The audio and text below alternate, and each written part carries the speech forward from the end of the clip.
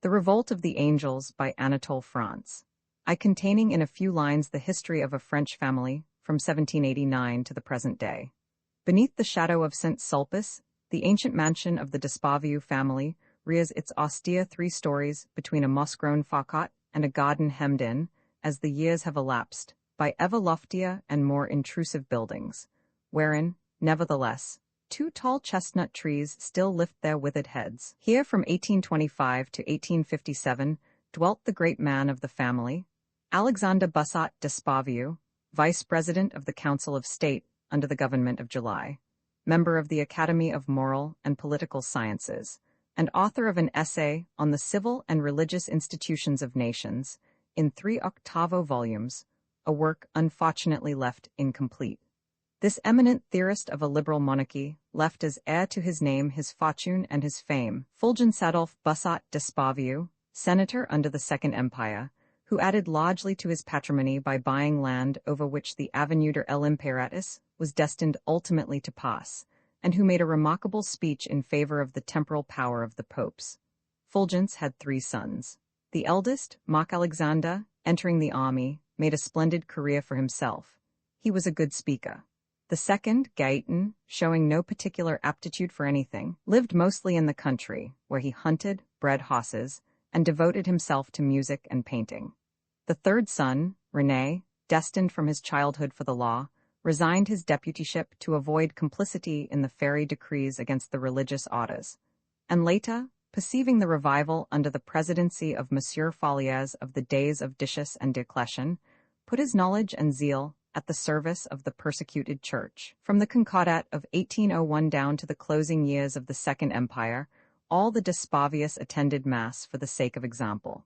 Though skeptics in their inmost hearts, they looked upon religion as an instrument of government. Marc and René were the first of their race to show any sign of sincere devotion. The general, when still a colonel, had dedicated his regiment to the Sacred Heart, and he practiced his faith with a fervor remarkable even in a soldier. Though we all know that piety, daughter of heaven, has marked out the hearts of the generals of the Third Republic as her chosen dwelling place on earth, faith has its vicissitudes. Under the old order, the masses were believers, not so the aristocracy or the educated middle class. Under the First Empire, the army from top to bottom was entirely irreligious. Today, the masses believe nothing. The middle classes wish to believe, and succeed at times, as did Marc and René Despavieux. Their brother Gaëtan, on the contrary, the country gentleman, failed to attain to faith. He was an agnostic, a term commonly employed by the modish to avoid the odious one of freethinker, and he openly declared himself an agnostic, contrary to the admirable custom which deems it better to withhold the avowal. In the century in which we live there are so many modes of belief and of unbelief that future historians will have difficulty in finding their way about. But are we any more successful in disentangling the condition of religious beliefs in the time of Symmachus or of Ambrose? A fervent Christian, René Despavieux was deeply attached to the liberal ideas his ancestors had transmitted to him as a sacred heritage. Compelled to oppose a Jacobin and atheistical republic, he still called himself Republican, and it was in the name of liberty that he demanded the independence and sovereignty of the Church. During the long debates on the separation and the quarrels over the inventories, the synods of the bishops and the assemblies of the faithful were held in his house, while the most authoritatively accredited leaders of the Catholic party, prelates, generals, senators, deputies, journalists, were met together in the big green drawing room, and every soul present turned towards Rome with a tender submission or enforced obedience, while Monsieur Despavieux, his elbow on the marble chimney-piece, opposed civil law to canon law, and protested eloquently against the spoliation of the Church of France. 2 faces of other days, immobile and speechless, looked down on the modern crowd. On the right of the fireplace, painted by David, was Romain Bussot, a working farmer at Despavieux in shirt-sleeves and drill trousers, with a rough and ready air not untouched with cunning. He had good reason to smile. The worthy man laid the foundation of the family fortunes when he bought church lands. On the left, painted by Gayrod in full dress bedizened with orders, was the peasant's son, Baron Émile Bussot Despavieux, prefect under the Empire, keeper of the Great Seal under Charles X, who died in 1837, churchwarden of his parish, with couplets from La Pucelle on his lips. René Despavieux married in 1888 Marie-Antoinette Coupel, daughter of Baron Coupel, ironmaster at Blainville, Haute-Loire. Madame René Despavieux had been president since 1903 of the Society of Christian Mothers. These perfect spouses, having married off their eldest daughter in 1908, had 3 children still at home, a girl and 2 boys. Léon, the younger, aged 7, had a room next to his mother and his sister Berthe. Maurice, the elder, lived in a little pavilion comprising 2 rooms at the bottom of the garden. The young man thus gained a freedom which enabled him to endure family life. He was rather good-looking, smart without too much pretense, and the faint smile, which merely raised one corner of his mouth, did not lack charm. At 25, Maurice possessed the wisdom of Ecclesiastes. Doubting whether a man hath any profit of all his labor which he taketh under the sun, he never put himself out about anything. From his earliest childhood, this young hopeful's sole concern with work had been considering how he might best avoid it, and it was through his remaining ignorant of the teaching of the École de Droit that he became a doctor of law and a barrister at the Court of Appeal. He neither pleaded nor practiced. He had no knowledge and no desire to acquire any, wherein he conformed to his genius, whose engaging fragility he forbore to overload, his instinct fortunately telling him that it was better to understand little than to misunderstand a lot. As Monsieur l'Abbé Patouille expressed it, Maurice had received from heaven the benefits of a Christian education. From his childhood piety was shown to him in the example of his home, and when on leaving college he was entered at the École de Droit, he found the lore of the doctors, the virtues of the confessors, and the constancy of the nursing mothers of the Church assembled around the paternal hearth. Admitted to social and political life at the time of the great persecution of the Church of France, Maurice did not fail to attend every manifestation of youthful Catholicism. He lent a hand with his parish barricades at the time of the inventories, and with his companions he unharnessed the archbishop's horses when he was driven out from his palace. He showed on all these occasions a modified zeal. One never saw him in the front ranks of the heroic band, exciting soldiers to a glorious disobedience or flinging mud and curses at the agents of the law. He did his duty, nothing more, and if he distinguished himself on the occasion of the great pilgrimage of 1911 among the stretcher-bearers at Lourdes, we have reason to fear it was but to please Madame de la Verdelière, who admired men of muscle. Abbé Patouille, a friend of the family and deeply versed in the knowledge of souls, knew that Maurice had only moderate aspirations to martyrdom. He reproached him with his lukewarmness and pulled his ear, calling him a bad lot. Anyway, Maurice remained a believer. Amid the distractions of youth, his faith remained intact since he left it severely alone. He had never examined a single tenet, nor had he inquired a whit more closely into the ideas of morality current in the grade of society to which he belonged. He took them just as they came. Thus, in every situation that arose, he cut an eminently respectable figure which he would have assuredly failed to do had he been given to meditating on the foundations of morality. He was irritable and hot-tempered, and possessed of a sense of honor which he was at great pains to cultivate. He was neither vain nor ambitious. Like the majority of Frenchmen, he disliked parting with his money. Women would never have obtained anything from him had they not known the way to make him give. He believed he despised them, the truth was he adored them. He indulged his appetites so naturally that he never suspected that he had any. What people did not know, himself least of all, though the gleam that occasionally shone in his fine, light brown eyes might have furnished the hint, was that he had a warm heart and was capable of friendship. For the rest, he was, in the ordinary intercourse of life, no very brilliant specimen, which far surpasses in audacity the imaginative flights of Dante and Milton. Maurice at length turned his head, saw the figure, and perceiving that it moved, was also frightened. Meanwhile, Gilbert was regaining her senses. She imagined that what she had seen was some mistress whom her lover had hidden in the room. Inflamed with anger and disgust at the idea of such treachery, boiling with indignation, and glaring at her supposed rival, she exclaimed, "A woman, a naked woman too? You bring me into a room where you allow your women to come, and when I arrive they have not had time to dress. And you reproach me with arriving late? Your impudence is beyond belief. Come, send the creature packing. If you wanted us both here together, you might at least have asked me whether it suited me." Maurice, wide-eyed and groping for a revolver that had never been there, whispered in her ear, "Be quiet, it is no woman. One can scarcely see, but it is more like a man." She put her hands over her eyes again and screamed harder than ever. A man, where does he come from? A thief, an assassin? Help, help, kill him. Morris, kill him. Turn on the light. No, don't turn on the light. She made a mental vow that should she escape from this danger she would burn a candle to the Blessed Virgin. Her teeth chattered. The figure made a movement. Keep away, cried Gilbert. Keep away. She offered the burglar all the money and jewels she had on the table if he would consent not to stir.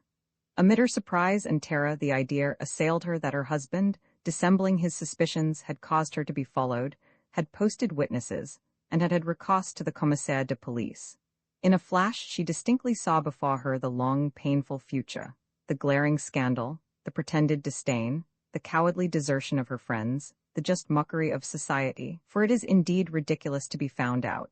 She saw the divorce, the loss of her position and of her rank. She saw the dreary and narrow existence with her mother, when no one would make love to her, for men avoid women who fail to give them the security of the married state. And all this, why? Why this ruin, this disaster? For a piece of folly, for a mere nothing. Thus in a lightning flash spoke the conscience of Gilbert des Aubles. Have no fear, madam, said a very sweet voice. Slightly reassured, she found strength to ask, Who are you? I am an angel, replied the voice. What did you say? I am an angel. I am Morris's guardian angel. Say it again. I am going mad. I do not understand. Morris, without understanding either, was indignant. He sprang forward and showed himself. With his right hand armed with a slipper, he made a threatening gesture and said in a rough voice, You are a low ruffian. Oblige me by going the way you came. Maurice d'Espavieux, continued the sweet voice. He whom you adore as your creator has stationed by the side of each of the faithful a good angel, whose mission it is to counsel and protect him. It is the invariable opinion of the fathers. It is founded on many passages in the Bible. The Church admits it unanimously, without, however, pronouncing anathema upon those who hold a contrary opinion. You see before you one of these angels, yours, Morris. I was commanded to watch over your innocence and to guard your chastity. That may be, said Morris, but you are certainly no gentleman. A gentleman would not permit himself to enter a room at such a moment. To be plain, what the deuce are you doing here? I have assumed this appearance, Morris, because, having henceforth to move among mankind, I have to make myself like them. The celestial spirits possess the power of assuming a form which renders them apparent to the eye and to the touch. This shape is real, because it is apparent, and all the realities in the world are but appearances. Gilbert, pacified at length, was arranging her hair on her forehead. The angel pursued. The celestial spirits adopt, according to their fancy, one sex or the other, or both at once. But they cannot disguise themselves at any moment, according to their caprice or fantasy. Their metamorphoses are subject to constant laws, which you would not understand. Thus, I have neither desire nor power to transform myself under your eyes, for your amusement or my own, into a lion, a tiger, a fly, or into a sycamore shaving like the young Egyptian whose story was found in a tomb. I cannot change myself into an ass, as did Lucius with the pomade of the youthful Photes. For in my wisdom, I had fixed beforehand the hour of my apparition to mankind. Nothing could hasten or delay it. Impatient for enlightenment, Morris asked for the second time, Still, what are you up to here? Joining her voice to his, Madame des Aubles asked, Yes, indeed, what are you doing here? The angel replied, Man, lend your ear. Woman, hear my voice. I am about to reveal to you a secret on which hangs the fate of the universe. In rebellion against him whom you hold to be the creator of all things visible and invisible, I am preparing the revolt of the angels. Do not jest, said Morris, who had faith and did not allow holy things to be played with. But the angel answered reproachfully, What makes you think, Morris, that I am frivolous and given to vain words? Come, come, said Morris, shrugging his shoulders. You are not going to revolt against. He pointed to the ceiling, not daring to finish. But the angel continued, Do you not know that the sons of God have already revolted and that a great battle took place in the heavens? That was a long time ago, said Morris, putting on his socks. Then the angel replied, It was before the creation of the world, but nothing has changed since then in the heavens. The nature of the angels is no different now from what it was originally. What they did then they could do again now. No, it is not possible. It is contrary to faith. If you were an angel, a good angel as you make out you are, it would never occur to you to disobey your Creator. You are in error, Morris, and the authority of the fathers condemns you. Origen lays it down in his homilies that good angels are fallible, that they sin every day and fall from heaven like flies. Possibly, you may be tempted to reject the authority of this father, despite his knowledge of the Scriptures, because he is excluded from the canon of the saints. If this be so, I would remind you of the second chapter of Revelation, in which the angels of Ephesus and Pergamos are rebuked for that they kept not watch over their church. You will doubtless contend that the angels to whom the apostle here refers are, properly speaking, the bishops of the two cities in question, and that he calls them angels on account of their ministry. It may be so, and I see the point. But with what arguments, Morris, would you counter the opinion of all those doctors and pontiffs whose unanimous teaching it is that angels may fall from good into evil? Such is the statement made by Saint Jerome in his epistle to Damasus. Monsieur, said Madame des Aubles, go away, I beg you. But the angel hearkened not, and continued, Saint Augustine, in his True Religion, chapter Roman 13, Saint Gregory, in his Morals, chapter Roman 24, Isidore. Monsieur, let me get my things on, I am in a hurry. In his treatise on the greatest good, book I, chapter Roman 12, Bede on Job. Oh, please, monsieur. Chapter Roman 8, John of Damascus on Faith, book Roman 2, chapter Roman 3. Those, I think, are sufficiently weighty authorities, and there is nothing for it, Morris, but to admit your error. What has led you astray is that you have not duly considered my nature, which is free, active, and mobile, like that of all the angels, and that you have merely observed the grace and felicity with which you deem me so richly endowed. Lucifer possessed no less, yet he rebelled. But what on earth are you rebelling for? Asked Morris. Isaiah, answered the child of light. Isaiah has already asked before you. Quomodo cessidisti de cielo, Lucifer, qui main Ouroboros? Hearken, Morris. Before time was, the angels rose up to win dominion over heaven. The most beautiful of the seraphim revolted through pride. As for me, it is science that has inspired me with the generous desire for freedom. Finding myself near you, Morris, in a house containing one of the vastest libraries in the world, I acquired a taste for reading and a love of study. While, fodden with the toils of a sensual life, you lay sunk in heavy slumber, I surrounded myself with books, I studied, I pondered over their pages, sometimes in one of the rooms of the library, under the busts of the great men of antiquity, sometimes at the far end of the garden, in the room in the summer-house next to your own. On hearing these words, young Despavieux exploded with laughter and beat the pillow with his fist, an infallible sign of uncontrollable mirth. Ah, it was you who pillaged Papa's library and drove poor old Sariette off his head. You know, he has become completely idiotic.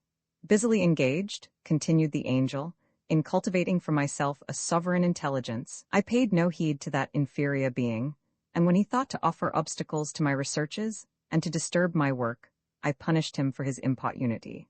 One particular winter's night in the abode of the philosophers and globes, I let fall a volume of great weight on his head, which he tried to tear from my invisible hand. Then more recently, raising, with a vigorous arm composed of a column of condensed air, a precious manuscript of Flavius Josephus, I gave the imbecile such a fright that he rushed out screaming onto the landing and, to borrow a striking expression from Dante Alighieri, fell even as a dead body falls. He was well rewarded, for you gave him, madam, to staunch the blood from his wound, your little scented handkerchief. It was the day, you may remember, when behind a celestial globe you exchanged a kiss on the mouth with Morris. Monsieur, said Madame des Aubles with a frown, I cannot allow you. But she stopped short, deeming it was an inopportune moment to appear over-exacting on a matter of decorum. I had made up my mind, continued the angel impassively, to examine the foundations of belief.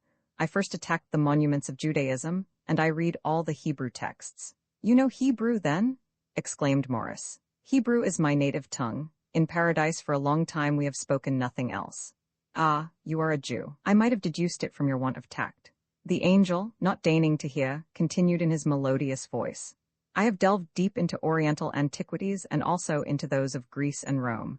I have devoured the works of theologians, philosophers, physicists, geologists, and naturalists. I have learnt, I have thought, I have lost my faith.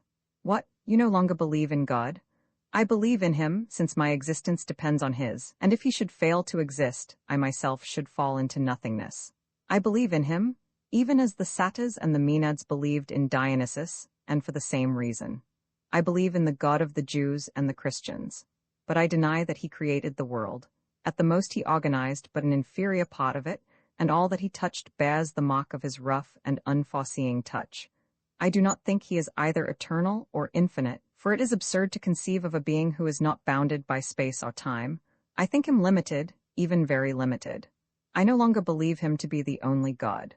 For a long time he did not believe it himself. In the beginning he was a polytheist. Later, his pride and the flattery of his worshippers made him a monotheist. His ideas have little connection. He is less powerful than he is thought to be. And to speak candidly, he is not so much a god as a vain and ignorant demiurge. Those who, like myself, know his true nature call him Isle-de-Baoth. What's that you say? Isle-de-Baoth.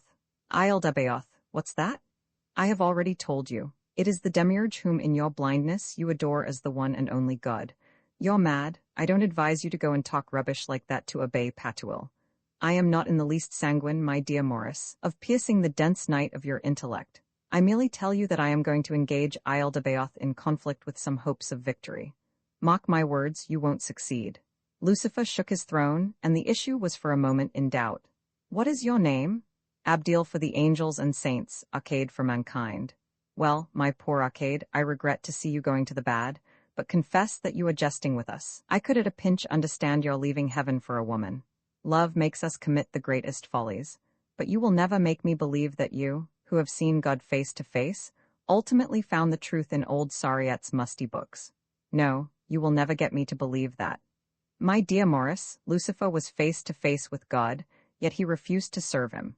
As to the kind of truth one finds in books, it is a truth that enables us sometimes to discern what things are not, without ever enabling us to discover what they are. And this poor little truth has sufficed to prove to me that he in whom I blindly believed is not believable, and that men and angels have been deceived by the lies of Isle-de-Baoth. There is no Isle-de-Baoth. There is God. Come, Arcade, do the right thing. Renounce these follies, these impieties, disincarnate yourself, become once more a pure spirit, and resume your office of guardian angel. Return to duty. I forgive you, but do not let us see you again.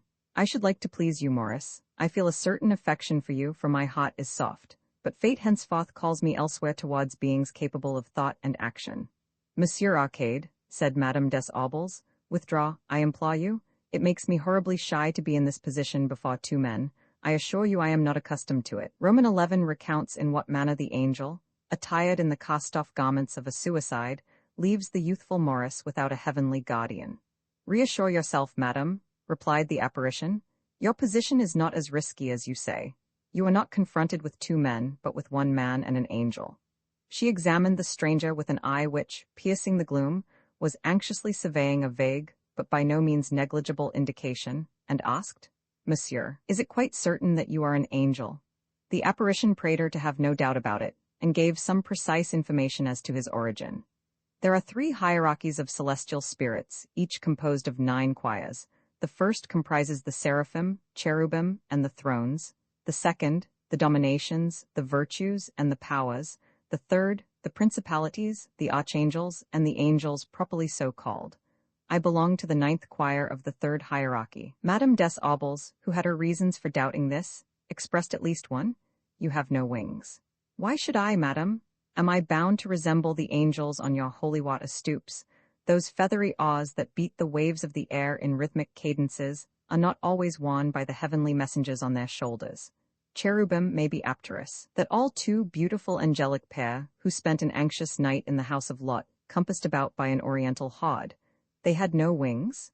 No, they appeared just like men, and the dust of the road covered their feet, which the patriarch washed with pious hand.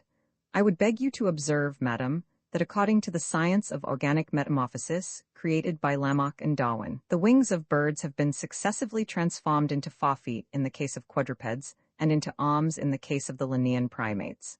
And you may remember, Maurice, that by a rather annoying reversion to type, Miss Kate, your English nurse, who used to be so fond of giving you a whipping, had arms very like the pinions of a plucked fowl.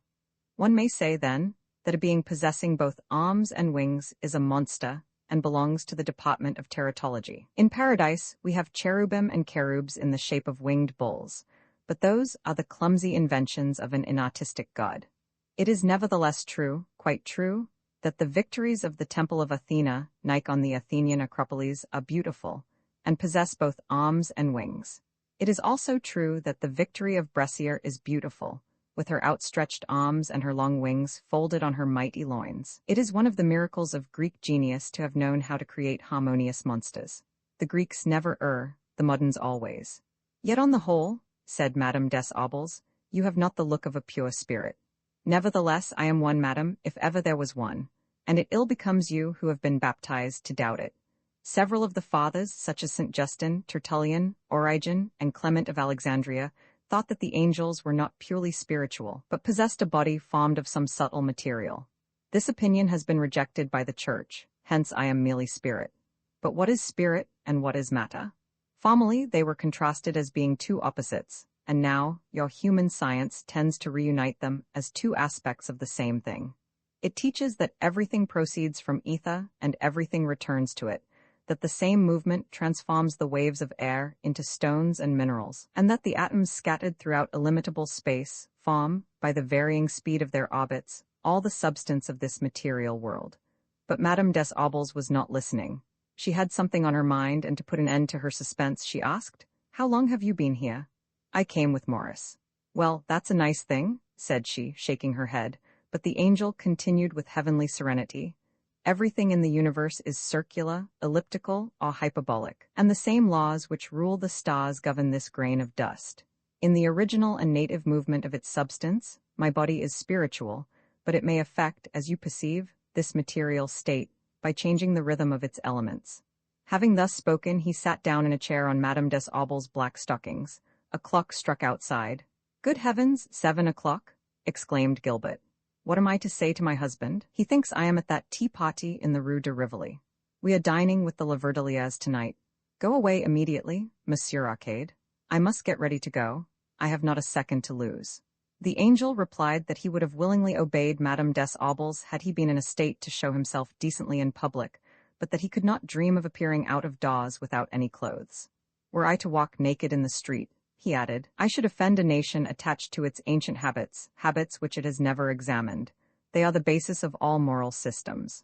Formerly," he added, "the angels, in revolt like myself, manifested themselves to Christians under grotesque and ridiculous appearances, black, horned, hairy, and cloven-footed. Pure stupidity? They were the laughing-stock of people of taste. They merely frightened old women and children, and met with no success. It is true he cannot go out as he is," said Madame des Aubles with justice. Morris tossed his pajamas and his slippers to the celestial messenger. Regarded as outdoor habiliments, they were not adequate. Gilbert pressed her lover to run at once in quest of other clothes. He proposed to go and get some from the concierge. She was violently opposed to this. It would, she said, be madly imprudent to drag the concierge into such an affair. "Do you want them to know that?" she exclaimed. She pointed to the angel and was silent. Young Despavieux went out to seek a clothes shop. Meanwhile, Gilbert, who could not delay any longer for fear of causing a horrible society scandal, turned on the light and dressed before the angel. She did it without any awkwardness, for she knew how to adapt herself to circumstances, and she took it that in such an unheard-of encounter, in which heaven and earth were mingled in unutterable confusion, it was permissible to retrench in modesty. Moreover, she knew that she possessed a good figure, and had garments as dainty as the fashion demanded. As the apparition's sense of delicacy would not permit him to don Morris's pajamas, Gilbert could not help observing by the lamplight that her suspicions were well-founded, and that angels have the same appearance as men. Curious to know if the appearance were real or imaginary, she asked the child of light if angels were like monkeys, who, to win women, merely lack money. "Yes, Gilbert," replied Arcade. "Angels are capable of loving mortals. It is the teaching of the Scriptures. It is said in the 7th book of Genesis, when men became numerous on the face of the earth, and daughters were born to them, the sons of God saw that the daughters of men were beautiful, and they took as wives all those which pleased them." "Good heavens!" cried Gilbert all at once. "I shall never be able to fasten my dress, it hooks down the back." When Morris entered the room, he found the angel on his knees tying the shoes of the woman taken in flagrante delicto. Taking her muff and her bag off the table, she said, "I have not forgotten anything?" "No. Good night, Monsieur Arcade. Good night, Morris. I shall not forget today." And she vanished like a dream. "Here," said Morris, throwing the angel a bundle of clothes. The young man, having seen some dismal rags lying among clarinets and clystopipes in the window of a second-hand shop, had bought for 19 francs the cast-off suit of some wretched sable-clad mortal who had committed suicide. The angel, with native majesty, took the garments and put them on. Worn by him, they took on an unexpected elegance. He took a step to the door. "So you are leaving me," said Morris. "It's settled then. I very much fear that someday you will bitterly regret this hasty action. I must not look back. Adieu, Maurice. Maurice timidly slipped 5 louis into his hand. Adieu, Arcade. But when the angel had passed through the door, and all that was to be seen of him in the doorway was his uplifted heel, Maurice called him back. Arcade, I never thought of it. I have no guardian angel now. Quite true, Maurice, you have one no longer. Then what will become of me? One must have a guardian angel. Tell me, are there not grave drawbacks? Is there no danger in not having one? Before replying, Maurice, I must ask you if you wish me to speak to you according to your belief, which formerly was my own, according to the teaching of the Church and the Catholic faith, or according to natural philosophy. I don't care a straw for your natural philosophy. Answer me according to the religion I believe in, and which I profess, and in which I wish to live and die. Very well, my dear Maurice. The loss of your guardian angel will probably deprive you of certain spiritual succor, of certain celestial grace. I am expressing to you the unvarying opinion of the Church on the matter. You will lack an assistance, a support, a consolation which would have guided and confirmed you in the way of salvation. You will have less strength to avoid sin, and as it was you hadn't much. In fact, in spiritual matters, you will be without strength and without joy. Adieu, Maurice. When you see Madame des Aubles, please remember me to her. You are going? Farewell. Arcade disappeared, and Maurice in the depths of an armchair sat for a long time with his head in his hands. Roman 12 wherein it is set forth how the angel Murat, when bearing grace and consolation to those dwelling in the neighborhood of the Champs-Élysées in Paris, beheld a music-hall singer named Bouchot, and fell in love with her. Through streets filled with brown fog, pierced with white and yellow lights, where horses exhaled their smoking breath and motors radiated their rapid searchlights, the angel made his way, and, mingling with the black flood of foot passengers, which rolled unceasingly along, proceeded across the town from north to south, till he came to the lonely boulevards on the left bank of the river. Not far from the old walls of Port Royal, a small restaurant flings night by night athwart the pavement the clouded rays of its streaming windows. Coming to a halt there, Arcade entered a room full of warm, savory odors, pleasing to the unfortunate beings faint with cold and hunger. Glancing round him, he beheld Russian nihilists, Italian anarchists, refugees, conspirators, revolutionaries from every quarter of the globe, picturesque old faces with tumbled masses of hair and beard that swept downwards even as the torrent and the waterfall sweep over their rocky bed.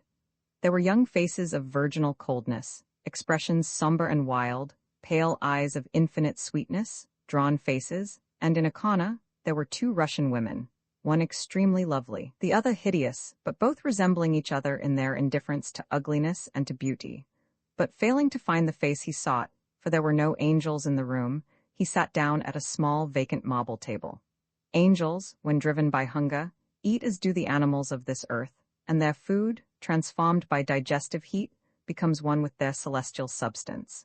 Seeing 3 angels under the oaks of Mamre, Abraham offered them cakes, kneaded by Sarah, and whole calf, butter and milk, and they ate. Lot, on receiving 2 angels in his house, ordered unleavened bread to be baked, and they did eat. Arcade was given a tough beefsteak by a seedy waiter, and he did eat. Nevertheless, his dreams were of the sweet leisure, of the repose, of the delightful studies he had quitted, of the heavy task he had undertaken, of the toil, the weariness, the perils which he would have to endure, and his soul was sad and his heart troubled. As he was finishing his modest repast, a young man of poor appearance and thinly clad entered the room, and rapidly surveying the tables approached the angel and greeted him by the name of Abdil, because he himself was a celestial spirit. "I knew you would answer my call, Murat," replied Arcade, addressing his angelic brother in his turn by the name he formerly bore in heaven. But Murat was remembered no more in heaven since he, an archangel, had left the service of God. He was called Théophile Belay on earth, and to earn his bread gave music lessons to small children in the daytime, and at night played the violin in dancing saloons. "It is you, dear Abdil," replied Théophile. "So here we are reunited in this sad world. I am pleased to see you again. All the same I pity you, for we lead a hard life here." But Arcade answered, "Friend, your exile draws to an end. I have great plans. I will confide them to you and associate you with them." And Maurice's guardian angel, having ordered 2 coffees, revealed his ideas and his projects to his companion. He told how, during his visit on earth, he had abandoned himself to researches little practiced by celestial spirits, and had studied theologies, cosmogonies, the system of the universe, Theories of Matter, Modern Essays on the Transformation and Loss of Energy. Having, he explained, studied nature, he had found her in perpetual conflict with the teachings of the master he served. This master, greedy of praise, whom he had for a long time adored, appeared to him now as an ignorant, stupid, and cruel tyrant. He had denied him, blasphemed him, and was burning to combat him. His plan was to recommence the revolt of the angels. He wished for war and hoped for victory. But, he added, it is necessary above all to know our strength and that of our adversary. And he asked if the enemies of Isle de Baoth were numerous and powerful on earth. Theophile looked wonderingly at his brother. He appeared not to understand the questions addressed him. Dear compatriot, he said, I came at your invitation because it was the invitation of an old comrade. But I do not know what you expect of me, and I fear I shall be unable to help you in anything. I take no hand in politics, neither do I stand forth as a reformer. I am not like you, a spirit in revolt, a freethinker, a revolutionary. I remain faithful, in the depths of my soul, to the celestial Creator. I still adore the Master I no longer serve, and I lament the days when, shrouding myself with my wings, I formed with the multitude of the children of light a wheel of flame around his throne of glory. Love, profane love, has alone separated me from God. I quitted heaven to follow a daughter of men. She was beautiful and sang in music halls. They rose. Arcade accompanied Theophile, who was living at the other end of the town, at the corner of the Boulevard Rochechouart and the Rue de Steinkerk. While walking through the deserted streets, he who loved the singer told his brother of his love and his sorrows. His fall, which dated from 2 years back, had been sudden. Belonging to the 8th choir of the 3rd hierarchy, he was a bearer of grace to the faithful who are still to be found in large numbers in France, especially among the higher ranks of the officers of the army and navy. One summer night, he said, as I was descending from heaven to distribute consolations, the grace of perseverance and of good deaths to divers pious persons in the neighborhood of the Anatole, my eyes, although well accustomed to immortal light, were dazzled by the fiery flowers with which the Champs-Élysées were sown. Great candelabra, under the trees, marking the entrances to cafes and restaurants, gave the foliage the precious glitter of an emerald. Long garlands of luminous pearl surrounded the open-air enclosures where a crowd of men and women sat closely packed listening to the sounds of a lively orchestra, whose strains reached my ears confusedly. The night was warm, my wings were beginning to grow tired. I descended into one of the concerts and sat down, invisible, among the audience. At this moment, a woman appeared on the stage, clad in a shot-spangled frock. Owing to the reflection of the footlights and the paint on her face, all that was visible of the latter was the expression and the smile. Her body was supple and voluptuous. She sang and danced. Arcade, I have always loved dancing and music, but this creature's thrilling voice and insidious movements created in me an uneasiness I had never known before. My color came and went. My eyelids drooped, my tongue clove to my mouth. I could not leave the spot. And Theophile related, groaning, how, possessed by desire for this woman, he did not return to heaven again, but taking the shape of a man, lived an earthly life, for it is written, in those days the sons of God saw that the daughters of men were beautiful. A fallen angel, having lost his innocence along with the vision of God, Theophile at heart still retained his simplicity of soul. Clad in rags, filched from the stall of a Jewish hawker, he went to seek the woman he loved. She was called Bouchot and lodged in a small house in Montmartre. He flung himself at her feet and told her she was adorable, that she sang delightfully, that he loved her madly, that for her he would renounce his family and his country, that he was a musician and had nothing to eat. Touched by such youthful ingenuousness, candor, poverty, and love, she fed, clothed, and loved him. However, after long and painful struggles, he procured employment as a music teacher, and made some money, which he brought to his mistress, keeping nothing for himself. From that time forward she loved him no longer. She despised him for earning so little, and did not conceal her indifference, weariness, and disgust. She overwhelmed him with reproaches, irony, and abuse, in spite of which she kept him, for she had had experience of worse partners and was used to domestic quarrels. For the rest, she led a busy, serious, and rather hard life as artist and woman. Theophile loved her as he had loved her the first night, and he suffered. She overworks herself, he told his celestial brother. That is what makes her so hard to please, but I am certain she loves me. I hope soon to give her more comfort. And he spoke at length of an operetta at which he was working and which he hoped to have brought out at a Paris theatre. A young poet had given him the libretto. It was the story of Aline, Queen of Golconda, after an 18th-century tale. I am strewing it profusely with melodies, said Theophile. My music comes from my heart. My heart is an inexhaustible sauce of melody. Unfortunately, nowadays people like recondite arrangements, difficult scoring. They accuse me of being too fluid, too limpid, of not imparting enough color to my style, not aiming at stronger effects in harmony and more vigorous contrasts. Harmony? No doubt it has given its merits, but it does not appeal to the heart. It is melody which carries us away and ravishes us and brings smiles and tears to our eyes. At these words he smiled and wept to himself. Then he continued with emotion. I am a fountain of melody. But the orchestration? There's the rub. In paradise, you know, Arcade, in the matter of instruments, we only possess the harp, the psaltery, and the hydraulic organ.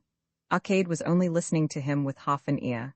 He was meditating plans which filled his soul and swelled his heart. Do you know any angels in Revolt?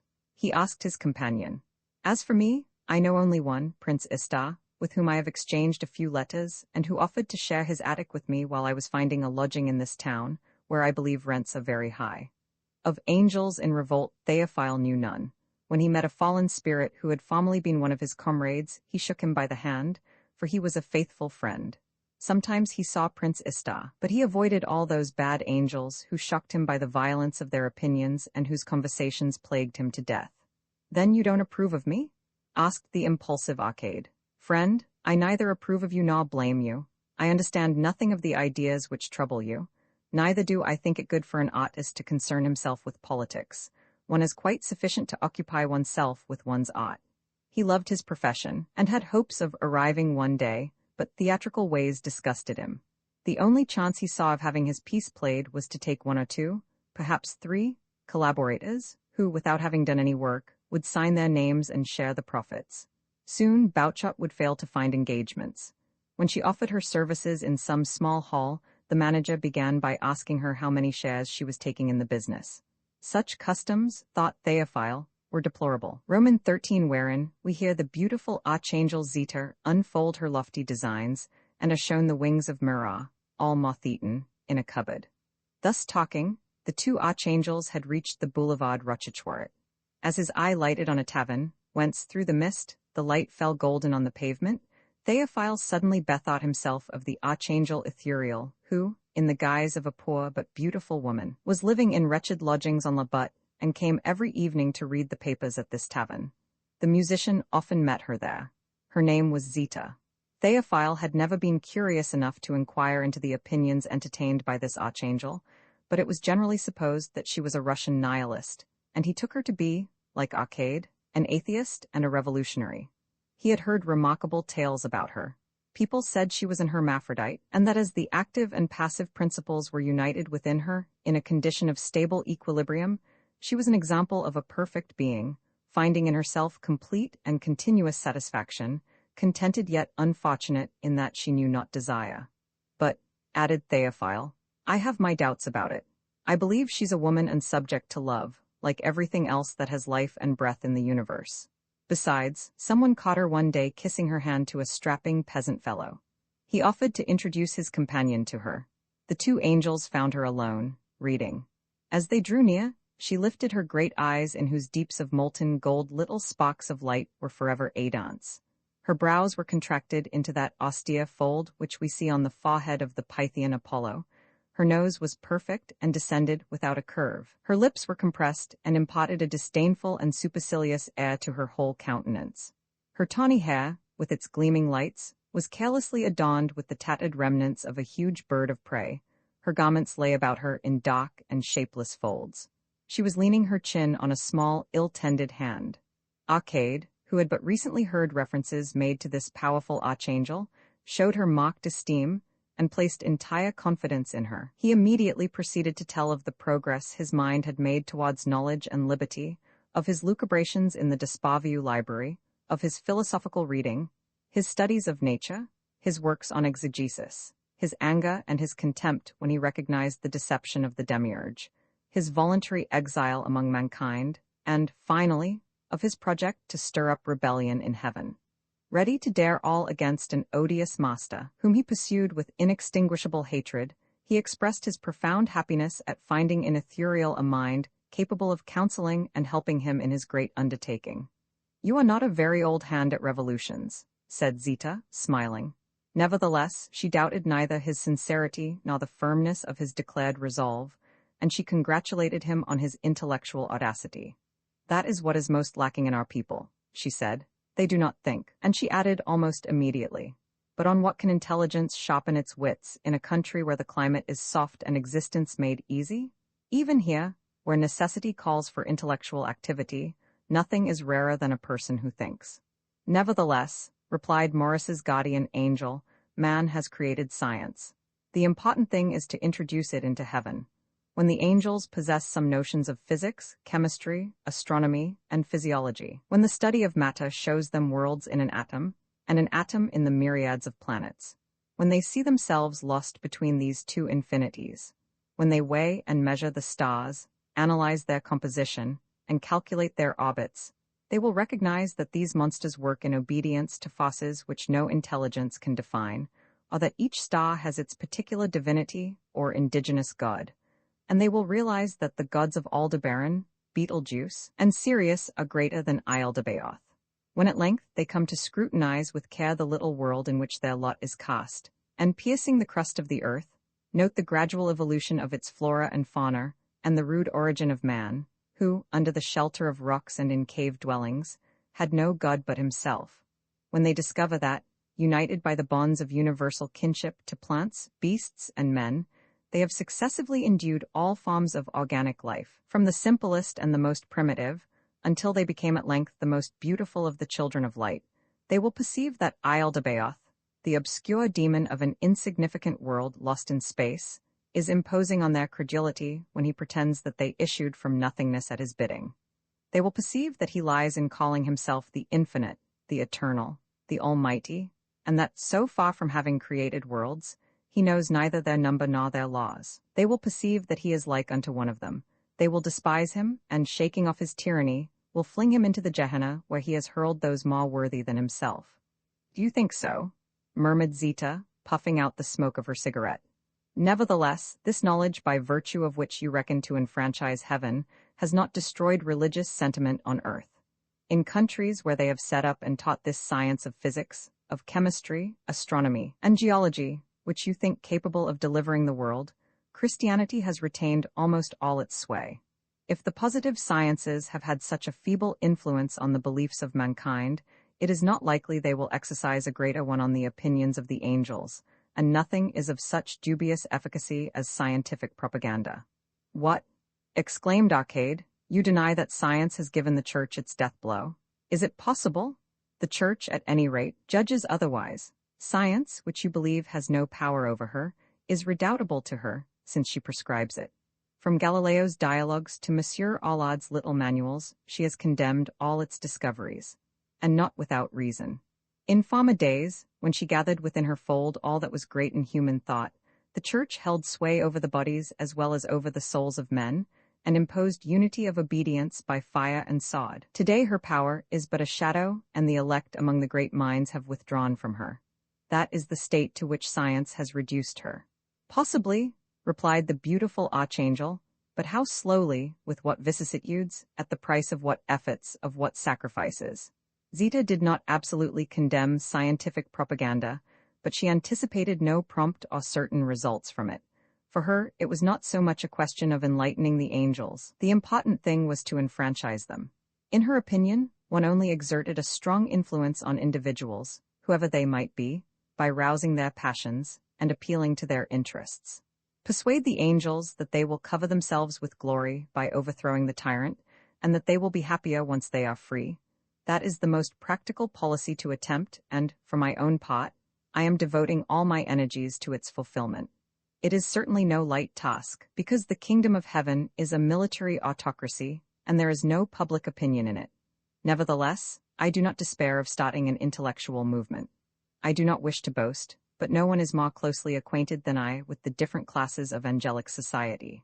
Throwing away her cigarette, Zita pondered for a moment, then, amid the click of ivory balls on the billiard table, the clinking of glasses, the curt voices of the players announcing their points, the monotonous answers of the waiters to their customers, the archangel enumerated the entire population of the spirits of light. We must not count on the dominations, the virtues, nor the powers, which compose the celestial lower middle class. I have no need to tell you, for you know it as well as I, how selfish, base, and cowardly the middle classes are. As to the great dignitaries, the ministers, the generals, thrones, cherubim, and seraphim, you know what they are. They will take no action. Let us, however, once prove ourselves the stronger, and we shall have them with us. For if autocrats do not readily acquiesce in their own downfall, once overthrown, all their forces recoil upon themselves. It will be well to work the army. Entirely loyal as the army is, it will allow itself to be influenced by a clever anarchist propaganda. But our greatest and most constant efforts ought to be brought to bear upon the angels of your own category. Arcade, the guardian angels, who dwell upon earth in such great numbers.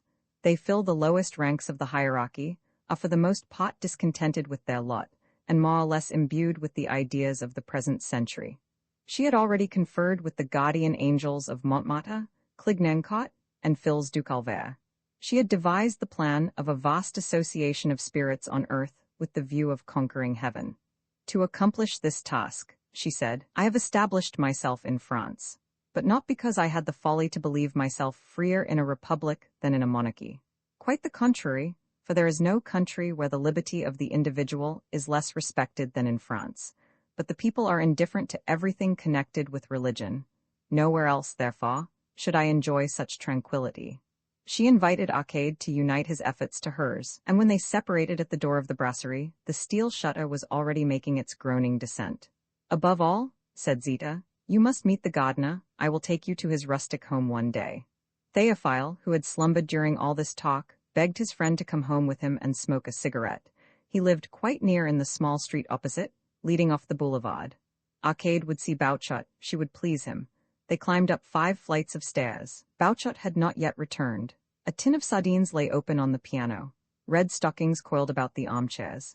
It's a little place, but it's comfortable, said Théophile. And gazing out of the window, which looked out on the russet-colored night, with its myriad lights, he added, one can see the Sacré-Cœur. His hand on Arcade's shoulder, he repeated several times, I am glad to see you. Then, dragging his former companion in glory into the kitchen passage, he put down his candlestick, drew a key from his pocket, opened a cupboard, and raising a linen covering, disclosed 2 large white wings. You see, he said, I have preserved them. From time to time when I am alone, I go and look at them. It does me good. And he dabbed his reddened eyes. He stood a while, overcome by silent emotion. Then, holding the candle near the long pinions which were molting there down in places, he murmured, They are eaten away. You must put some pepper on them, said Arcade. I have done so, replied the angelic musician, sighing. I have put pepper, camphor, and powder on them, but nothing does any good. Roman 14, which reveals the cherub toiling for the welfare of humanity, and concludes in an entirely novel manner with the miracle of the flute. The first night of his incarnation, Arcade slept at the angel Istar's, in a garret in that narrow, gloomy Rue Mazarine, which wallows along beneath the shadow of the old Institute of France. Istar, who had been expecting him, had pushed against the wall the shattered retorts, cracked pots, broken bottles, and odds and ends of iron stoves, which made up the furniture of his room, and spread his clothes on the floor to lie on, leaving his guest his folding bed with its straw mattress. The celestial spirits differ from one another, in appearance according to the hierarchy and the choir to which they belong, and according to their own particular nature. They are all beautiful, but in different fashion, and they do not all offer to the eye the soft contours and dimpling smiles of childhood with its rosy lights and pearly tints, nor do they all adorn themselves with eternal youth, that indefinable beauty that Greek art in its decline has imparted to its most lovingly handled marbles, and whereof Christian painters have so often timidly essayed to give us veiled and softened imitations. In some of them, the chin glows with tufts of hair, and the limbs are furnished with such vigorous muscles that it seems as if serpents were writhing beneath the skin. Some have no wings, others possess 2, 4, or 6. Others again are formed entirely of conjoined pinions. Many, and these not the least illustrious, take the form of superb monsters, such as the centaurs of fable. Nay, one may even see some who are living chariots and wheels of fire.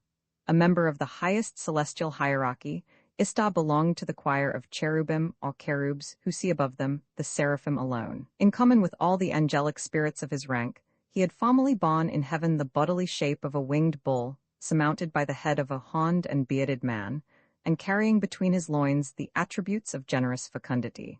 He was vaster and more vigorous than any animal on earth, and when he stood erect with outspread wings, he covered with his shadow 60 archangels. Such was Istar in his native home. There he radiated strength and sweetness. His heart was full of courage and his soul benevolent. Moreover, in those days he loved his Lord. He believed him to be good and yielded him faithful service. But even while guarding the portals of his master, he used to ponder unceasingly on the punishment of the rebellious angels and the curse of Eve. His mind worked slowly but profoundly. When, after a long course of centuries, he persuaded himself that Ildebaoth, in creating the world, had created evil and death, he ceased to adore and to serve him. His love changed to hatred, his veneration to contempt. He shouted his execrations in his face and fled to earth. Embodied in human form and reduced to the stature of the sons of Adam, he still retained some characteristics of his former nature. His big, protruding eyes, his beaked nose, his thick lips framed in a black beard, which descended in curls onto his chest, recalled those cherubs of the tabernacle of Iave, of which the bulls of Nineveh afford us a pretty accurate representation. He bore the name of Istar on earth as well as in heaven, and although exempt from vanity and free from all social prejudice, he was immensely desirous of showing himself sincere and truthful in all things. He therefore proclaimed the illustrious rank in which his birth had placed him in the celestial hierarchy, and translated into French his title of cherub by the equivalent one of prince, calling himself Prince Istar. Seeking shelter among mankind, he had developed an ardent love for them. While awaiting the coming of the hour when he should deliver heaven from bondage, he dreamed of the salvation of regenerate humanity and was eager to consummate the destruction of this wicked world in order to raise upon its ashes, to the sound of the lyre, a city radiant with happiness and love. A chemist in the pay of a dealer in nitrates, he lived very frugally. He wrote for newspapers with advanced views on liberty, spoke at public meetings, and had got himself sentenced several times to several months' imprisonment for anti-militarism. Istar greeted his brother Arcade cordially, approved of his rupture with the party of crime, and informed him of the descent of 50 of the children of light who, at the present moment, formed a colony near Val de Grace, imbued with a really excellent spirit. "It is simply raining angels in Paris," he said, laughing. "Every day some dignitary of the sacred palace falls on one's head, and soon the Sultan of the Cherubs will have no one to make into viziers or gods but the little unbreeched vagabonds of his pigeon coops." Soothed by the good news, Arcade fell asleep, full of happiness and hope. He awoke in the early dawn and saw Prince Istar bending over his furnaces, his retorts, and his test tubes. Prince Istar was working for the good of humanity. Every morning when Arcade woke, he saw Prince Istar fulfilling his work of tenderness and love. Sometimes the cherub, huddled up with his head in his hands, would softly murmur a few chemical formulae. At others, drawing himself up to his full height, like a dark, naked column, with his head, his arms, nay, his entire bust clean out of the skylight window, he would deposit his melting pot on the roof, fearing the perquisition with which he was constantly menaced. Moved by an immense pity for the miseries of the world wherein he dwelt in exile, conscious perhaps of the rumors to which his name gave rise, inebriated with his own virtue, he played the part of apostle to the human race, and neglecting the task he had undertaken in coming to earth, he forgot all about the emancipation of the angels. Arcade, who, on the contrary, dreamed of nothing else but of conquering heaven and returning thither in triumph, reproached the cherub with forgetting his native land. Prince Istar, with a great frank, uncouth laugh, acknowledged that he had no preference for angels over men. "If I am doing my best," he replied to his celestial brother, "if I am doing my best to stir up France and Europe, it is because the day is dawning which will behold the triumph of the social revolution. It is a pleasure to cast one's seed on ground so well prepared. The French, having passed from feudalism to monarchy, and from monarchy to a financial oligarchy, will easily pass from a financial oligarchy to anarchy." "How erroneous it is," retorted Arcade, "to believe in great and sudden changes in the social order in Europe. The old order is still young in strength and power. The means of defense at her disposal are formidable. On the other hand, the proletariat's plan of defensive organization is of the vaguest description and brings merely weakness and confusion to the struggle. In our celestial country, all goes quite otherwise. Beneath an apparently unchangeable exterior, all is rotten within. A mere push would suffice to overturn an edifice which has not been touched for millions of centuries. Outwon administration, outwon army, outwon finance, the whole thing is more worm-eaten than either the Russian or Persian autocracy. And the kindly Arcade adjured the cherub to fly first to the aid of his brethren who, though dwelling amid the soft clouds with the sound of citins and their cups of paradisal wine around them, were in more wretched plight than mankind bowed over the grudging earth. For the latter have a conception of justice, while the angels rejoice in iniquity. He exhorted him to deliver the Prince of Light and his stricken companions, and to re-establish them in their ancient honors. Prince Istar allowed himself to be convinced. He promised to put the sweet persuasiveness of his words and the excellent formulae of his explosives at the service of the celestial revolution. He gave his promise. "Tomorrow," he said. And when the morrow came, he continued his anti-militarist propaganda at Issy-les-Moulineaux. Like the Titan Prometheus, Istar loved mankind.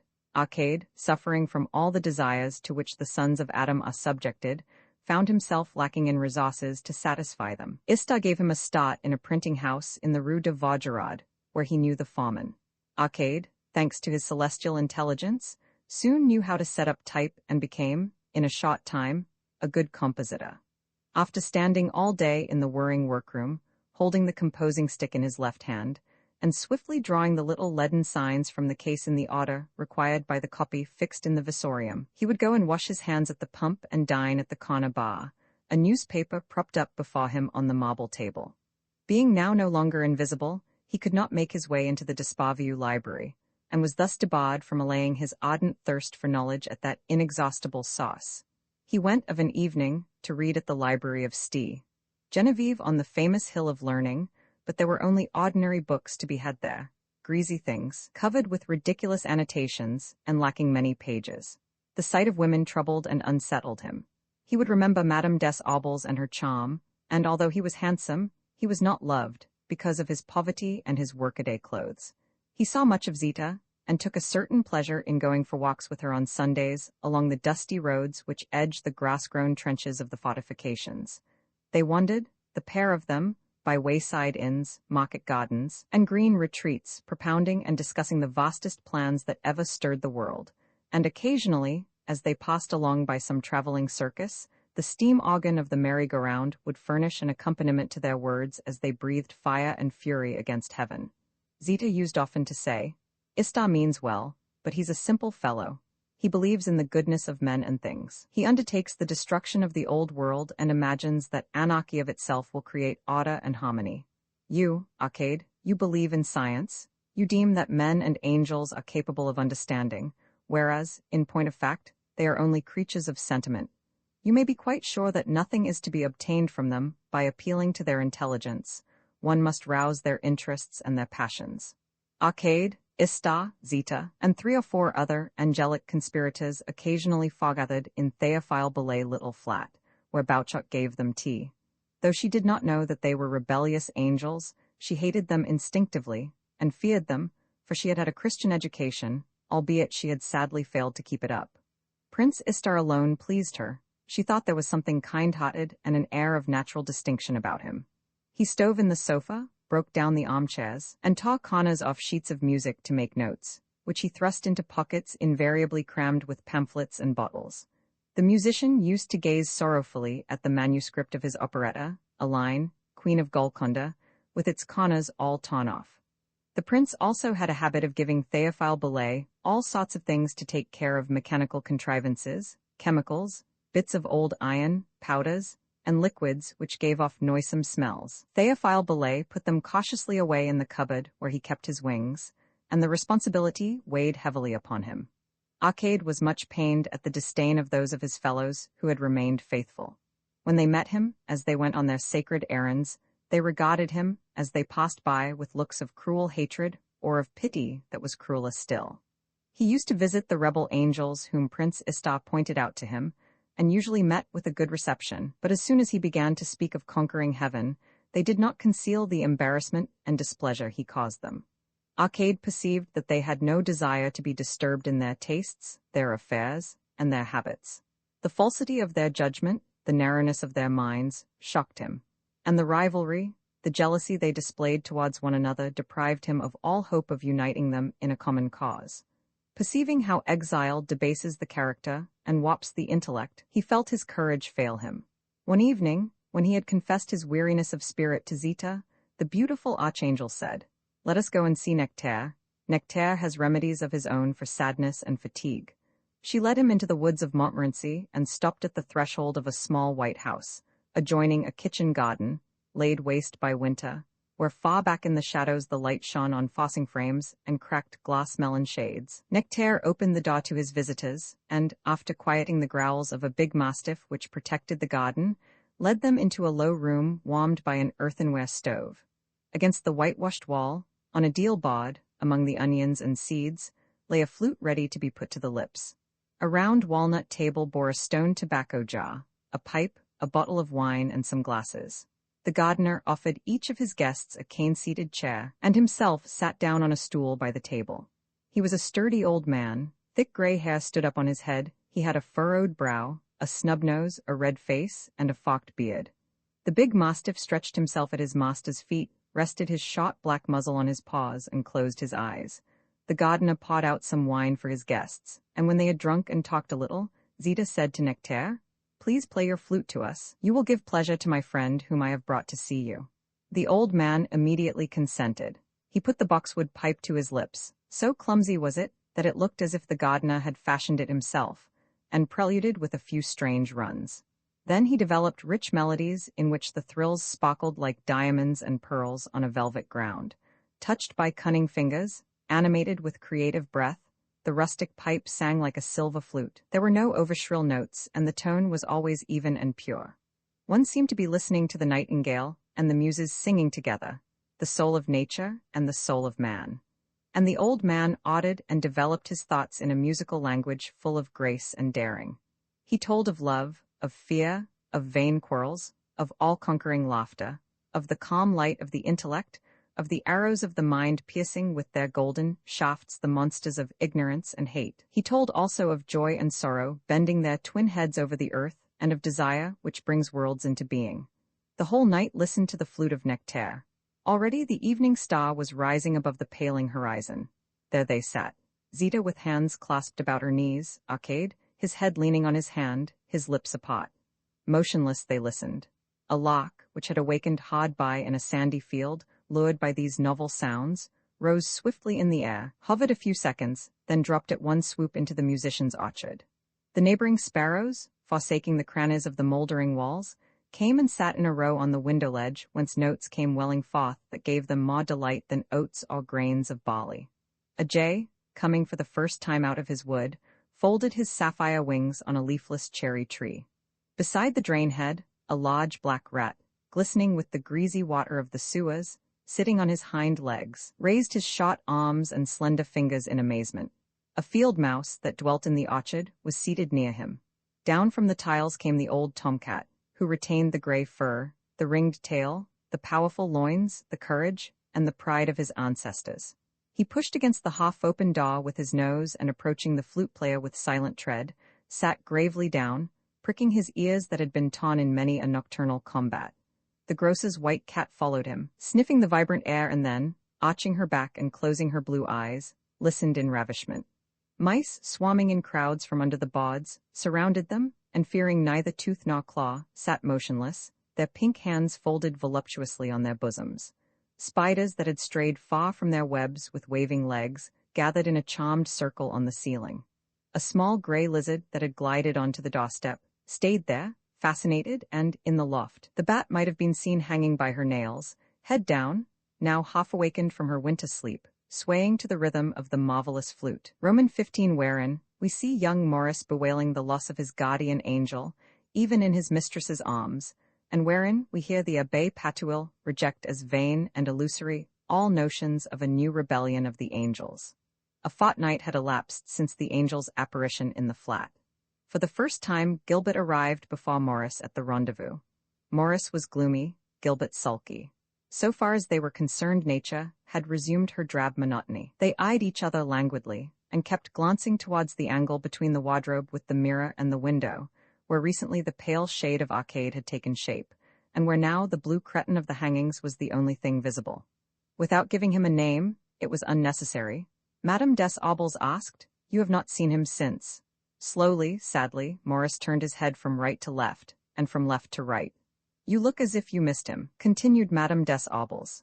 "But come, confess that he gave you a terrible fright and that you were shocked at his unconventionally." "Certainly he was unconventional," said Maurice without any resentment. "Tell me, Maurice, is it nothing to you now to be with me alone? You need an angel to inspire you. That is sad for a young man like you."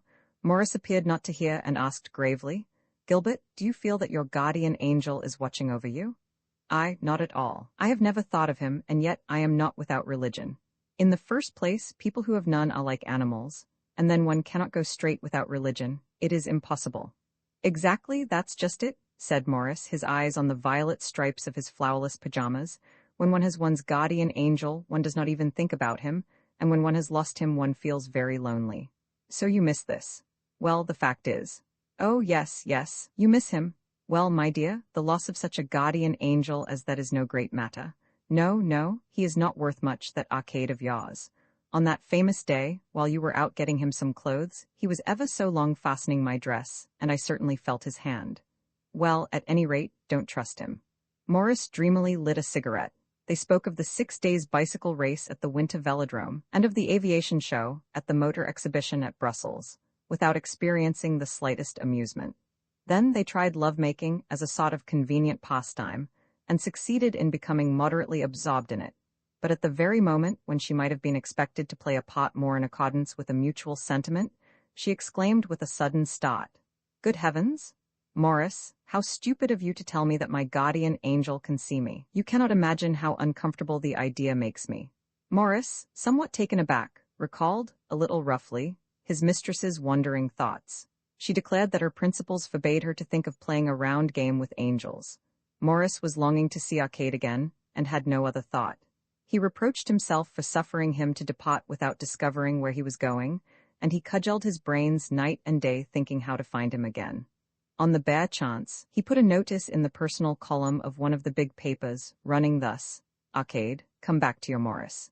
Day after day went by, and Arcade did not return. One morning, at 7 o'clock, Maurice went to St. Sulpice to hear Abbé Patuil say Mass. Then, as the priest was leaving the sacristy, he went up to him and asked to be heard for a moment.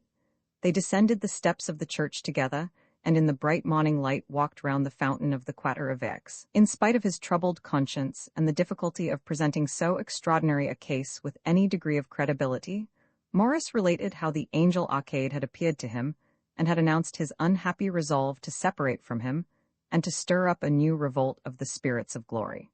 And young Despavieux asked the worthy ecclesiastic how to find his celestial guardian again, since he could not bear his absence, and how to lead his angel back to the Christian faith. Abbé Patuil replied in a tone of affectionate sorrow that his dear child had been dreaming, that he took a morbid hallucination for reality, and that it was not permissible to believe that good angels may revolt. "People have a notion," he added, "that they can lead a life of dissipation and disorder with impunity. They are wrong. The abuse of pleasure corrupts the intelligence and impairs the understanding. The devil takes possession of the sinner's senses, penetrating even to his soul. He has deceived you, Maurice, by a clumsy artifice." Maurice objected that he was not in any way a victim of hallucinations, that he had not been dreaming, that he had seen his guardian angel with his eyes and heard him with his ears. "Monsieur l'Abbé," he insisted, "a lady who happened to be with me at the time, I need not mention her name, also saw and heard him. And moreover, she felt the angel's fingers straying, well, anyhow, she felt them. Believe me, Monsieur l'Abbé, nothing could be more real, more positively certain than this apparition. The angel was fair, young, very handsome.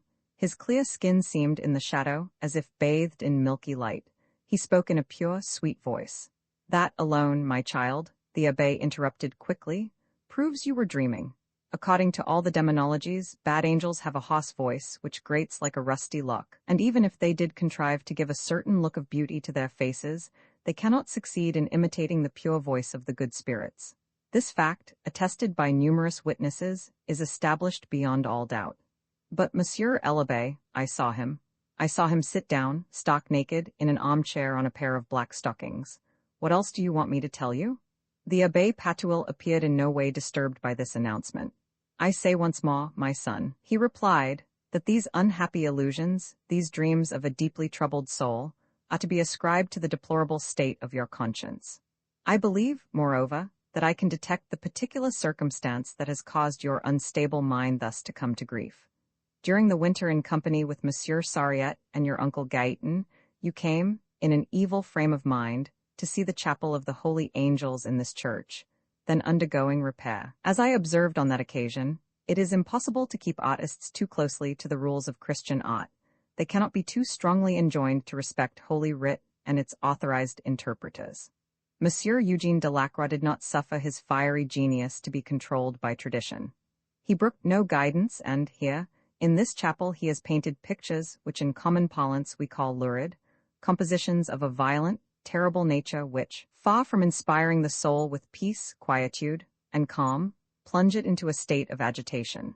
In them the angels are depicted with wrathful countenances, their features are sombre and uncouth. One might take them to be Lucifer and his companions meditating their revolt. Well, my son, it was these pictures, acting upon a mind already weakened and undermined by every kind of dissipation, that have filled it with the trouble to which it is at present a prey. But Maurice would have none of it. Oh no, Monsieur l'Abbé, he cried, it is not Eugene Delacroix's pictures that have been troubling me. I didn't so much as look at them. I am completely indifferent to that kind of art. Well then, my son, believe me, there is no truth, no reality, in any of the story you have just related to me. Your guardian angel has certainly not appeared to you. But, Abbé, replied Maurice, who had the most absolute confidence in the evidence of the senses, I saw him tying up a woman's shoelaces and putting on the trousers of a suicide.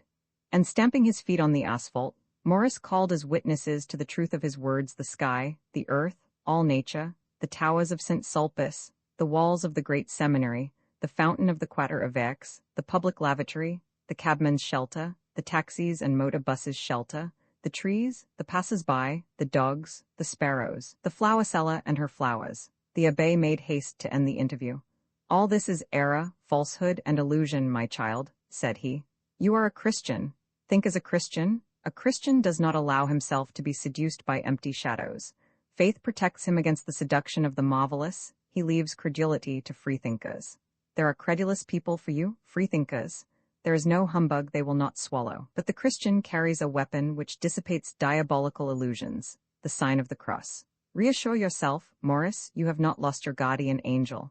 He still watches over you. It lies with you not to make this task too difficult nor too painful for him. Goodbye, Maurice. The weather is going to change, for I feel a burning in my big toe. And Abbé Patuil went off with his breviary under his arm, hobbling along with a dignity that seemed to foretell a mitre. That very day, Arcade and Zita were leaning over the parapet of La Butte, gazing down on the mist and smoke that lay floating over the vast city. Is it possible, said Arcade, for the mind to conceive all the pain and suffering that lie pent within a great city? It is my belief that if a man succeeded in realizing it, the weight of it would crush him to the earth. And yet, answered Zita, every living being in that place of torment is enamored of life. It is a great enigma. Unhappy, ill-fated, while they live, the idea of ceasing to be is, nevertheless, a horror to them. They look not for solace in annihilation. It does not even bring them the promise of rest. In their madness, they even look upon nothingness with terror. They have peopled it with phantoms. Look you at these pediments, these towers and domes and spires that pierce the mist and rear on high their glittering crosses. Men bow in adoration before the demiurge who has given them a life that is worse than death, and a death that is worse than life. Zita was for a long time lost in thought. At length she broke silence, saying, There is something, Arcade, that I must confess to you. It was no desire for purer justice or wiser laws that hurried ethereal earthward. Ambition, a taste for intrigue, the love of wealth and honor, all these things made heaven, with its calm, unbearable to me, and I longed to mingle with the restless race of men. I came, and by an art unknown to nearly all the angels, I learned how to fashion myself a body which, since I could change it as the fancy seized me, to whatsoever age and sex I would, has permitted me to experience the most diverse and amazing of human destinies. 100 times I took a position of renown among the leaders of the day, the lords of wealth and princes of nations.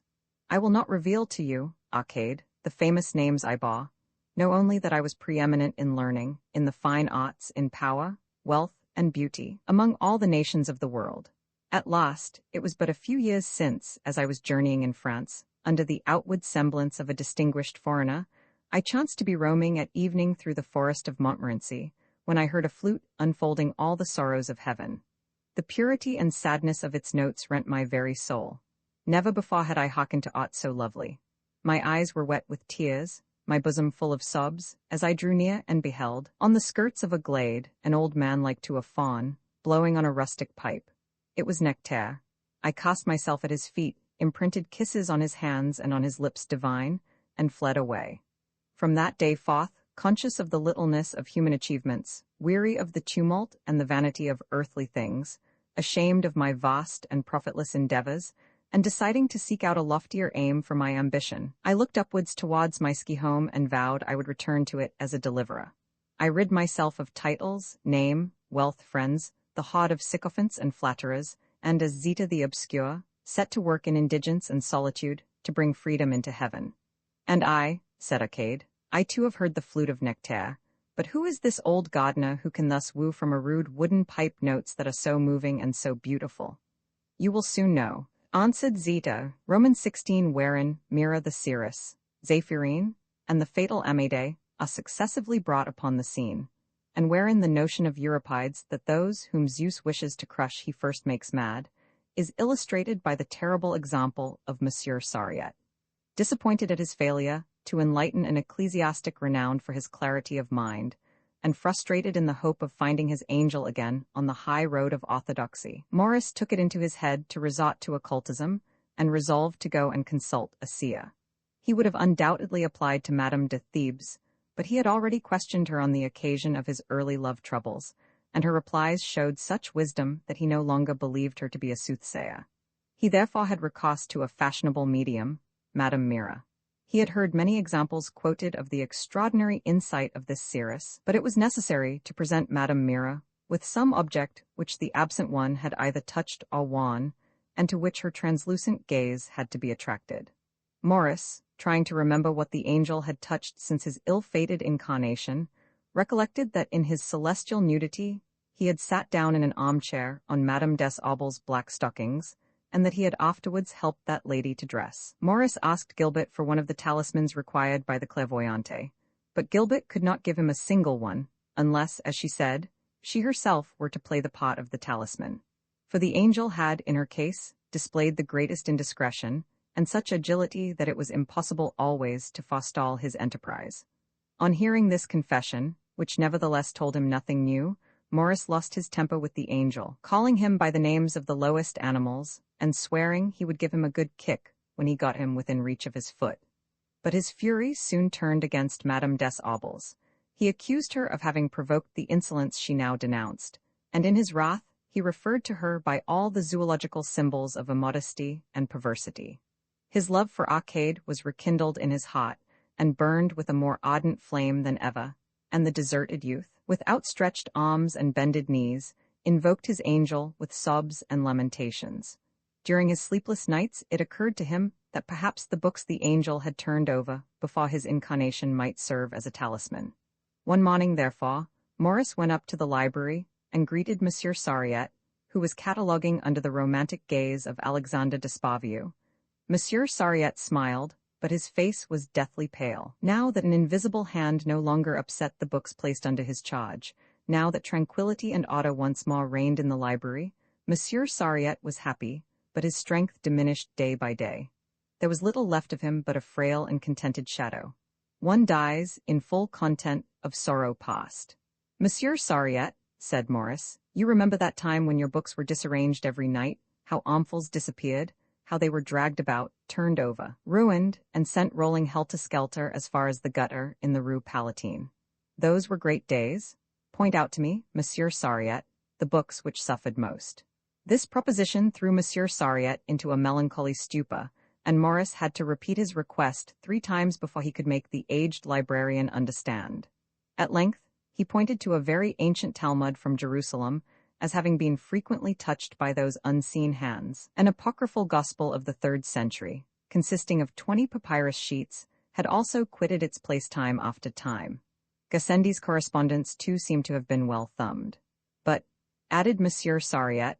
The book to which the mysterious visitant devoted the most particular attention was undoubtedly a little copy of Lucretius adorned with the arms of Philippe de Vendôme, Grand Prieur de France, with autograph annotations by Voltaire, who, as is well known, frequently visited the temple in his younger days. The fearsome reader who caused me such terrible anxiety never grew weary of this Lucretius, and made it his bedside book, as it were. His taste was sound, for it's a gem of a thing. Alas, the monster made a blot of ink on page 137, which perhaps the chemists, with all the science at their disposal, will be powerless to erase. And Monsieur Sariette heaved a profound sigh. He repented having said all this when young Despavu asked him for the loan of the precious Lucretius. Vainly did the jealous custodian affirm that the book was being repaired at the binder's and was not available. Maurice made it clear that he wasn't to be taken in like that. He strode resolutely into the abode of the philosophers and the globes, and seating himself in an armchair said, "I am waiting." Monsieur Sariette suggested his having another edition. There were some that, textually, were more correct and were therefore preferable from the student's point of view. He offered him Babu's edition, or Caustelier's, or, better still, a French translation. He could have the Baron d'Escoutour's version, which was perhaps a little old-fashioned, or Lagrange's, or those in the Nissard and Pankouk series. Or, again, there were two versions of striking elegance, one in verse and the other in prose, both from the pen of Monsieur de Pongueville of the French Academy. "I don't need a translation," said Maurice proudly. "Give me the Prieur de Vendôme's copy." Monsieur Sariette went slowly up to the cupboard in which the jewel in question was contained. The keys were rattling in his trembling hand. He raised them to the lock and withdrew them again immediately, and suggested that Maurice should have the common Lucretius published by Garnier. "It's very handy," said he with an engaging smile, but the silence with which this proposal was received made it clear that resistance was useless. He slowly drew forth the volume from its place, and having taken the precaution to see that there wasn't a speck of dust on the tablecloth, he laid it tremblingly thereon before the great-grandson of Alexander Despavu. Maurice began to turn the leaves, and when he got to page 137, he saw the stain which had been made with violet ink. It was about the size of a pea. "Aye, that's it," said old Sariette, who had his eye on the Lucretius the whole time. "That's the trace those invisible monsters left behind them." "What, there were several of them, Monsieur Sariette?" exclaimed Maurice. "I cannot tell, but I don't know whether I have a right to have this blot removed since, like the blot Paul Louis Courier made on the Florentine manuscript, it constitutes a literary document, so to speak." Scarcely were the words out of the old fellow's mouth when the front door bell rang, and there was a confused noise of voices and footsteps in the next room. Sariette ran forward at the sound, and collided with Pierre Guinardon's mistress, old Zéphirine, who, with her tousled hair sticking up like a nest of vipers, her face aflame, her bosom heaving, her abdominal part like an eiderdown quilt puffed out by a terrific gale, was choking with grief and rage, and amid sobs and sighs and groans, and all the innumerable sounds which, on earth, make up the mighty uproar to which the emotions of living beings and the tumult of nature give rise, she cried, "He's gone, the monster, he's gone off with her. He's cleared out the whole shanty and left me to shift for myself with 18 pence in my purse." And she proceeded to give a long and incoherent account of how Mitchell Guinardon had abandoned her and gone to live with Octavie, the breadwoman's daughter, and she let loose a torrent of abuse against the traitor. "A man whom I've kept going with my own money for 50 years and more, for I've had plenty of the needful and known plenty of the upper 10 and all. I dragged him out of the gutter, and now this is what I get for it. He's a bright beauty, that friend of yours. The lazy scoundrel. Why, he had to be dressed like a child, the drunken, contemptible brute. You don't know him yet, Monsieur Sariette. He's a forger. He turns out Giottos, I tell you, and Fra Angelicos and Gricos, as hot as he can, and sells them to art dealers. Yes, and Fragonards too, and Bauduins. He's a debauchee and doesn't believe in God. That's the worst of the lot, Monsieur Sariette, for without the fear of God." Long did Zéphirine continue to pour forth vituperations. When at last her breath failed her, Monsieur Sariette availed himself of the opportunity to exhort her to be calm and bring herself to look on the bright side of things. Guinardon would come back. A man doesn't forget anyone he's lived and got on well with for 50 years. These two observations only goaded her to a fresh outburst, and Zéphirine swore she would never forget the slight that had been put on her. She swore she would never have the monster back with her any more. and if he came to ask her to forgive him on his knees, she would let him grovel at her feet. Don't you understand, Monsieur Sariette, that I despise and hate him, that he makes me sick?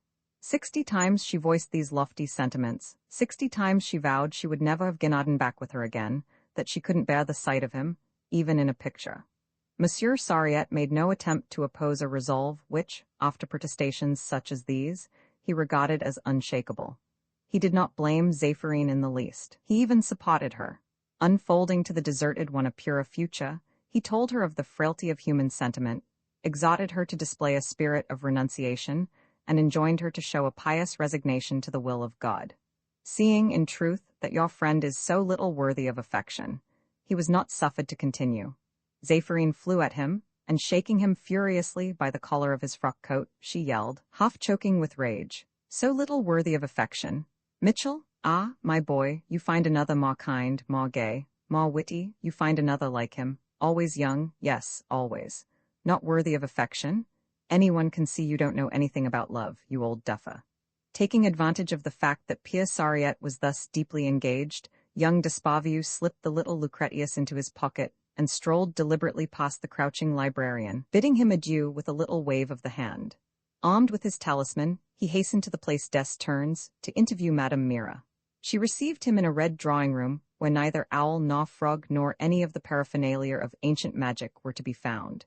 Madame Mira, in a prune-colored dress, her hair powdered, though already past her prime, was of very good appearance. She spoke with a certain elegance and prided herself on discovering hidden things by the help alone of science, philosophy, and religion. She felt the morocco binding, feigning to close her eyes, and looking meanwhile through the narrow slit between her lids at the Latin title and the coat of arms which conveyed nothing to her. Accustomed to receive as tokens such things as rings, handkerchiefs, letters, and locks of hair, she could not conceive to what sort of individual this singular book could belong. By habitual and mechanical cunning, she disguised her real surprise under a feigned surprise. "Strange?" she murmured. "Strange? I do not see quite clearly, I perceive a woman." As she let fall this magic word, she glanced furtively to see what sort of an effect it had and beheld on her questioner's face an unexpected look of disappointment. Perceiving that she was off the track, she immediately changed her oracle. But she fades away immediately. "It is strange, strange? I have a confused impression of some vague form, a being that I cannot define." And having assured herself by a hurried glance that, this time, her words were going down, she expatiated on the vagueness of the person and on the mist that enveloped him. However, the vision grew clearer to Madame Mira, who was following a clue step by step. "A wide street, a square with a statue, a deserted street, stairs. He is there in a bluish room.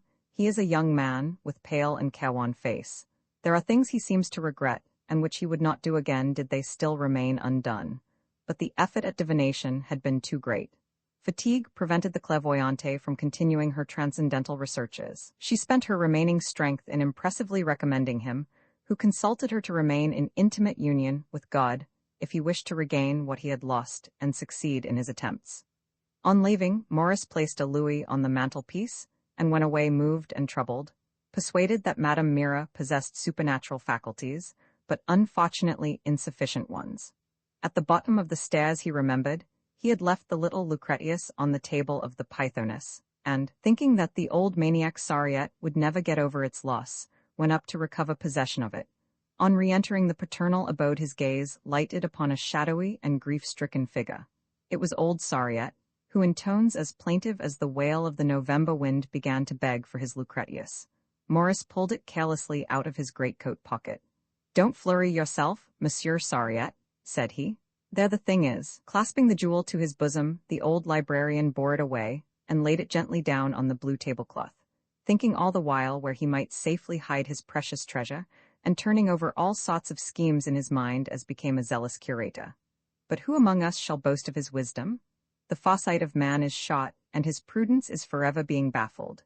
The blows of fate are ineluctable. No man shall evade his doom. There is no counsel, no caution that avails against destiny. Hapless as we are, the same blind force which regulates the causes of atom and of star fashions universal order from our vicissitudes. Our ill fortune is necessary to the harmony of the universe.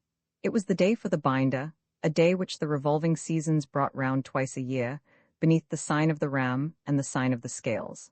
That day, ever since morning, Monsieur Sariette had been making things ready for the binder. He had laid out on the table as many of the newly purchased paper-bound volumes as were deemed worthy of a permanent binding or of being put in boards, and also those books whose binding was in need of repair, and of all these, he had drawn up a detailed and accurate list.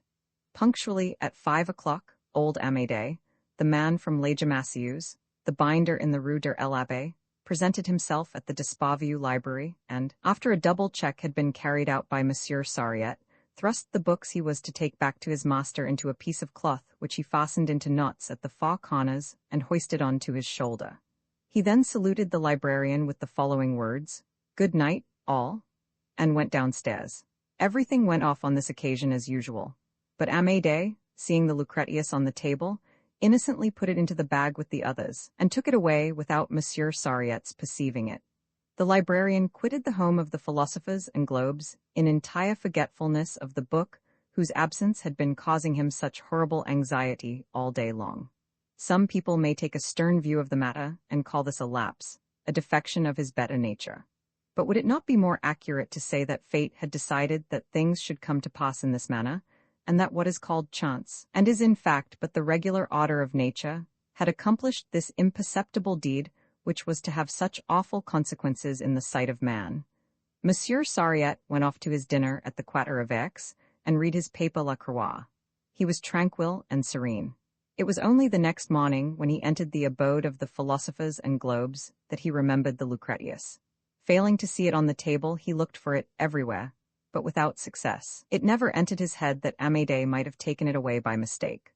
What he did think was that the invisible visitant had returned, and he was mightily disturbed. The unhappy curator, hearing a noise on the landing, opened the door and found it was little Léon, who, with a gold-braided kepi stuck on his head, was shouting "Vive la France" and hurling dusters and feather brooms and hippolytes flaw polish at imaginary foes. The child preferred this landing for playing soldiers to any other part of the house, and sometimes he would stray into the library. Monsieur Sariette was seized with the sudden suspicion that it was he who had taken the Lucretius to use as a missile, and he ordered him, in threatening tones, to give it back. The child denied that he had taken it, and Monsieur Sariette had recourse to cajolery. "Léon, if you bring me back the little red book, I will give you some chocolates." The child grew thoughtful, and in the evening, as Monsieur Sariette was going downstairs, he met Léon, who said, "There's the book," and holding out a much-torn picture book called The Story of Gribouille, demanded his chocolates.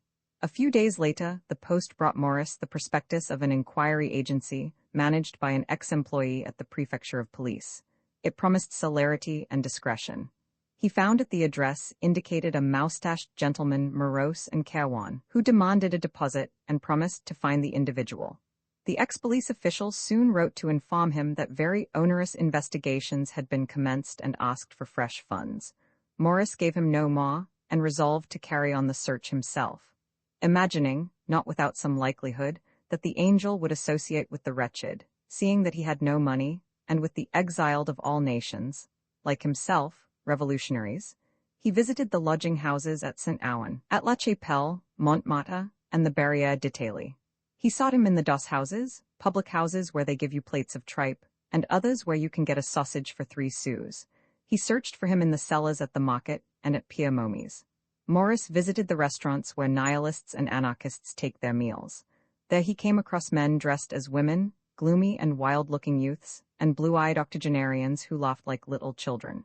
He observed, asked questions, was taken for a spy, had a knife thrust into him by a very beautiful woman, and the very next day continued his search in beer-houses, lodging-houses, houses of ill fame, gambling halls down by the fortifications, at the receivers of stolen goods, and among the Apaches.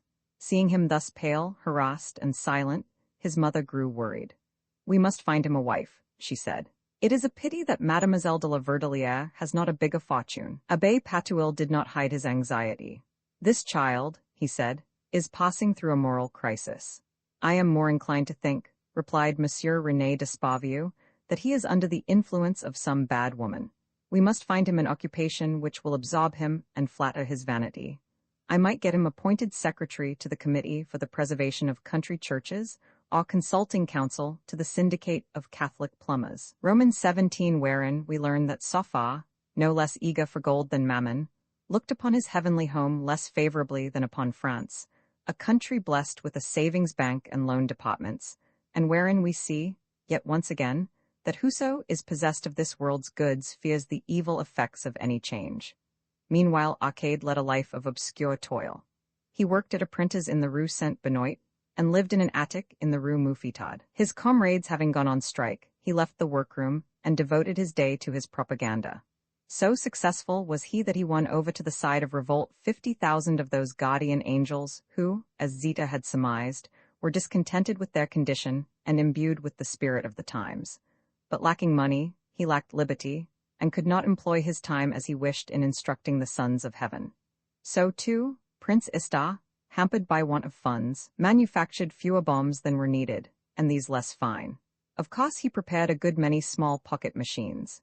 He had filled Theophile's rooms with them, and not a day passed but he forgot some, and left them lying about on the seats in various cafes.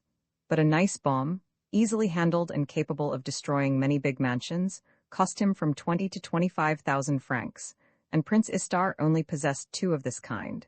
Equally bent on procuring funds, Arcade and Istar both went to make a request for money from a celebrated financier named Max Evedingen, who, as everyone knows, is the managing director of the biggest banking concern in France and indeed in the whole world. What is not so well known is that Max Evedingen was not born of woman, but is a fallen angel. Nevertheless, such is the truth. In heaven he was named Sophia, and guarded the treasures of Isle de Bayoth, a great collector of gold and precious stones. In the exercise of this function, Sophia contracted a love of riches, which could not be satisfied in a state of society in which banks and stock exchanges are alike unknown. His heart flamed with an ardent love for the God of the Hebrews, to whom he remained faithful during a long course of centuries. But at the commencement of the 20th century of the Christian era, casting his eyes down from the height of the firmament upon France, he saw that this country, under the name of a republic, was constituted as a plutocracy, and that, under the appearance of a democratic government, high finance exercised sovereign sway, untrammeled and unchecked. Henceforth life in the Empyrean became intolerable to him. He longed for France as for the promised land, and one day, bearing with him all the precious stones he could carry, he descended to earth and established himself in Paris. This angel of cupidity did good business there. Since his materialization, his face had lost its celestial aspect.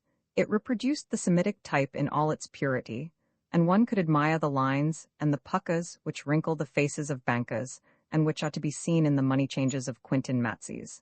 His beginnings were humble and his success amazing. He married an ugly woman, and they saw themselves reflected in their children as in a mirror. Baron Max Evedingen's large mansion, which rears itself on the heights of the Trocadero, is crammed with the spoils of Christian Europe. The Baron received Arcade and Prince Istar in his study, one of the most modest rooms in his mansion. The ceiling is decorated with a fresco of Tiepolo, taken from a Venetian palace. The bureau of the regent, Philip of Orleans, is in this room, which is full of cabinets, showcases, pictures, and statues. Arcade allowed his gaze to wander over the walls. "How comes it, my brother Sophia," said he, "that you, in spite of your Jewish heart, obey so ill the commandment of the Lord your God, who said, 'Thou shalt have no graven images'? For here I see an Apollo of Houdons and a Hebe of Lemoines, and several busts by Caffuri. And like Solomon in his old age, O Son of God, you set up in your dwelling place the idols of strange nations. For such are this Venus of Boucha, this Jupiter of Rubens, and those nymphs that are indebted to Fragonard's brush for the gooseberry jam which smears their gleaming limbs. And here in this single showcase, Sophia, you keep the scepter of St. Louis, 600 pearls of Marie Antoinette's broken necklace, the imperial mantle of Charles V, the tiara wrought by Guy Betty for Pope Martin V, the colonna, Bonaparte's sword, and I know not what besides." "Mere trifles," said Max Evedingen. "My dear Baron," said Prince Istar, "you even possess the ring which Charlemagne placed on a fairy's finger and which was thought to be lost. But let us discuss the business on which we have come. My friend and I have come to ask you for money." "I can well believe it," replied Max Evedingen. "Everyone wants money, but for different reasons. What do you want money for?" Prince Istar replied simply, "To stir up a revolution in France." "In France?" repeated the Baron. "In France? Well, I shall give you no money for that, you may be quite sure. Arcade did not disguise the fact that he had expected greater liberality and more generous help from a celestial brother. Our project, he said, is a vast one. It embraces both heaven and earth. It is settled in every detail. We shall first bring about a social revolution in France, in Europe, on the whole planet. Then we shall carry war into the heavens, where we shall establish a peaceful democracy, and to reduce the citadels of heaven, to overturn the mountain of God, to storm celestial Jerusalem. A vast army is needful, enormous resources, formidable machines and electrophores of a strength yet unknown. It is our intention to commence with France. You are madmen, exclaimed Baron Everdingen. Madmen and fools, listen to me. There is not one single reform to carry out in France. All is perfect, finally settled, unchangeable. You hear? Unchangeable. And to add force to his statement, Baron Everdingen banged his fist 3 times on the Regent's bureau. Our points of view differ, said Arcade sweetly. I think, as does Prince Istar, that everything should be changed in this country. But what boots it to dispute the matter? Moreover, it is too late. We have come to speak to you, O my brother Sofa, in the name of 500,000 celestial spirits, all resolved to commence the universal revolution tomorrow. Baron Everdingen exclaimed that they were crazy, that he would not give a sou, that it was both criminal and mad to attack the most admirable thing in the world, the thing which renders earth more beautiful than heaven, finance. He was a poet and a prophet. His heart thrilled with holy enthusiasm. He drew attention to the French savings bank, the virtuous savings bank, that chaste and pure savings, bank like unto the Virgin of the Canticle who, issuing from the depths of the country in rustic petticoat, bears to the robust and splendid bank, her bridegroom, who awaits her, the treasures of her love, and drew a picture of the bank, enriched with the gifts of its spouse, pouring on all the nations of the world torrents of gold, which of themselves, by 1,000 invisible channels return in still greater abundance to the blessed land from which they sprung. By deposit and loan, he went on, France has become the new Jerusalem, shedding her glory over all the nations of Europe, and the kings of the earth come to kiss her rosy feet. And that is what you would fain destroy? You are both impious and sacrilegious. Thus spoke the angel of finance. An invisible harp accompanied his voice, and his eyes dotted lightning. Meanwhile, Arcade, leaning carelessly against the Regent's bureau, spread out under the banker's eyes various ground plans, underground plans, and sky plans of Paris with red crosses, indicating the points where bombs should be simultaneously placed in cellars and catacombs, thrown on public ways, and flung by a flotilla of aeroplanes. All the financial establishments, and notably the Everdingen Bank and its branches, were marked with red crosses. The financier shrugged his shoulders.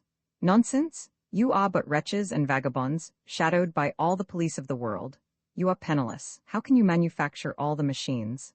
By way of reply, Prince Istar drew from his pocket a small copper cylinder, which he gracefully presented to Baron Everdingen. You see, said he, this ordinary-looking box. It is only necessary to let it fall on the ground immediately to reduce this mansion with its inmates to a mass of smoking ashes, and to set a fire going which would devour all the Trocadero quarter. I have 10,000 like that, and I make 3 dozen a day. The financier asked the cherub to replace the machine in his pocket, and continued in a conciliatory tone. Listen to me, my friends. Go and start a revolution at once in heaven, and leave things alone in this country. I will sign a check for you. You can procure all the material you need to attack celestial Jerusalem. And Baron Everdingen was already working up in his imagination a magnificent deal in electrophores and raw material. Roman 18 wherein is begun the gardener's story, in the course of which we shall see the destiny of the world unfolded in a discourse, as broad and magnificent in its views as Bossuet's discourse on the history of the universe is narrow and dismal. The gardener bade Arcade and Zita sit down in an arbor walled with wild bryony, at the far end of the orchard. Arcade, said the beautiful archangel, Nectaire will perhaps reveal to you today the things you are burning to know. Ask him to speak. Arcade did so, and old Nectaire, laying down his pipe, began as follows. I knew him. He was the most beautiful of all the seraphim. He shone with intelligence and daring. His great heart was big with all the virtues born of pride, frankness, courage, constancy in trial, indomitable hope. Long, long ago, ere time was, in the boreal sky where gleam the 7 magnetic stars, he dwelt in a palace of diamond and gold, where the air was ever tremulous with the beating of wings and with songs of triumph. Iave, on his mountain, was jealous of Lucifer. You both know it. Angels like unto men feel love and hatred quicken within them. Capable, at times, of generous resolves, they too often follow their own interests and yield to fear. Then, as now, they showed themselves, for the most part, incapable of lofty thoughts, and in the fear of the Lord lay their sole virtue. Lucifer, who held vile things in proud disdain, despised this rabble of commonplace spirits forever wallowing in a life of feasts and pleasure. But to those who were possessed of a daring spirit, a restless soul, to those fired with a wild love of liberty, he proffered friendship, which was returned with adoration. These latter deserted in a mass the mountain of God, and yielded to the seraph the homage which that other would fain have kept for himself alone. I ranked among the dominations, and my name, Alasiel, was not unknown to fame. To satisfy my mind, that was ever tormented with an insatiable thirst for knowledge and understanding, I observed the nature of things, I studied the properties of minerals, air, and water. I sought out the laws which govern nature, solid or ethereal, and after much pondering I perceived that the universe had not been formed as its pretended creator would have us believe. I knew that all that exists of itself, and not by the caprice of Iave, that the world is itself its own creator and the spirit its own god. Henceforth I despised Iave for his imposture, and I hated him because he showed himself to be opposed to all that I found desirable and good, liberty, curiosity, doubt. These feelings drew me towards the seraph. I admired him, I loved him. I dwelt in his light. When at length it appeared that a choice had to be made between him and that other, I ranged myself on the side of Lucifer, and knew no other aim than to serve him, no other desire than to share his lot. War having become inevitable, he prepared for it with indefatigable vigilance and all the resourcefulness of a far-seeing mind. Making the thrones and dominations into chalybes and cyclopes, he drew forth iron from the mountains bordering his domain, iron, which he valued more than gold, and forged weapons in the caverns of heaven. Then, in the desert plain of the north, he assembled myriads of spirits, armed them, taught them, and drilled them. Although prepared in secret, the enterprise was too vast for his adversary not to be soon aware of it. It might in truth be said that he had always foreseen and dreaded it, for he had made a citadel of his abode and a warlike host of his angels, and he gave himself the name of the God of hosts. He made ready his thunderbolts.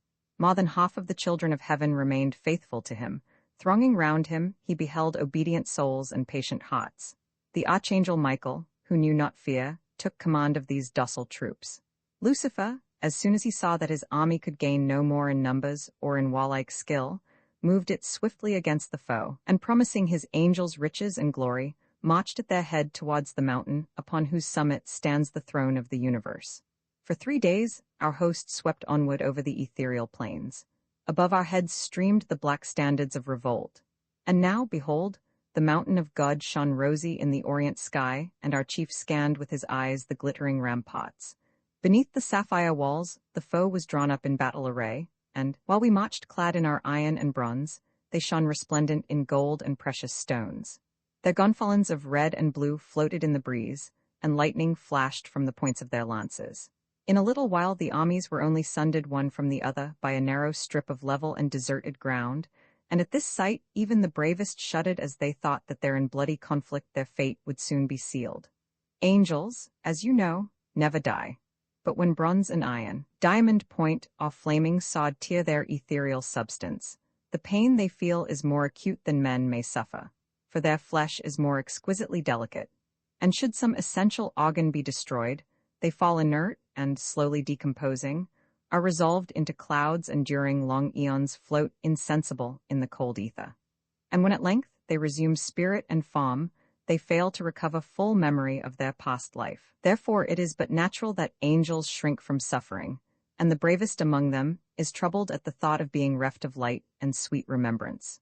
Were it otherwise, the angelic race would know neither the delight of battle nor the glory of sacrifice.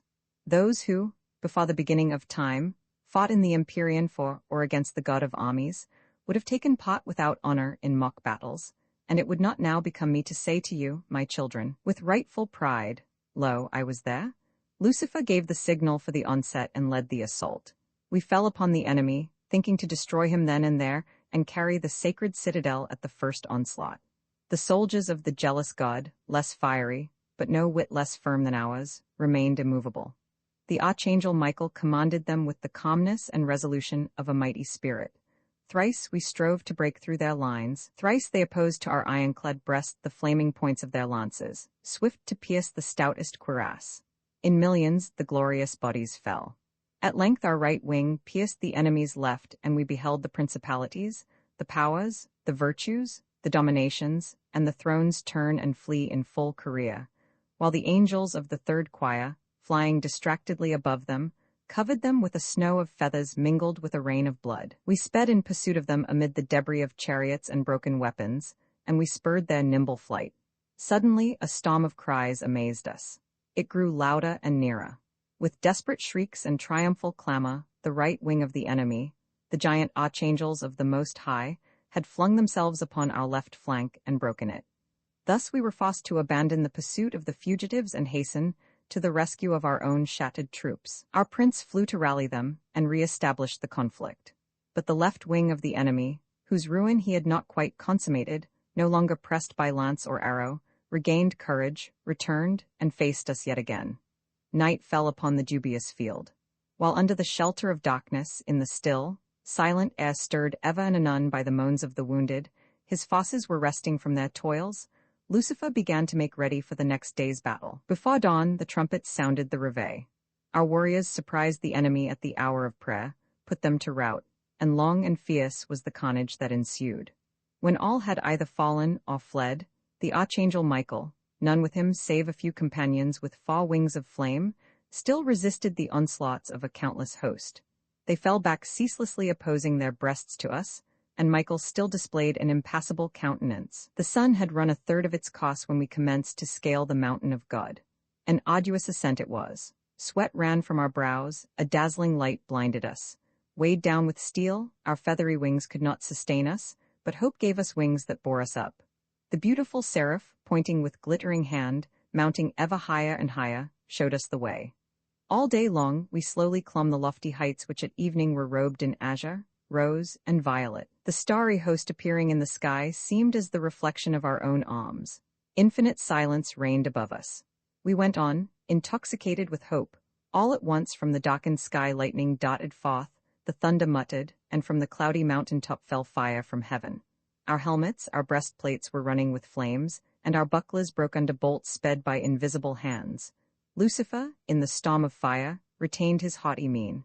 In vain the lightning smote him. Mightier than ever he stood erect, and still defied the foe. At length, the thunder, making the mountain totter, flung us down pell-mell, huge fragments of sapphire and ruby crashing down with us as we fell, and we rolled inert, swooning, for a period whose duration none could measure. I awoke in a darkness filled with lamentations, and when my eyes had grown accustomed to the dense shadows, I saw round me my companions in arms, scattered in thousands on the sulphurous ground, lit by fitful gleams of livid light. My eyes perceived but fields of lava, smoking craters, and poisonous swamps. Mountains of ice and shadowy seas shut in the horizon. A brazen sky hung heavy on our brows, and the horror of the place was such that we wept as we sat, crouched elbow on knee, our cheeks resting on our clenched hands. But soon, raising my eyes, I beheld the seraph standing before me like a tower. Over his pristine splendor sorrow had cast its mantle of somber majesty. "Comrades," said he, "we must be happy and rejoice, for behold we are delivered from celestial servitude. Here we are free, and it were better to be free in hell than serve in heaven. We are not conquered, since the will to conquer is still ours. We have caused the throne of the jealous God to totter, by our hands it shall fall. Arise, therefore, and be of good heart."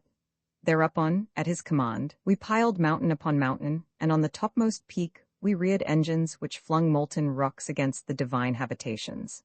The celestial host was taken unaware, and from the abodes of glory there issued groans and cries of terror.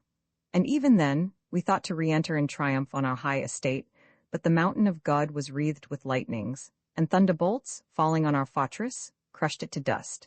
After this fresh disaster, the seraph remained a while in meditation, his head buried in his hands. At length he raised his darkened visage. Now he was Satan, greater than Lucifer. Steadfast and loyal the angels thronged about him. "Friends," he said, "if victory is denied us now, it is because we are neither worthy nor capable of victory. Let us determine wherein we have failed, Nature shall not be ruled, the scepter of the universe shall not be grasped, Godhead shall not be won, save by knowledge alone. We must conquer the thunder. To that task we must apply ourselves unwearyingly. It is not blind courage, no one this day has shown more courage than have you, which will win us the courts of heaven, but rather study and reflection. In these silent realms where we have fallen, let us meditate, seeking the hidden causes of things. Let us observe the cause of nature. Let us pursue her with compelling ardor and all-conquering desire. Let us strive to penetrate her infinite grandeur, her infinite minuteness. Let us seek to know when she is barren and when she brings forth fruit, how she makes cold and heat, joy and sorrow, life and death, how she assembles and disperses her elements, how she produces both the light air we breathe and the rocks of diamond and sapphire whence we have been precipitated, the divine fire wherewith we have been scarred and the soaring thought which stirs our minds. Torn with dire wounds, scorched by flame and by ice, let us render thanks to fate which has sedulously opened our eyes, and let us rejoice at our lot. It is through pain that, suffering a first experience of nature, we have been roused to know her and to subdue her. When she obeys us we shall be as gods. But even though she hide her mysteries forever from us, deny us alms and keep the secret of the thunder, we still must needs congratulate ourselves on having known pain, for pain has revealed to us new feelings, more precious and more sweet than those experienced in eternal bliss, and inspired us with love and pity unknown to heaven. These words of the seraph changed our hearts and opened up fresh hope to us. Our hearts were filled with a great longing for knowledge and love.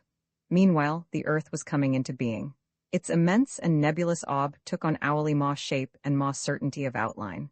The waters which fed the seaweed, the madrepores and shellfish and bore the light flotilla of the nautilus upon their bosom, no longer covered it in its entirety. They began to sink into beds, and already continents appeared, where, on the warm slime, amphibious monsters crawled. Then the mountains were overspread with forests, and divers races of animals commenced to feed on the grass, the moss, the berries on the trees, and on the acorns.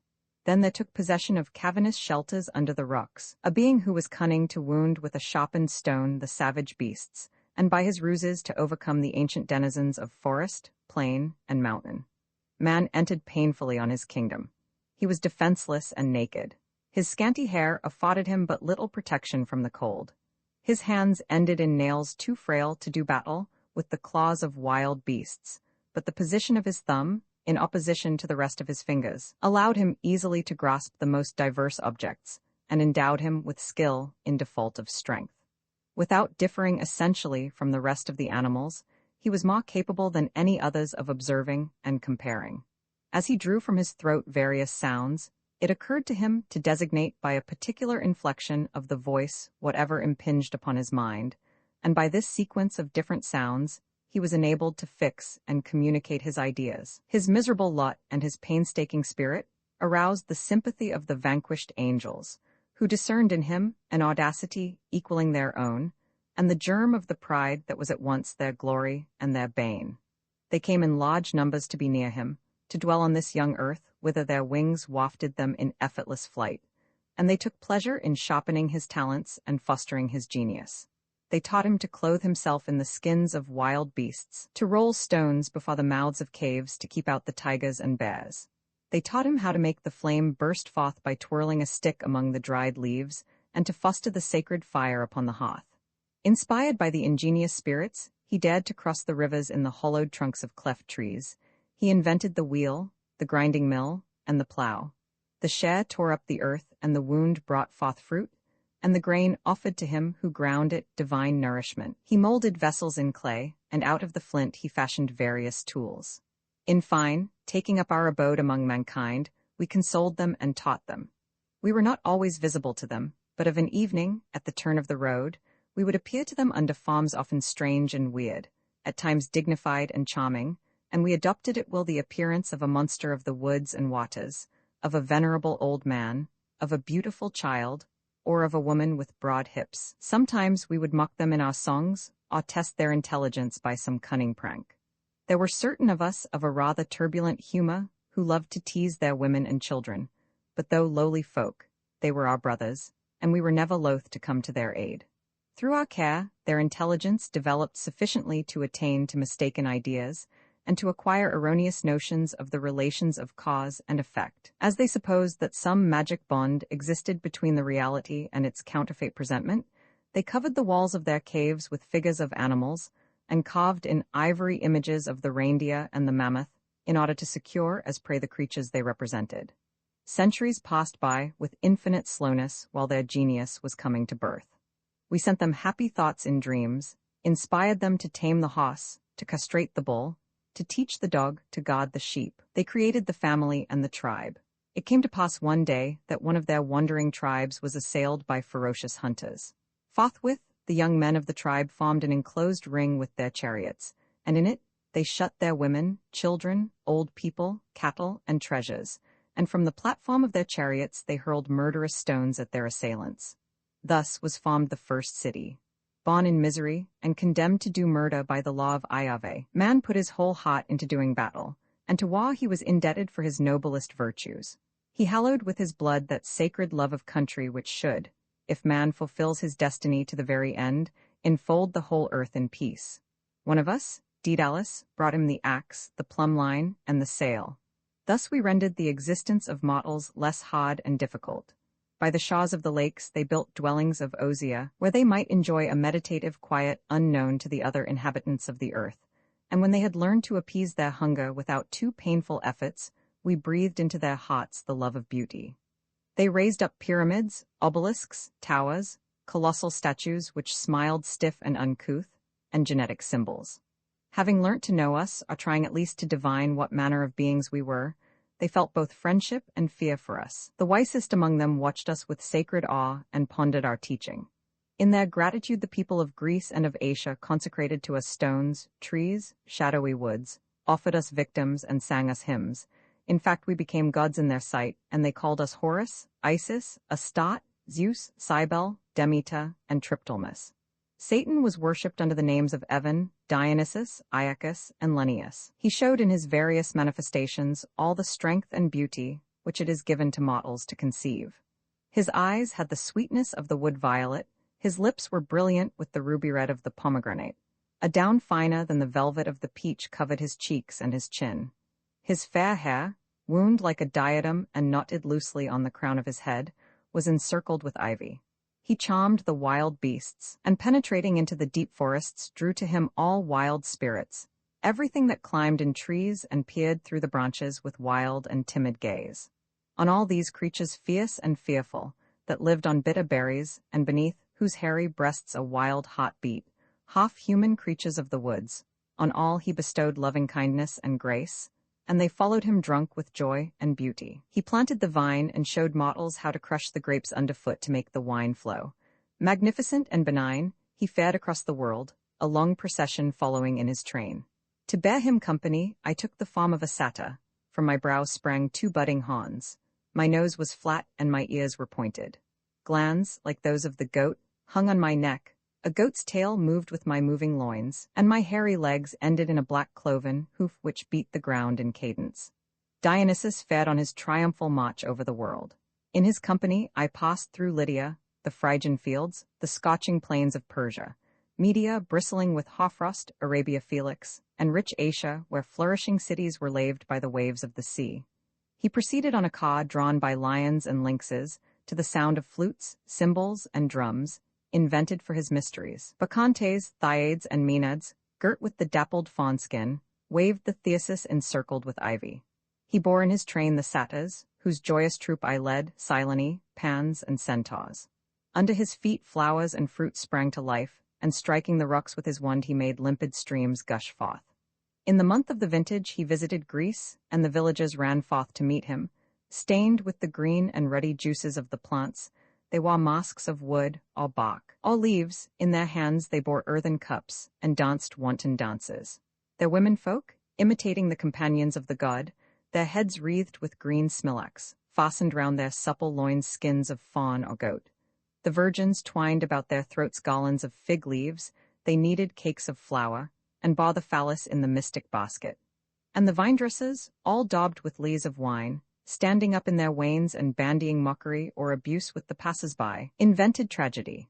Truly, it was not in dreaming beside a fountain, but by dint of strenuous toil that Dionysus taught them to grow plants, and to make them bring forth succulent fruits.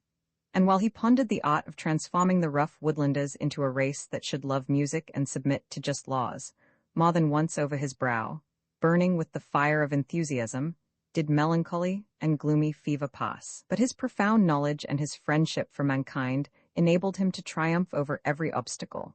O days divine, beautiful dawn of life, we led the bacchanals on the leafy summits of the mountains and on the yellow shores of the seas. The naiads and the oreads mingled with us at our play. Aphrodite at our coming rose from the foam of the sea to smile upon us. Roman 19 The gardener's story continued. When men had learned to cultivate the earth, to herd cattle, to enclose their holy places within walls, and to recognize the gods by their beauty, I withdrew to that smiling land girdled with dark woods and watered by the Stymphaloes, the Olbios, the Erymanthus, and the proud Crathis, swollen with the icy waters of the Styx, and there, in a green valley at the foot of a hill, planted with arbutus, olive, and pine, beneath a cluster of white poplars and plane trees, by the side of a stream flowing with soft murmur amid tufted mastic trees, I sang to the shepherds and the nymphs of the birth of the world, the origin of fire, of the tenuous air, of water and of earth. I told them how primeval men had lived wretched and naked in the woods, before the ingenious spirits had taught them the arts. Of God, too, I sang to them, and why they gave Dionysus Semele to mother, because his desire to befriend mankind was born amid the thunder. It was not without effort that this people, more pleasing than all the others in the eyes of the gods, these happy Greeks, achieved good government and a knowledge of the arts. Their first temple was a hut composed of laurel branches, their first image of the gods, a tree, their first altar, a rough stone stained with the blood of Iphigenia. But in a short time they brought wisdom and beauty to a point that no nation had attained before them, that no nation has since approached. Whence comes it, Arcade, this solitary marvel on the earth? Wherefore did the sacred soil of Ionia and of Attica bring forth this incomparable flower? Because nor priesthood, nor dogma, nor revelation ever found a place there, because the Greeks never knew the jealous god. It was his own grace, his own genius that the Greek enthroned and deified as his god, and when he raised his eyes to the heavens, it was his own image that he saw reflected there. He conceived everything in due measure, and to his temples he gave perfect proportion. All therein was grace, harmony, symmetry, and wisdom. All were worthy of the immortals who dwelt within them, and who under names of happy choice, in realized shapes, figured forth the genius of man. The columns which bore the marble architrave, the frieze and the cornice were touched with something human, which made them venerable. And sometimes one might see, as at Athens and at Delphi, beautiful young girls strong-limbed and radiant upstaying the entablature of treasure house and sanctuary. O days of splendor, harmony, and wisdom!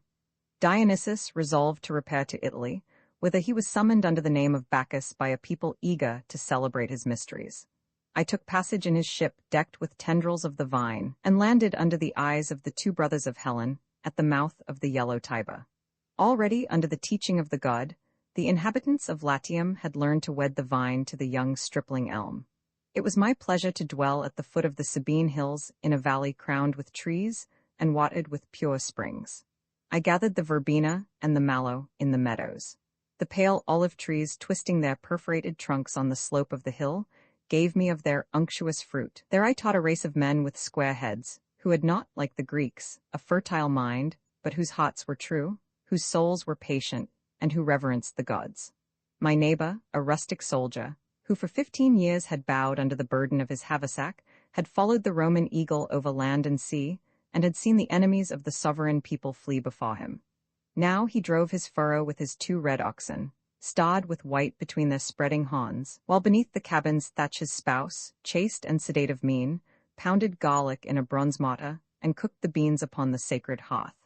And I, his friend, seated near by under an oak, used to lighten his labors with the sound of my flute, and smile on his little children when the sun, already low in the sky, was lengthening the shadows, and they returned from the wood all laden with branches. At the garden gate where the pears and pumpkins ripened, and where the lily and the evergreen acanthus bloomed, a figure of Priapus carved out of the trunk of a fig tree menaced thieves with his formidable emblem, and the reeds swaying with the wind over his head scared away the plundering birds. At new moon, the pious husbandman made offering of a handful of salt and barley to his household gods crowned with myrtle and with rosemary. I saw his children grow up, and his children's children, who kept in their hearts their early piety, and did not forget to offer sacrifice to Bacchus, to Diana, and to Venus, nor omit to pour fresh wines and scatter flowers into the fountains. But slowly they fell away from their old habits of patient toil and simplicity. I heard them complain when the torrent, swollen with many rains, compelled them to construct a dike to protect the paternal fields, and the rough Sabine wine grew unpleasing to their delicate palate. They went to drink the wines of Greece at the neighboring tavern, and the hours slipped unheeded by, while within the arbor shade they watched the dance of the flute player, practiced at swaying her supple limbs to the sound of the castanets. Lulled by murmuring leaves and whispering streams, the tillers of the soil took sweet repose, but between the poplars we saw along borders of the sacred way vast tombs, statues, and altars arise, and the rolling of the chariot wheels grew more frequent over the wan stones. A cherry sapling brought home by a veteran told us of the far-distant conquests of a consul, and odes sung to the lyre related the victories of Rome, mistress of the world. All the countries where the great Dionysus had journeyed, changing wild beasts into men, and making the fruit and grain bloom and ripen beneath the passing of his maenads, now breathed the Pax Romana. The nursling of the she-wolf, soldier and laborer, friend of conquered nations, laid out roads from the margin of the misty sea to the rocky slopes of the Caucasus. In every town rose the temple of Augustus and of Rome, and such was the universal faith in Latin justice that in the gorges of Thessaly, or on the wooded borders of the Rhine, the slave, ready to succumb under his iniquitous burden, called aloud on the name of Caesar. But why must it be that, on this ill-starred globe of land and water, all should perish and die, and the fairest things be ever the most fleeting? O adorable daughters of Greece! O science! O wisdom! O beauty! Kindly divinities, you were wrapped in heavy slumber ere you submitted to the outrages of the barbarians, who already in the marshy wastes of the north and on the lonely steppes, ready to assail you, bestrode barebacked their little shaggy horses. While dear Arcade, the patient legionary camped by the borders of the Phasis and the Tanais, the women and the priests of Asia and of monstrous Africa invaded the eternal city and troubled the sons of Remus with their magic spells. Until now, Iave, the persecutor of the laborious demons, was unknown to the world that he pretended to have created, save to certain miserable Syrian tribes, ferocious like himself, and perpetually dragged from servitude to servitude. Profiting by the Roman peace which assured free travel and traffic everywhere, and favored the exchange of ideas and merchandise, this old god insolently made ready to conquer the universe. He was not the only one, for the matter of that, to attempt such an undertaking.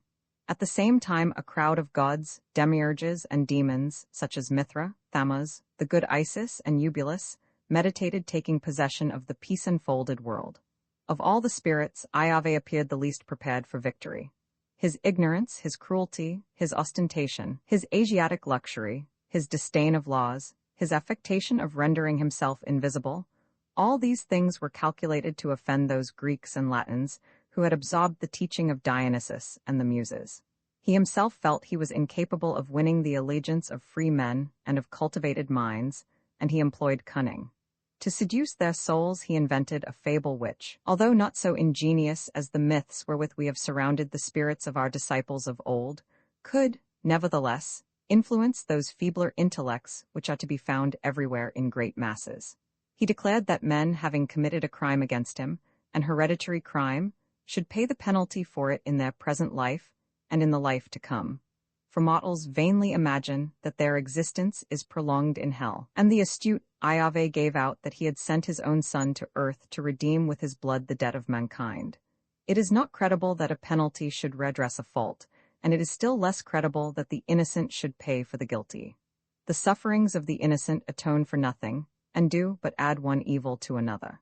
Nevertheless, unhappy creatures were found to adore Iave and his son, the expiator, and to announce their mysteries as good tidings. We should not be surprised at this folly.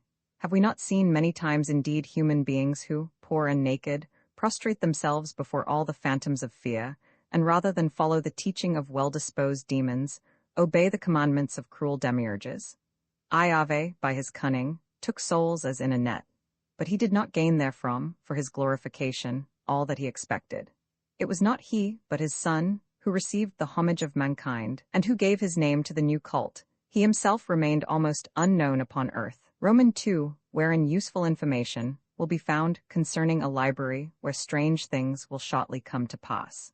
Desirous of embracing the whole circle of human knowledge, and anxious to bequeath to the world a concrete symbol of his encyclopedic genius, and a display in keeping with his pecuniary resources, Baron Alexander Despaviu had formed a library of 360,000 volumes, both printed and in manuscript, whereof the greater part emanated from the Benedictines of Ligugé. By a special clause in his will he enjoined his heirs to add to his library, after his death, whatever they might deem worthy of note in natural, moral, political, philosophical, and religious science. He had indicated the sums which might be drawn from his estate for the fulfillment of this object, and charged his eldest son, Fulgence Adolphe, to proceed with these additions. Fulgence Adolphe accomplished with filial respect the wishes expressed by his illustrious father. After him, this huge library, which represented more than one child's share of the estate, remained undivided between the senator's 3 sons and 2 daughters, and René Despaviu, on whom devolved the house in the Rue Garancière, became the guardian of the valuable collection. His 2 sisters, Madame Paulette de Saint-Fain and Madame Quizsat, repeatedly demanded that such a large but unremunerative piece of property should be turned into money. But René and Gaëtan bought in the shares of their 2 co-legatees, and the library was saved. René Despaviu even busied himself in adding to it, thus fulfilling the intentions of its founder. But from year to year, he lessened the number and importance of the acquisitions, opining that the intellectual output in Europe was on the wane. Nevertheless, Gaëtan enriched it, out of his funds, with works published both in France and abroad which he thought good, and he was not lacking in judgment, though his brothers would never allow that he had a particle.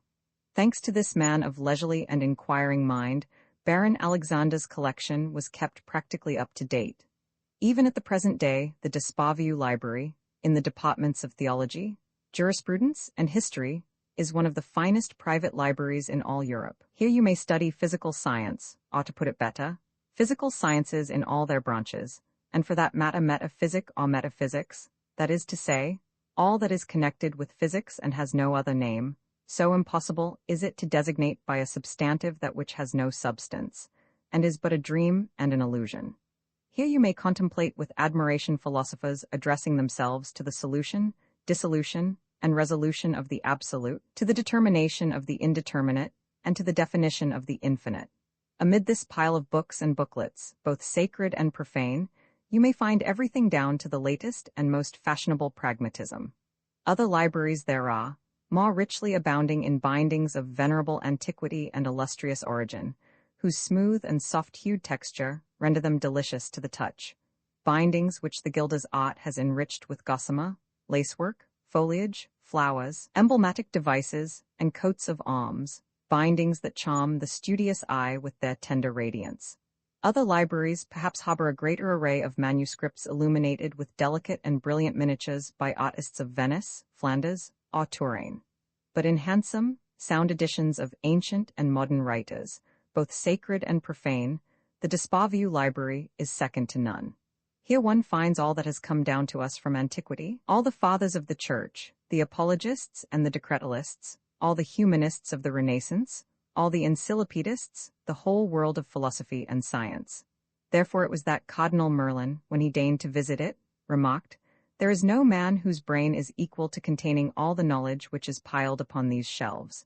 Happily it doesn't matter." Monseigneur Cachipot, who worked there often when a curate in Paris, was in the habit of saying, "I see here the stuff to make many a Thomas Aquinas and many an Arius, if only the modern mind had not lost its ancient ardor for good and evil." There was no gainsaying that the manuscripts formed the more valuable portion of this immense collection.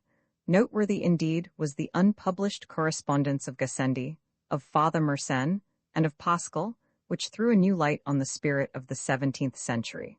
Nor must we forget the Hebrew Bibles, the Talmuds, the rabbinical treatises, printed and in manuscript, the Aramaic and Samaritan texts, on sheepskin, and on tablets of sycamore. In fine, all these antique and valuable copies collected in Egypt and in Syria by the celebrated Moïse de Dina, and acquired at a small cost by Alexander Despaviu in 1836, when the learned Hebraist died of old age and poverty in Paris. The Espavian library occupied the whole of the second floor of the old house. The works thought to be of but mediocre interest, such as books of Protestant exegesis of the 19th and 20th centuries, the gift of Monsieur Gaëtan, were relegated unbound to the limbo of the upper regions. The catalogue, with its various supplements, ran into no less than 18 folio volumes. It was quite up to date, and the library was in perfect order. Monsieur Julien Sariette, archivist and paleographer, who, being poor and retiring, used to make his living by teaching, became, in 1895, tutor to young Maurice on the recommendation of the Bishop of Agra, and with scarcely an interval found himself curator of the Bibliothèque Espavienne. Endowed with businesslike energy and dogged patience, Monsieur Sariette himself classified all the members of this vast body. The system he invented and put into practice was so complicated, the labels he put on the books were made up of so many capital letters and small letters, both Latin and Greek, so many Arabic and Roman numerals, asterisks, double asterisks, triple asterisks, and those signs which in arithmetic express powers and roots, that the mere study of it would have involved more time and labor than would have been required for the complete mastery of algebra. And as no one could be found who would give the hours that might be more profitably employed in discovering the law of numbers to the solving of these cryptic symbols, Monsieur Sariette remained the only one capable of finding his way among the intricacies of his system, and without his help it had become an utter impossibility to discover, among the 360,000 volumes confided to his care, the particular volume one happened to require. Such was the result of his labors. Far from complaining about it, he experienced on the contrary a lively satisfaction. Monsieur Sariette loved his library. He loved it with a jealous love. He was there every day at 7 o'clock in the morning, busy cataloguing at a huge mahogany desk. The slips in his handwriting filled an enormous case standing by his side, surmounted by a plaster bust of Alexander Despaviu. Alexander wore his hair brushed straight back and had a sublime look on his face. Like Chateaubriand, he affected little feathery side whiskers. His lips were pursed, his bosom bare. Punctually, at midday, Monsieur Sariette used to sally forth to lunch at a cremerie in the narrow, gloomy Rue des Canettes. It was known as the Cremerie des Quatre Évêques, and had once been the haunt of Baudelaire, Théodore de Banville, Charles Asselineau, and a certain grandee of Spain who had translated the mysteries of Paris into the language of the conquistadors, and the ducks that paddled so nicely on the old stone sign, which gave its name to the street, used to recognize Monsieur Sariette. At 1:15, to the very minute, he went back to his library, where he remained until 7 o'clock. He then again betook himself to the Quatre Évêques, and sat down to his frugal dinner, with its crowning glory of stewed prunes. Every evening after dinner, his crony, Monsieur Guinaudin, universally known as Pierre Guinaudin, a scene painter and picture restorer, who used to do work for churches, would come from his garret in the Rue Princess to have his coffee and liqueur at the Quatre Évêques, and the two friends would play their game of dominoes. Old Guinaudin, who was like some rugged old tree still full of sap, was older than he could bring himself to believe. He had known Chenavard. His chastity was positively ferocious, and he was forever denouncing the impurities of neo-paganism in language of alarming obscenity. He loved talking. Monsieur Sariette was a ready listener. Old Guinaudin's favorite subject was the Chapelle des Anges in St. Sulpice, in which the paintings were peeling off the walls, and which he was one day to restore. When, that is, it should please God, for, since the separation, the churches belonged solely to God, and no one would undertake the responsibility of even the most urgent repairs. But old Guinaudin demanded no salary. "Michael is my patron saint," he said, "and I have a special devotion for the holy angels." After they had had their game of dominoes, Monsieur Sariette, very thin and small, and old Guinaudin, sturdy as an oak, hirsute as a lion, and tall as a St. Christopher, went off chatting away side by side across the place St. Sulpice, heedless of whether the night were fine or stormy. Monsieur Sariette always went straight home, much to the regret of the painter, who was a gossip and a night-bird. The following day, as the clock struck 7, Monsieur Sariette would take up his place in the library and resume his cataloguing. As he sat at his desk, however, he would dart a Medusa-like look at anyone who entered, fearing lest he should prove to be a book-borrower. It was not merely the magistrates, politicians, and prelates whom he would have liked to turn to stone when they came to ask for the loan of a book, with an air of authority bred of their familiarity with the master of the house. He would have done as much to Monsieur Gaitan, the library's benefactor, when he wanted some gay or scandalous old volume wherewith to beguile a wet day in the country. He would have meted out similar treatment to Madame Renée d'Espavieu, when she came to look for a book to read to her sick poor in hospital, and even to Monsieur René d'Espavieu himself, who generally contented himself with the civil code and a volume of Dallas. The borrowing of the smallest book seemed like dragging his heart out.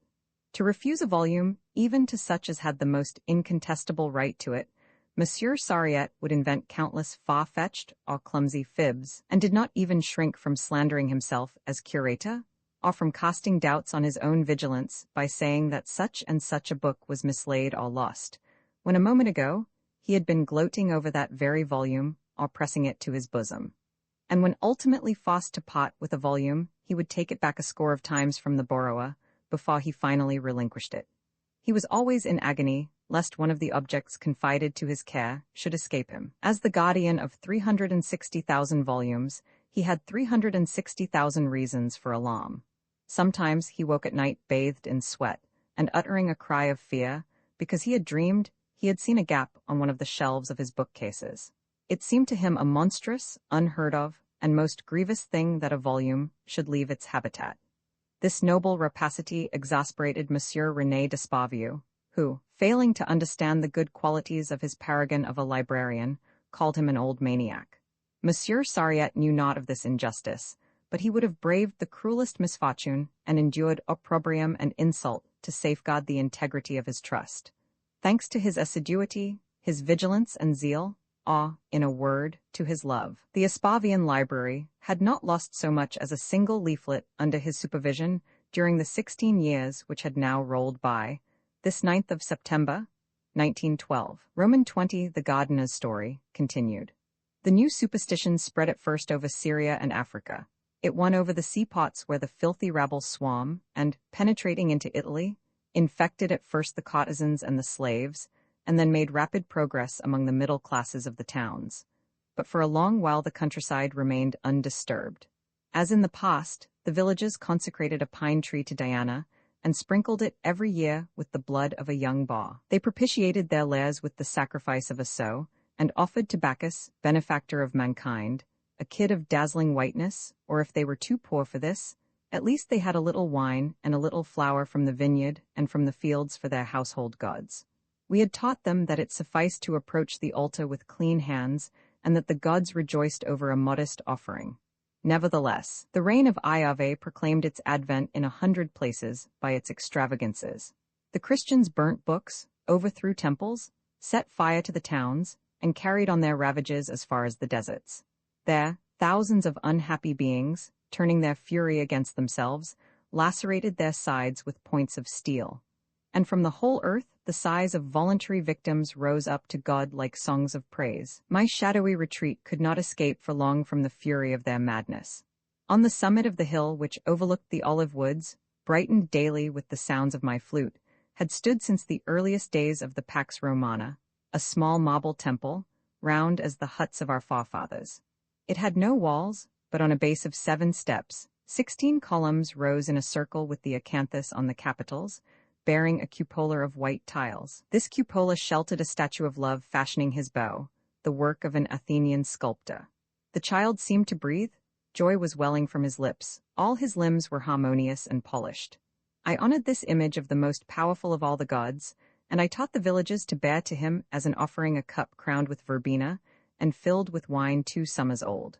One day, when seated as my custom was at the feet of the god, pondering precepts and songs, an unknown man, wild-looking, with unkempt hair, approached the temple, sprang at one bound up the marble steps, and with savage glee exclaimed, "Die, poisoner of souls, and joy and beauty perish with you." He spoke thus, and drawing an axe from his girdle raised it against the god. I stayed his arm, I threw him down, and trampled him under my feet. "Demon," he cried desperately, "suffer me to overturn this idol, and you may slay me afterwards." I heeded not his atrocious plea, but leaned with all my might on his chest, which cracked under my knee, and squeezing his throat with my 2 hands, I strangled the impious one. While he lay there, with purple face and lolling tongue, at the feet of the smiling god, I went to purify myself at the sacred stream. Then leaving this land, now the prey of the Christian, I passed through Gaul and gained the banks of the Saône, whither Dionysus had, in days gone by, carried the vine. The god of the Christians had not yet been proclaimed to this happy people.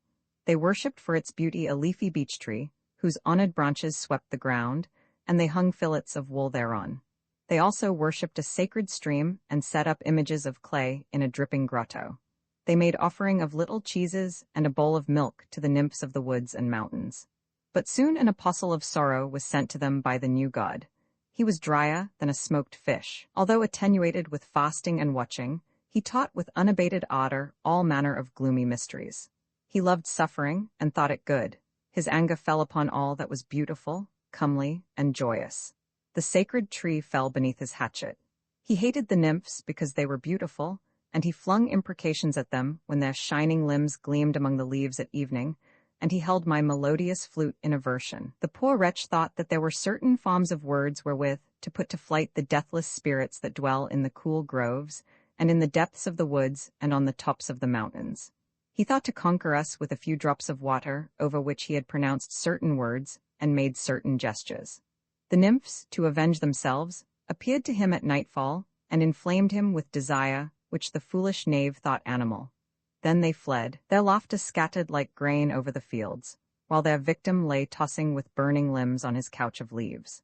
Thus do the divine nymphs laugh at exercises, and mock the wicked and their sordid chastity. The apostle did not do as much harm as he wished, because his teaching was given to the simple souls living in obedience to nature, and because the mediocrity of most of mankind is such that they gain but little from the principles inculcated in them. The little wood in which I dwelt belonged to a Gaul of senatorial family, who retained some traces of Latin elegance. He loved his young freedwoman and shared with her his bed of broidered purple. His slaves cultivated his garden and his vineyard. He was a poet and sang, in imitation of Ausonius, Venus whipping her son with roses.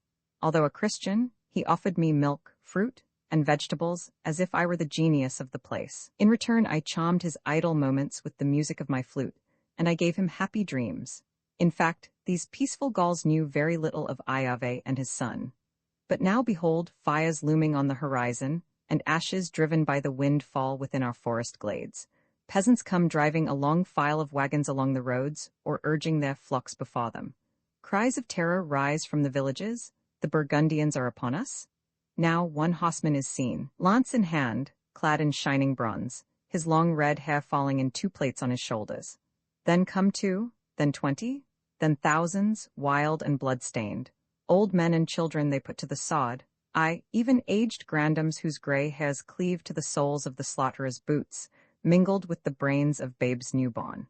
My young Gaul and his young freedwoman stain with their blood the couch broidered with narcissi. The barbarians burn the basilicas to roast their oxen whole, shatter the amphorae, and drain the wine in the mud of the flooded cellars. Their women accompany them, huddled, half-naked, in their war chariots. When the Senate, the dwellers in the cities, and the leaders of the churches had perished in the flames, the Burgundians, soddened with wine, lay down to slumber beneath the arcades of the Forum.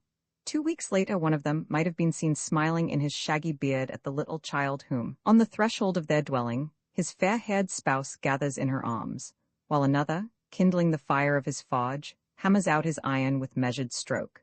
Another sings beneath the oak tree to his assembled comrades of the gods and heroes of his race, and yet others spread out for sale stones fallen from heaven, aurochs' horns, and amulets.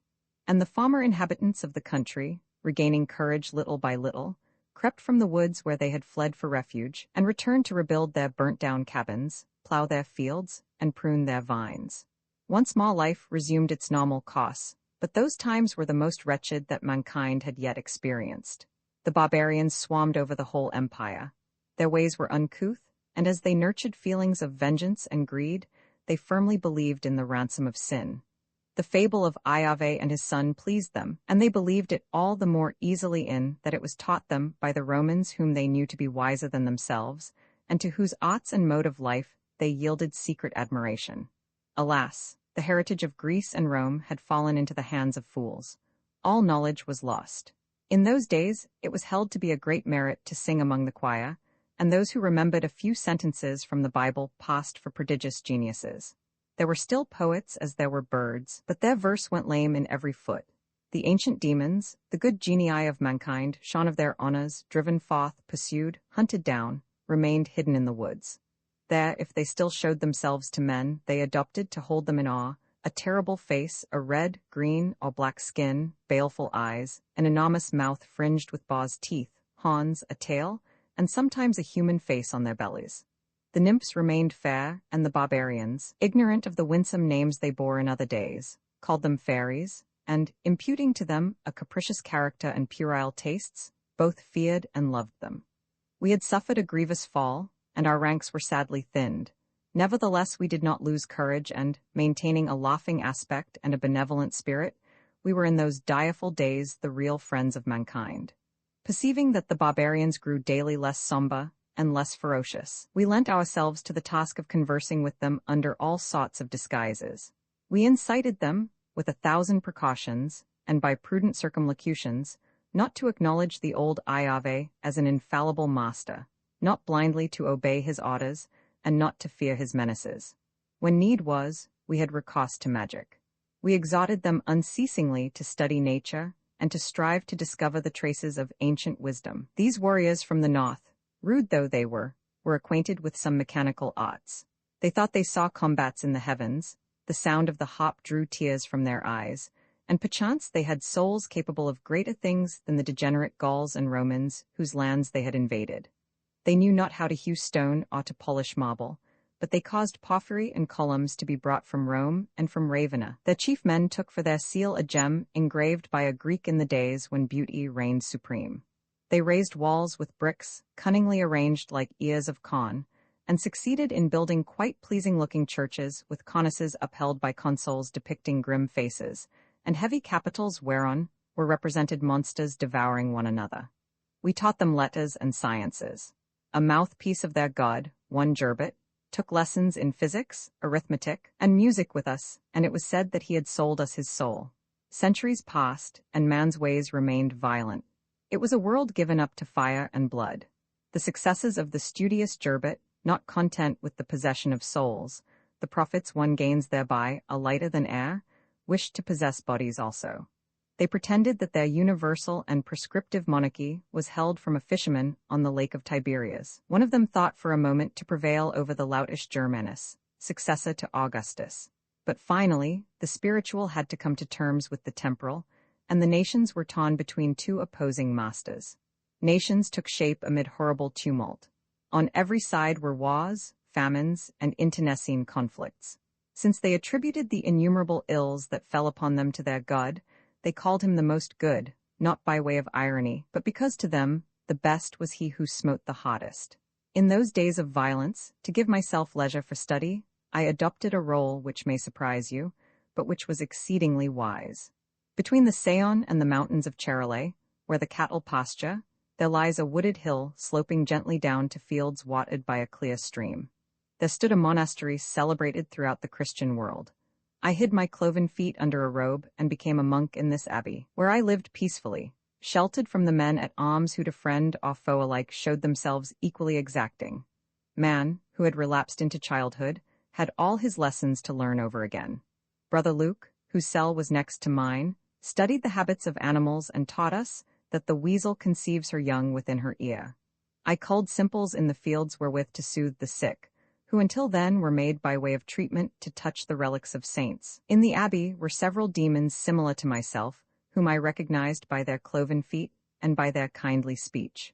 We joined forces in our endeavors to polish the rough mind of the monks. While the little children played at hopscotch under the abbey walls our friends, the monks devoted themselves to another game equally unprofitable, at which, nevertheless, I joined them, for one must kill time, that, when one comes to think of it, is the sole business of life. Our game was a game of words which pleased our cautious yet subtle minds, set school fulminating against school, and put all Christendom in an uproar. We formed ourselves into two opposing camps. One camp maintained that before there were apples there was the apple, that before there were popinjays there was the popinjay, that before there were lewd and greedy monks there was the monk, lewdness and greed, that before there were feet and before there were posteriors in this world, the kick in the posterior, must have had existence for all eternity in the bosom of God. The other camp replied that, on the contrary, apples gave man the idea of the apple, popinjays the idea of the popinjay, monks the idea of the monk, greed and lewdness, and that the kick in the posterior existed only after having been duly given and received. The players grew heated and came to fisticuffs. I was an adherent of the second party, which satisfied my reason better, and which was in fact condemned by the Council of Soissons. Meanwhile, not content with fighting among themselves, vassal against suzerain, suzerain against vassal, the great lords took it into their heads to go and fight in the east. They said, as well as I can remember, that they were going to deliver the tomb of the Son of God. They said so, but their adventurous and covetous spirit excited them to go forth and seek lands, women, slaves, gold, myrrh, and incense.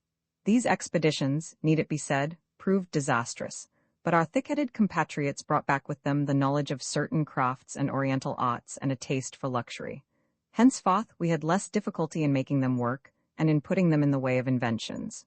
We built wonderfully beautiful churches, with daringly pierced arches, lancet-shaped windows, high towers, thousands of pointed spires, which, rising in the sky towards Ayave, bore at one and the same time the prayers of the humble and the threats of the proud, for it was all as much our doing as the work of men's hands.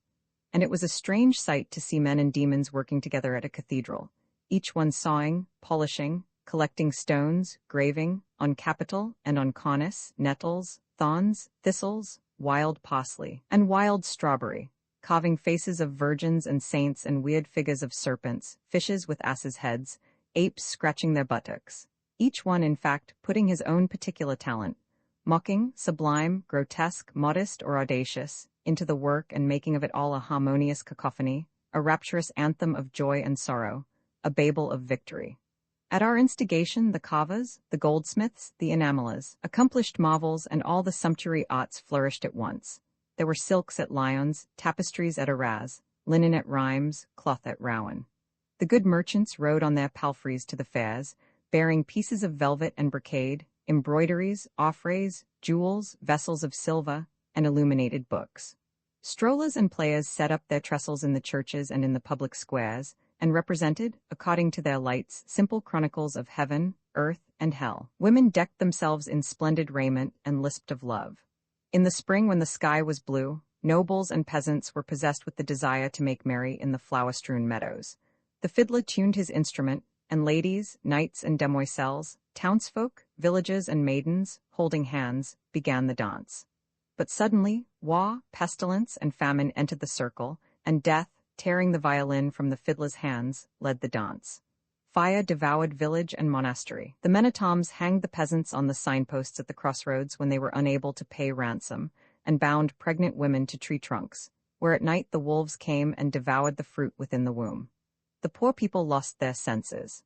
Sometimes, peace being re-established and good times come again, they were seized with mad, unreasoning terror, abandoned their homes, and rushed hither and thither in troops, half-naked, tearing themselves with iron hooks and singing. I do not accuse Ayave and his son of all this evil.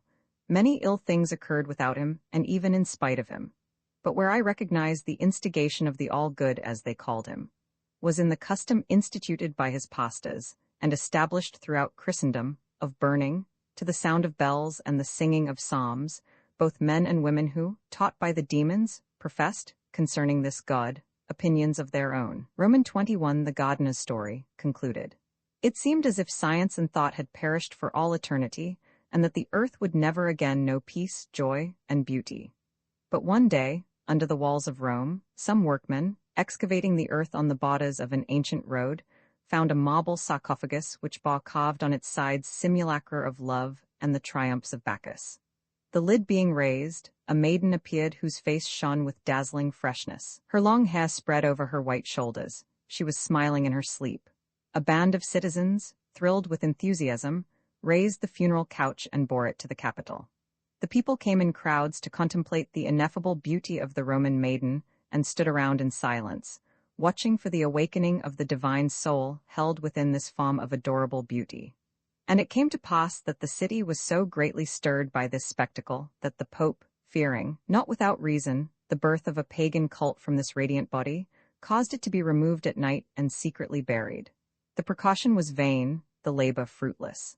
After so many centuries of barbarism, the beauty of the antique world had appeared for a moment before the eyes of men. It was long enough for its image, graven on their hearts, to inspire them with an ardent desire to love and to know. Henceforth, the star of the God of the Christians paled and sloped to its decline. Bold navigators discovered worlds inhabited by numerous races who knew not old Iave, and it was suspected that he was no less ignorant of them, since he had given them no news of himself or of his son, the expiator. A Polish canon demonstrated the true motions of the earth, and it was seen that, far from having created the world, the old demiurge of Israel had not even an inkling of its structure. The writings of philosophers, orators, jurisconsults, and ancient poets were dragged from the dust of the cloisters, and passing from hand to hand inspired men's minds with the love of wisdom. The vicar of the jealous God, the Pope himself, no longer believed in him whom he represented on earth. He loved the arts and had no other care than to collect ancient statues and to rear sumptuous buildings wherein were displayed the orders of Vitruvius re-established by Bramante. We began to breathe anew. Already the old gods, recalled from their long exile, were returning to dwell upon earth. There they found once more their temples and their altars. Leo, placing at their feet the ring, the 3 crowns and the keys, offered them in secret the incense of sacrifices.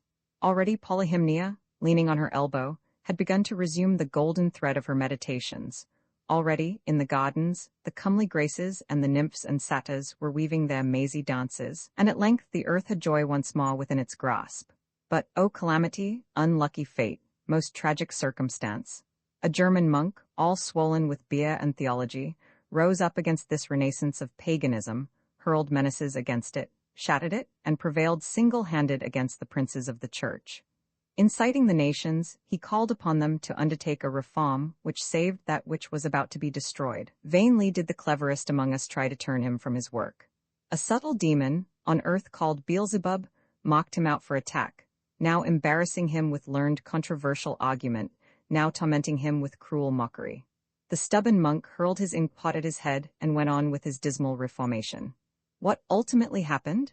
The sturdy mariner repaired, calked, and refloated the damaged ship of the Church. Jesus Christ owes it to this shaveling that his shipwreck was delayed for perhaps more than 10 centuries. Henceforth things went from bad to worse. In the wake of this loutish monk, this Biaswilla and Brala, came that tall, dry doctor from Geneva, who, filled with the spirit of the ancient Iave, strove to bring the world back again to the abominable days of Joshua and the judges of Israel. A maniac was he, filled with cold fury, a heretic and a burner of heretics, the most ferocious enemy of the graces. These mad apostles and their mad disciples made even demons like myself, even the horned devils, look back longingly on the time when the Son with his virgin mother reigned over the nations dazzled with splendors.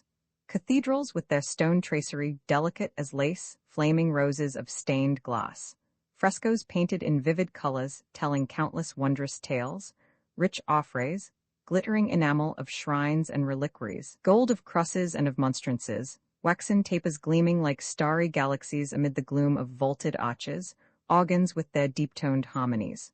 All this doubtless was not the Parthenon, nor yet the Panathenaea, but it gladdened eyes and hearts. It was, at all events, beauty. And these cursed reformers would not suffer anything either pleasing or lovable.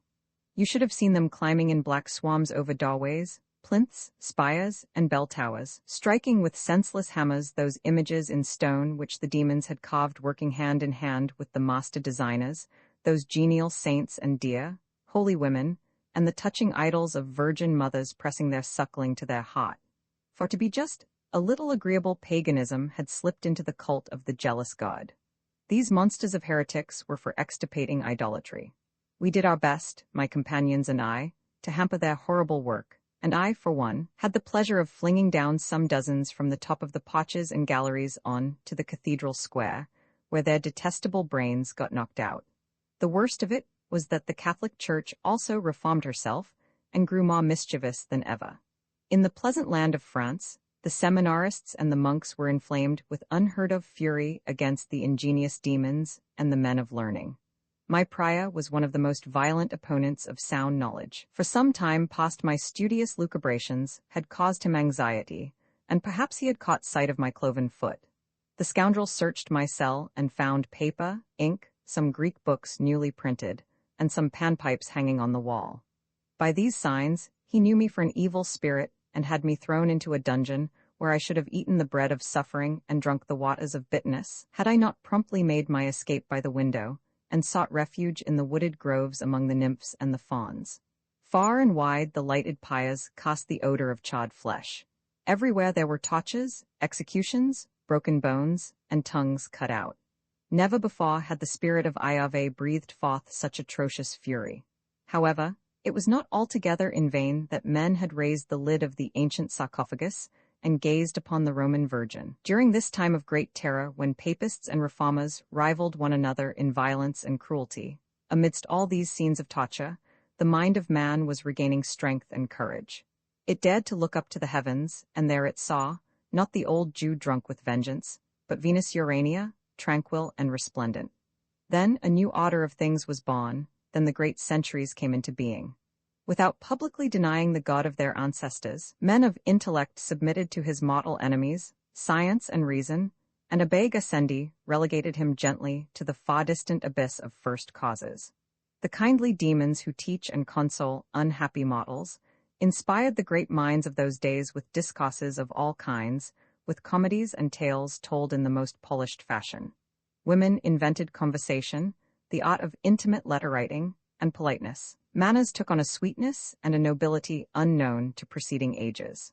One of the finest minds of that age of reason, the amiable Bernia, wrote one day to St. Evremond, "It is a great sin to deprive oneself of a pleasure." And this pronouncement alone should suffice to show the progress of intelligence in Europe.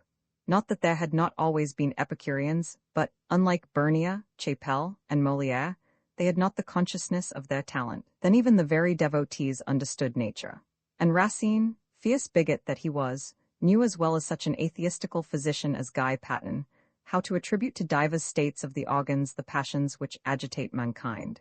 Even in my abbey, whither I had returned after the turmoil, and which sheltered only the ignorant and the shallow thinker, a young monk, less of a dunce than the rest, confided to me that the Holy Spirit expresses itself in bad Greek to humiliate the learned. Nevertheless, theology and controversy were still raging in this society of thinkers. Not far from Paris, in a shady valley, there were to be seen solitary beings known as les Messieurs, who called themselves disciples of St. Augustine, and argued with honest conviction that the God of the Scriptures strikes those who fear him, spares those who confront him, holds works of no account, and damns, should he so wish it, his most faithful servant, for his justice is not our justice, and his ways are incomprehensible. One evening I met one of these gentlemen in his garden, where he was pacing thoughtfully among the cabbage plots and lettuce beds. I bowed my horned head before him and murmured these friendly words, "May old Jehovah protect you, sir. You know him well.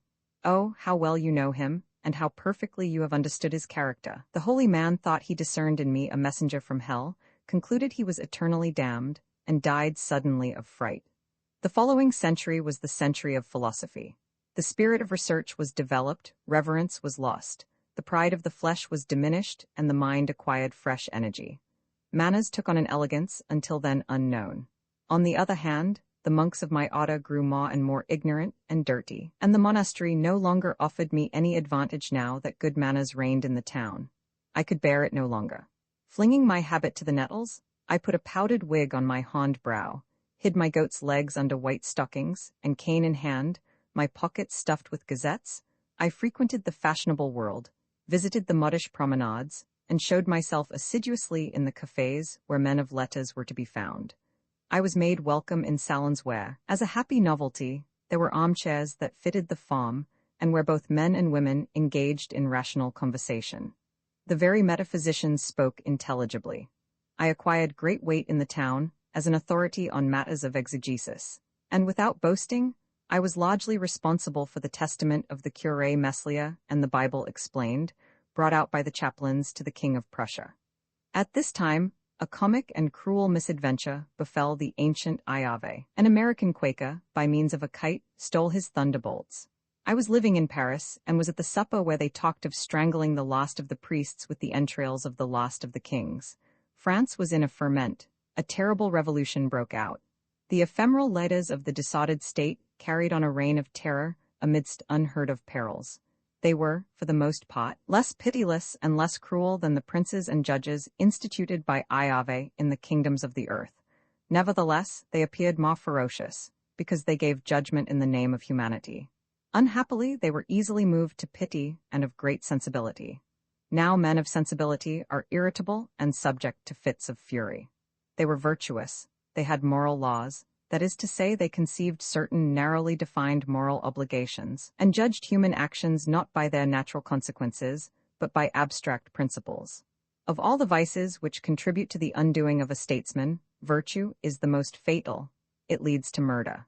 To work effectively for the happiness of mankind, a man must be superior to all morals, like the divine Julius. God, so ill-used for some time past, did not, on the whole, suffer excessively harsh treatment from these new men. He found protectors among them, and was adored under the name of the Supreme Being. One might even go so far as to say that terror created a diversion from philosophy, and was profitable to the old demiurge, in that he appeared to represent order, public tranquility, and the security of person and property. While liberty was coming to birth amid the storm, I lived at Anatole, and visited Madame Helvetius, where freethinkers in every branch of intellectual activity were to be met with. Nothing could be rarer than a freethinker, even after Voltaire's day.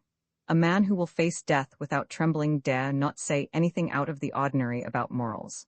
That very same respect for humanity which prompts him to go forth to his death makes him bow to public opinion.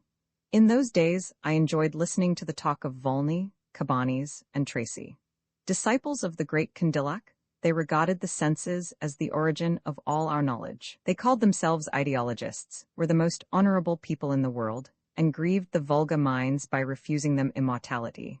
For the majority of people, though they do not know what to do with this life, long for another that shall have no end. During the turmoil, our small philosophical society was sometimes disturbed in the peaceful shades of Anatole by patrols of patriots. Condorcet, our great man, was an outlaw. I myself was regarded as suspect by the friends of the people, who, in spite of my rustic appearance and my frieze coat, believed me to be an aristocrat, and I confess that independence of thought is the proudest of all aristocracies. One evening, while I was stealthily watching the dryads of Boulogne, who gleamed amid the leaves like the moon rising above the horizon, I was arrested as a suspect and put in prison. It was a pure misunderstanding, but the Jacobins of those days, like the monks whose place they had usurped, laid great stress on unity of obedience. After the death of Madame Helvetius, our society gathered together in the salon of Madame de Condorcet. Bonaparte did not disdain to chat with us sometimes. Recognizing him to be a great man, we thought him an ideologist like ourselves. Our influence in the land was considerable. We used it in his favor, and urged him towards the imperial throne, thinking to display to the world a second Marcus Aurelius. We counted on him to establish universal peace. He did not fulfill our expectations, and we were wrong-headed enough to be wroth with him for our own mistake. Without any doubt, he greatly surpassed all other men in quickness of intelligence, depth of dissimulation, and capacity for action. What made him an accomplished ruler was that he lived entirely in the present moment and had no thoughts for anything beyond the immediate and actual reality. His genius was far-reaching and agile. His intelligence, vast in extent but common and vulgar in character, embraced humanity but did not rise above it. He thought what every grenadier in the army thought, but he thought it with unprecedented force. He loved the game of chance, and it pleased him to tempt fortune by urging pygmies in their hundreds and thousands against each other. It was the game of a child as big as the world. He was too wily not to introduce old Iave into the game, Iave, who was still powerful on earth, and who resembled him in his spirit of violence and domination. He threatened him, flattered him, caressed him, and intimidated him. He imprisoned his vicar, of whom he demanded, with the knife at his throat, that right of unction which, since the days of Saul of old, has bestowed might upon kings. He restored the worship of the demiurge, sang Te Deums to him, and made himself known through him as God of the earth, in small catechisms scattered broadcast throughout the empire.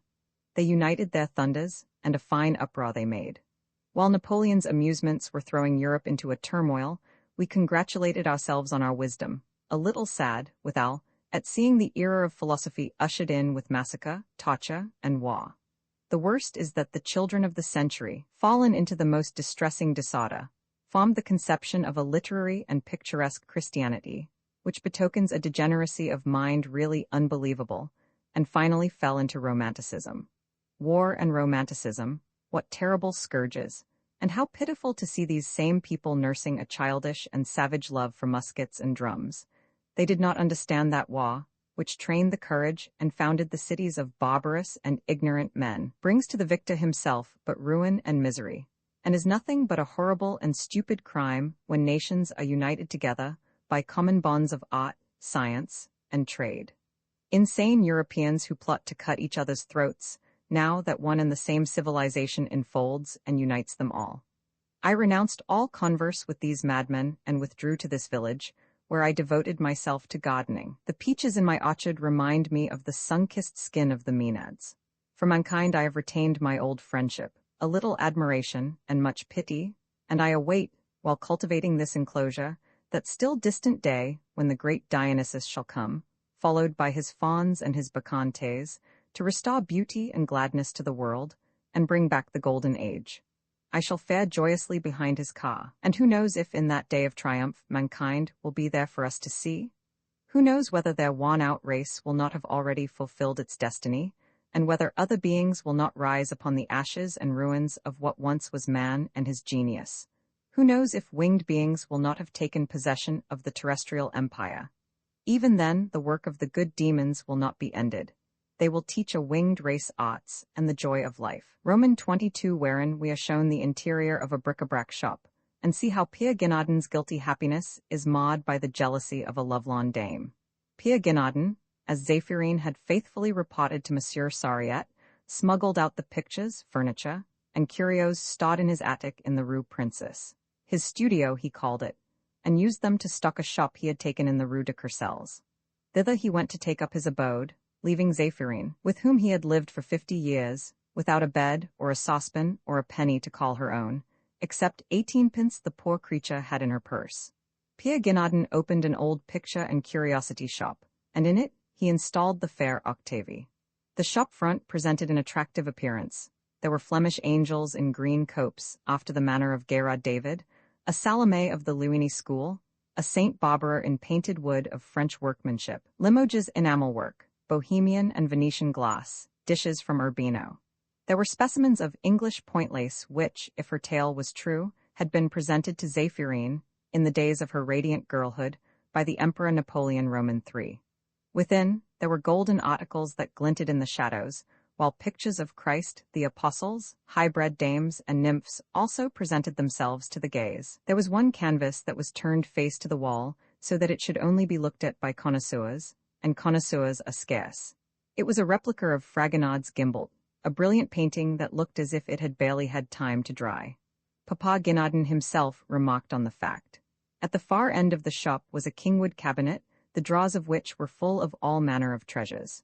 Watercolors by Baudouin, 18th-century books of illustrations, miniatures, and so forth. But the real masterpiece, the marvel, the gem, the pearl of great price, stood upon an easel veiled from public view.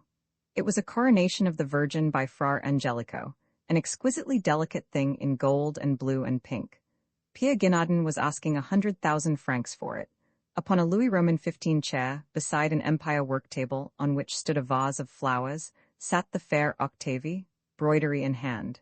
She, having left her glistering rags behind her in the garret in the Rue Princess, no longer presented the appearance of a touched-up Rembrandt, but shone, rather, with the soft radiance and limpidity of a Vermeer of Delft, for the delectation of the connoisseurs who frequented the shop of Papa Guinardon.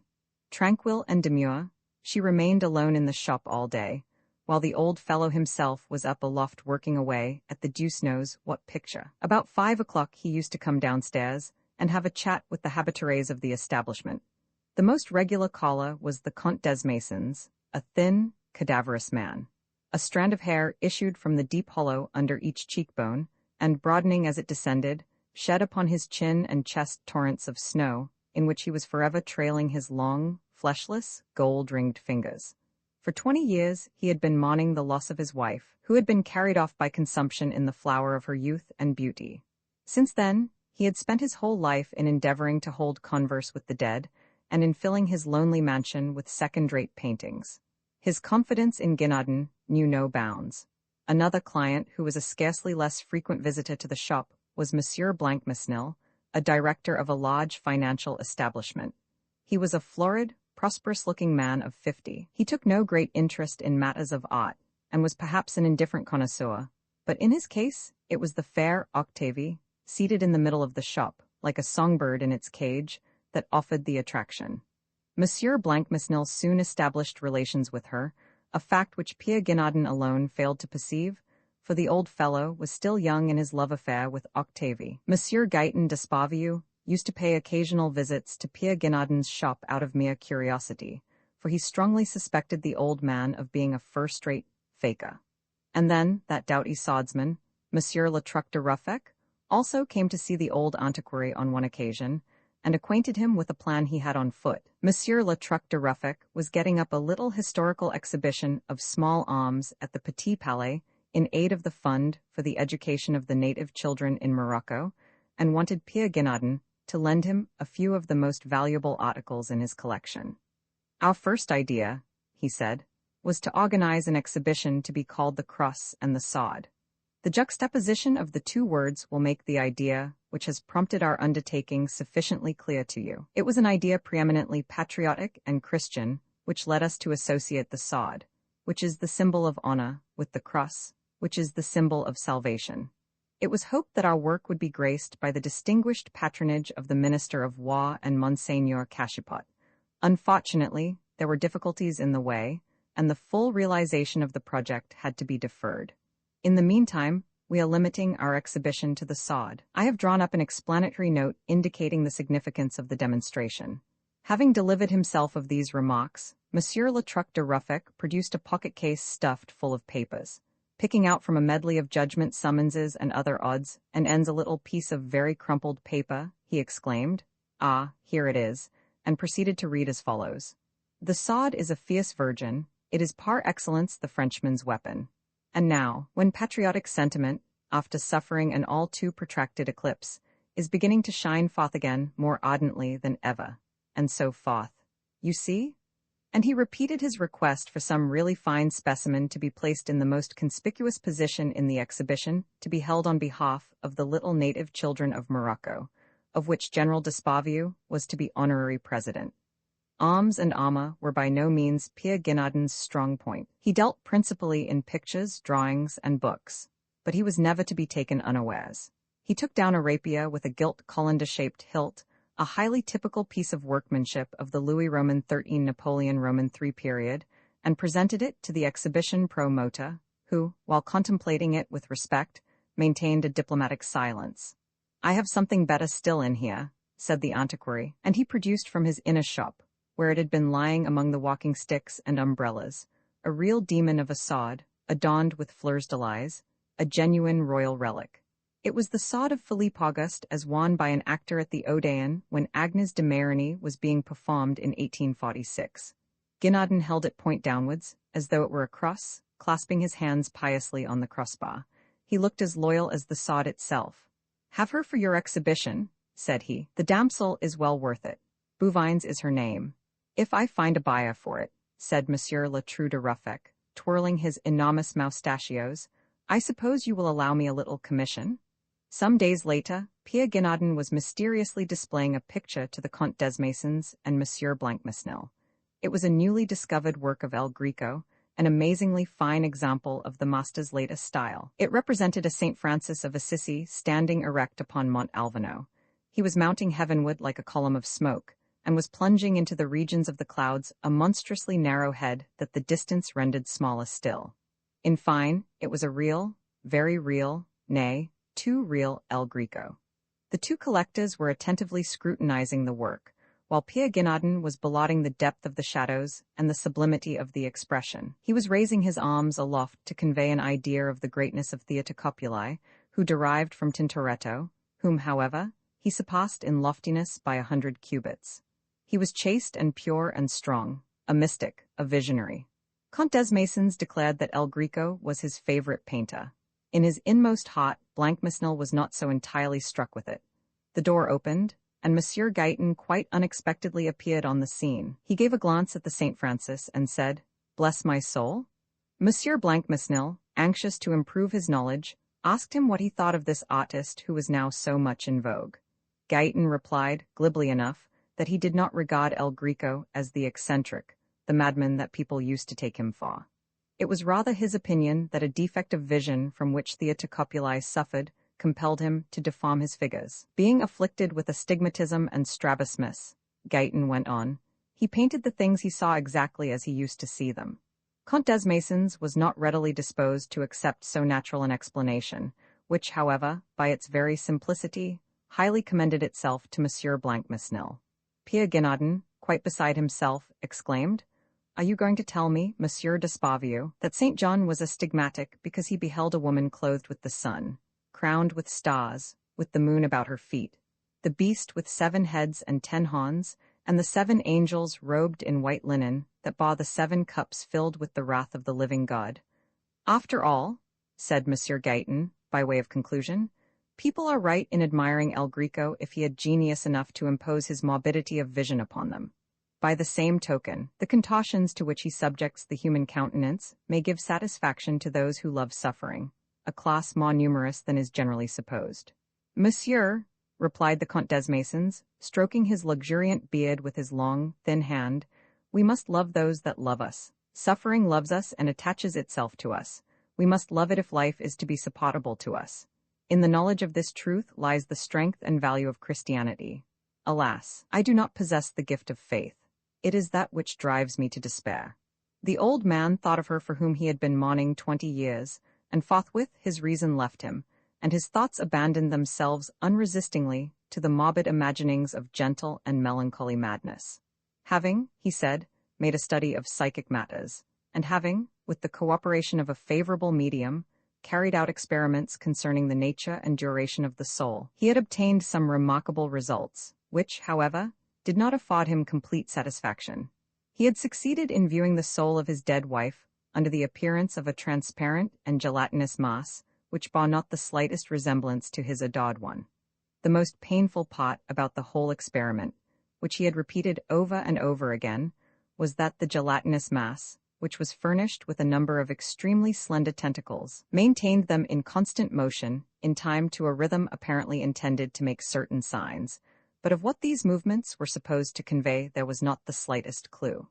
During the whole of this narrative Monsieur Blancmesnil had been whispering in a corner with the youthful Octavie, who sat mute and still, with her eyes on the ground. Now, Zéphirine had by no means made up her mind to resign her lover into the hands of an unworthy rival. She would often go round of a morning, with her shopping basket on her arm, and prowl about outside the curio shop. Torn betwixt grief and rage, tormented by warring ideas, she sometimes thought she would empty a saucepanful of vitriol on the head of the faithless one, at others that she would fling herself at his feet and shower tears and kisses on his precious hands. One day, as she was thus eyeing her Mitchell, her beloved but guilty Mitchell, she noticed through the window the fair and youthful Octavie, who was sitting with her embroidery at a table upon which, in a vase of crystal, a rose was swooning to death. Zéphirine, in a transport of fury, brought down her umbrella on her rival's fair head, and called her a bitch and a trollop. Octavie fled in terror, and ran for the police, while Zéphirine, beside herself with grief and love, kept digging away with her old gamp at the Gimbalt of Fragonard, the fuliginous St. Francis of El Greco, the virgins, the nymphs, and the apostles, and knocked the gilt off the Fra Angelico, shrieking all the while. All those pictures there, the El Greco, the Beato Angelico, the Fragonard, the Gayrard David, and the Bauduins, Guinardon painted the whole lot of them himself, the wretch, the scoundrel. That Fra Angelico there, why I saw him painting it on my ironing board, and that Gayrard David he executed on an old midwife's sign board. You and that bitch of yours, why, I'll do for the pair of you just as I'm doing for these pictures." And tugging away at the coat of an aged collector who, trembling all over, had hidden himself in the darkest corner of the shop, she called him to witness to the crimes of Guinardon, perjurer and impostor. The police had simply to tear her out of the ruined shop. As she was being taken off to the station, followed by a great crowd of people, she raised her fiery eyes to heaven, crying in a voice choked with sobs, "But don't you know Mitchell? If you knew him, you would understand that it is impossible to live without him. Mitchell, he is handsome and good and charming. He is a very god. He is love itself. I love him, I love him, I love him.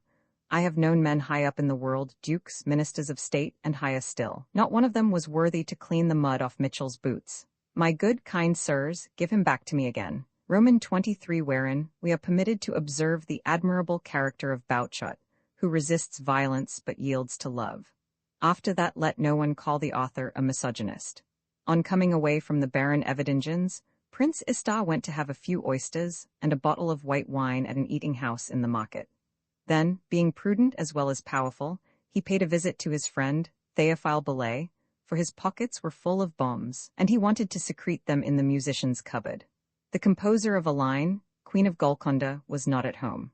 However, the cherub found Bouchot busily working up the role of Ziguel, for the young artiste was booked to play the principal part in Les Apaches, an operetta that was then being rehearsed in one of the big music halls. The part in question was that of a streetwalker who by her obscene gestures lures a passerby into a trap, and then, while her victim is being gagged and bound, repeats with fiendish cruelty the lascivious motions by which he had been led astray. The part required that she should appear both as mime and singer, and she was in a state of high enthusiasm about it. The accompanist had just left. Prince Istar seated himself at the piano, and Bouchot resumed her task. Her movements were unseemly and delicious. Her tawny hair was flying in all directions in wild, disordered curls. Her skin was moist. It exhaled a scent of violets and alkaline salts, which made the nostrils throb. Even she herself felt the intoxication. Suddenly, inebriated with her intoxicating presence, Prince Istar arose, and with never a word or a look, caught her into his arms and drew her onto the couch, the little couch with the flowered tapestry which Théophile had procured at one of the big shops by promising to pay 10 francs a month for a long term of years. Now Istar might have solicited Bouchot's favors. He might have invited her to a rapid, and withal, a mutual embrace, and despite her preoccupation and excitement, she would not have refused him. But Bouchot was a girl of spirit. The merest hint of coercion awoke all her untamable pride. She would consent of her own accord, yes, but be mastered, never? She would readily yield to love, curiosity, pity, to less than that even, but she would die rather than yield to force. Her surprise immediately gave place to fury. She fought her aggressor with all her heart and soul. With nails, to which fury lent an added edge, she tore at the cheeks and eyelids of the cherub, and though he held her as in a vice, she arched herself so stiffly and made such excellent play with knee and elbow, that the human-headed bull, blinded with blood and rage, was sent crashing into the piano, which gave forth a prolonged groan, while the bombs, tumbling out of his pockets, fell on the floor with a noise like thunder. And Bouchot, with disheveled locks and one breast bare, beautiful and terrible, stood brandishing the poker over the prostrate giant, crying, "Be off with you, or I'll put your eyes out." Prince Istar went to wash himself in the kitchen and plunged his gory visage into a basin where some haricot beans lay soaking. Then he withdrew without anger or resentment, for he had a noble soul. Scarcely had he gone when the doorbell rang. Bouchot, calling upon the absent maid in vain, slipped on a dressing gown and opened the door herself. A young man, very correct in appearance and rather good-looking, bowed politely, and apologizing for having to introduce himself, gave his name. It was Maurice d'Esparvieu. Maurice was still seeking his guardian angel. Upheld by a desperate hope, he sought him in the queerest places. He inquired for him at the houses of sorcerers, magicians, and thaumaturgists, who in filthy hovels lay bare the ineffable secrets of the future, and who, though masters of all the treasures of the earth, wear trousers without any seats to them, and eat pigs' brains. That very day, having been to a back street in Montmartre to consult a priest of Satan, who practiced black magic by piercing waxen images, Maurice had gone on to Bouchot's, having been sent by Madame de la Verdelière, who, being about to give a fête in aid of the Fund for the Preservation of Country Churches, was anxious to secure Bouchot's services, since she had suddenly become, no one knew why, a fashionable artiste. Bouchot invited the visitor to sit down on the little flowered couch. At his request, she seated herself beside him, and our young man of fashion explained to the singer what Madame de la Verdelière desired of her. The lady wished Bouchot to sing one of those Apache songs which were giving such delight in the fashionable world. Unfortunately, Madame de la Verdelière could only offer a very modest fee, one out of all proportion to the merits of the artiste, but then it was for a good cause. Bouchot agreed to take part, and accepted the reduced fee with the accustomed liberality of the poor towards the rich and of artists towards society people. Bouchot was not a selfish girl. The work for the preservation of country churches interested her. She remembered with sobs and tears her first communion, and she still retained her faith. When she passed by a church, she wanted to enter it, especially in the evening. And so she did not love the Republic which had done its utmost to destroy both the church and the army. Her heart rejoiced to see the rebirth of national sentiment. France was lifting up her head. What was most applauded in the music halls were songs about the soldiers and the kind nuns. Meanwhile, Maurice inhaled the odor of her tawny hair, the subtle bitter perfume of her body, all the odors of her person, and desire grew in him. He felt her near him on the little couch, very warm and very soft. He complimented the artiste on her great talent. She asked him what he liked best in all her repertory. He knew nothing about it, still he made replies that satisfied her. She had dictated them herself without knowing it. The vain creature spoke of her talent, of her success, as she wished others to speak of them. She never ceased talking of her triumphs, yet withal she was candor itself. Maurice in all sincerity praised Bouchot's beauty, her fresh skin, her purity of line. She attributed this advantage to the fact that she never made up and never put messes on her face. As to her figure, she admitted that there was enough everywhere, and none too much, and to illustrate this assertion, she passed her hand over all the contours of her charming body, rising lightly to follow the delightful curves on which she reposed. Maurice was quite moved by it. It began to grow dark. She offered to light up. He begged her to do nothing of the sort. Their talk, at first gay and full of laughter, grew more intimate and very sweet, with a certain languor in its tone. It seemed to Bouchot that she had known Monsieur Maurice d'Esparvieu for a long time, and holding him for a man of delicacy, she gave him her confidence. She told him that she was by nature a good woman, but that she had had a grasping and unscrupulous mother. Maurice recalled her to the consideration of her own beauty, and exalted by subtle flattery the excellent opinion she had of herself. Patient and calculating, in spite of the burning desire growing in him, he aroused and increased in the desired one the longing to be still further admired. The dressing gown opened and slipped down of its own accord. The living satin of her shoulders gleamed in the mysterious light of evening. He so prudent, so clever, so adroit, let her sink in his arms, ardent and half-swooning, before she had even perceived she had granted anything at all. Their breath and their murmurs intermingled, and the little flowery couch sighed in sympathy with them. When they recovered the power to express their feelings in words, she whispered in his ear that his cheek was even softer than her own. He answered, holding her embraced, "It is charming to hold you like this. One would think you had no bones." She replied, closing her eyes, "It is because I love you. Love seems to dissolve my bones. It makes me as soft and melting as a pig's foot elastique." Manibold. Hereupon Théophile came in, and Bouchot called upon him to thank Monsieur Maurice d'Esparvieu, who had been amiable enough to be the bearer of a handsome offer from Madame la Comtesse de la Verdelière. The musician was happy, feeling the quiet and peace of the house after a day of fruitless applications, of colorless lessons, of failure and humiliation. 3 new collaborators had been thrust upon him who would add their signatures to his on his operetta, and receive their share of the author's rights, and he had been told to introduce the tango into the cot of Golconda. He pressed young d'Esparvieu's hand and dropped wearily on to the little couch, which, being now at the end of its strength, gave way at the far legs and suddenly collapsed. And the angel, precipitated to the ground, rolled terror-struck onto the watch, matchbox and cigarette case that had fallen from Maurice's pocket, and onto the bombs Prince Istar had left behind him. Roman 24, containing an account of the vicissitudes that befell the Lucretius of the Prior de Vendôme. Leger Massieu, successor to Leger Senior, the binder, whose establishment was in the Rue de l'Abbé, opposite the old hotel of the Abbés of Saint-Germain-des-Prés, in the hotbed of ancient schools and learned societies, employed an excellent, but by no means numerous staff of workmen, and served with leisurely deliberation a clientele who had learned to practice the virtue of patience. 6 weeks had elapsed since he had received the parcel of books that had been dispatched by Monsieur Sariette, but still, Leger Massieu had not yet put the work in hand. It was not until 53 days had come and gone that, after calling over the books against the list that had been drawn up by Monsieur Sariette, the binder gave them out to his workmen. The little Lucretius with the Prior de Vendôme's arms not being mentioned on the list, it was assumed that it had been sent by another customer. and as it did not figure on any list of goods received, it remained shut up in a cupboard, from which Lejamassieu's son, the youthful Ernest, one day surreptitiously abstracted it and slipped it into his pocket. Ernest was in love with a neighboring seamstress whose name was Rose. Rose was fond of the country, and liked to hear the birds singing in the woods, and in order to procure the wherewithal to take her to Chatou one Sunday and give her a dinner, Ernest parted with the Lucretius for 10 francs to old Moringa, a second-hand dealer in the Rue Saint-X, who displayed no great curiosity regarding the origin of his acquisitions.